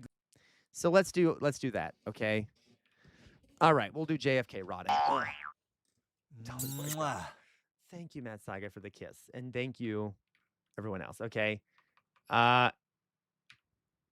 I will objectify whoever the fuck I want. You understand me? Okay, I'm sorry. I shouldn't do that. Let's see here. This is JFK rotting. All right, guys. First of all, what am I going to say? First of all, free Palestine. I'll make sure to let him know. No, LaQuabois. How dare you? How dare you? Okay. No, bad. Bad. Okay, bad. First of all, free Palestine. Free Palestine. Second of all, never stop resisting. The easiest way to resist is to think for yourselves. The easiest way to resist is to think for yourselves. That includes when you watch me. I'm not perfect. I make mistakes. See what other people are saying. Don't get caught in an information silo because the easiest way to resist is to think for yourselves. We're living in a fascist moment in this country. Fascism thrives in an environment where people have lost faith in their democratic institutions because of economic suffering. Should we tell him you think he's sexy? No, outer signal. Don't. Okay, I'm going to delete this stream afterwards so there's no evidence. Fascism thrives in a country where people have lost faith in their democratic institutions, so they turn to more radical ends of the political spectrum. We need major reforms and revolutionary change in this country. You cannot stand in the center against fascism. If you do, the fascists will walk all over you. Do not let the fascists walk all over you. Fight back. On the wall behind me is a sword. The name of that sword is Chainbreaker. It is the legend has it, it's been passed down in my family for many years, that it is responsible for the death of 7 slave owners during the American Civil War. We need major reform or revolutionary change in this country. And do never forget the sacrifices our ancestors made for some of the things we have today. Okay?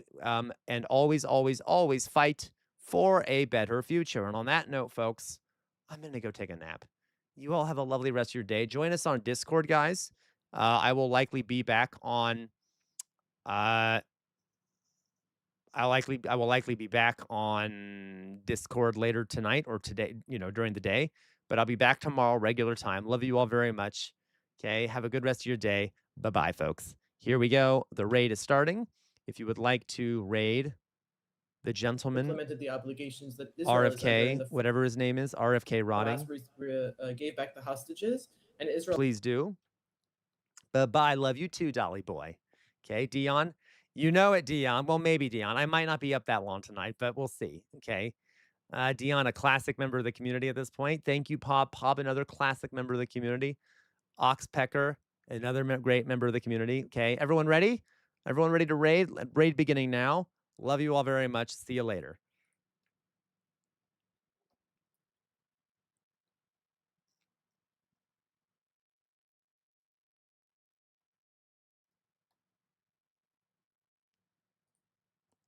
All right, guys. For the rest of you, you have a good rest of your day. All right. See you later, guys.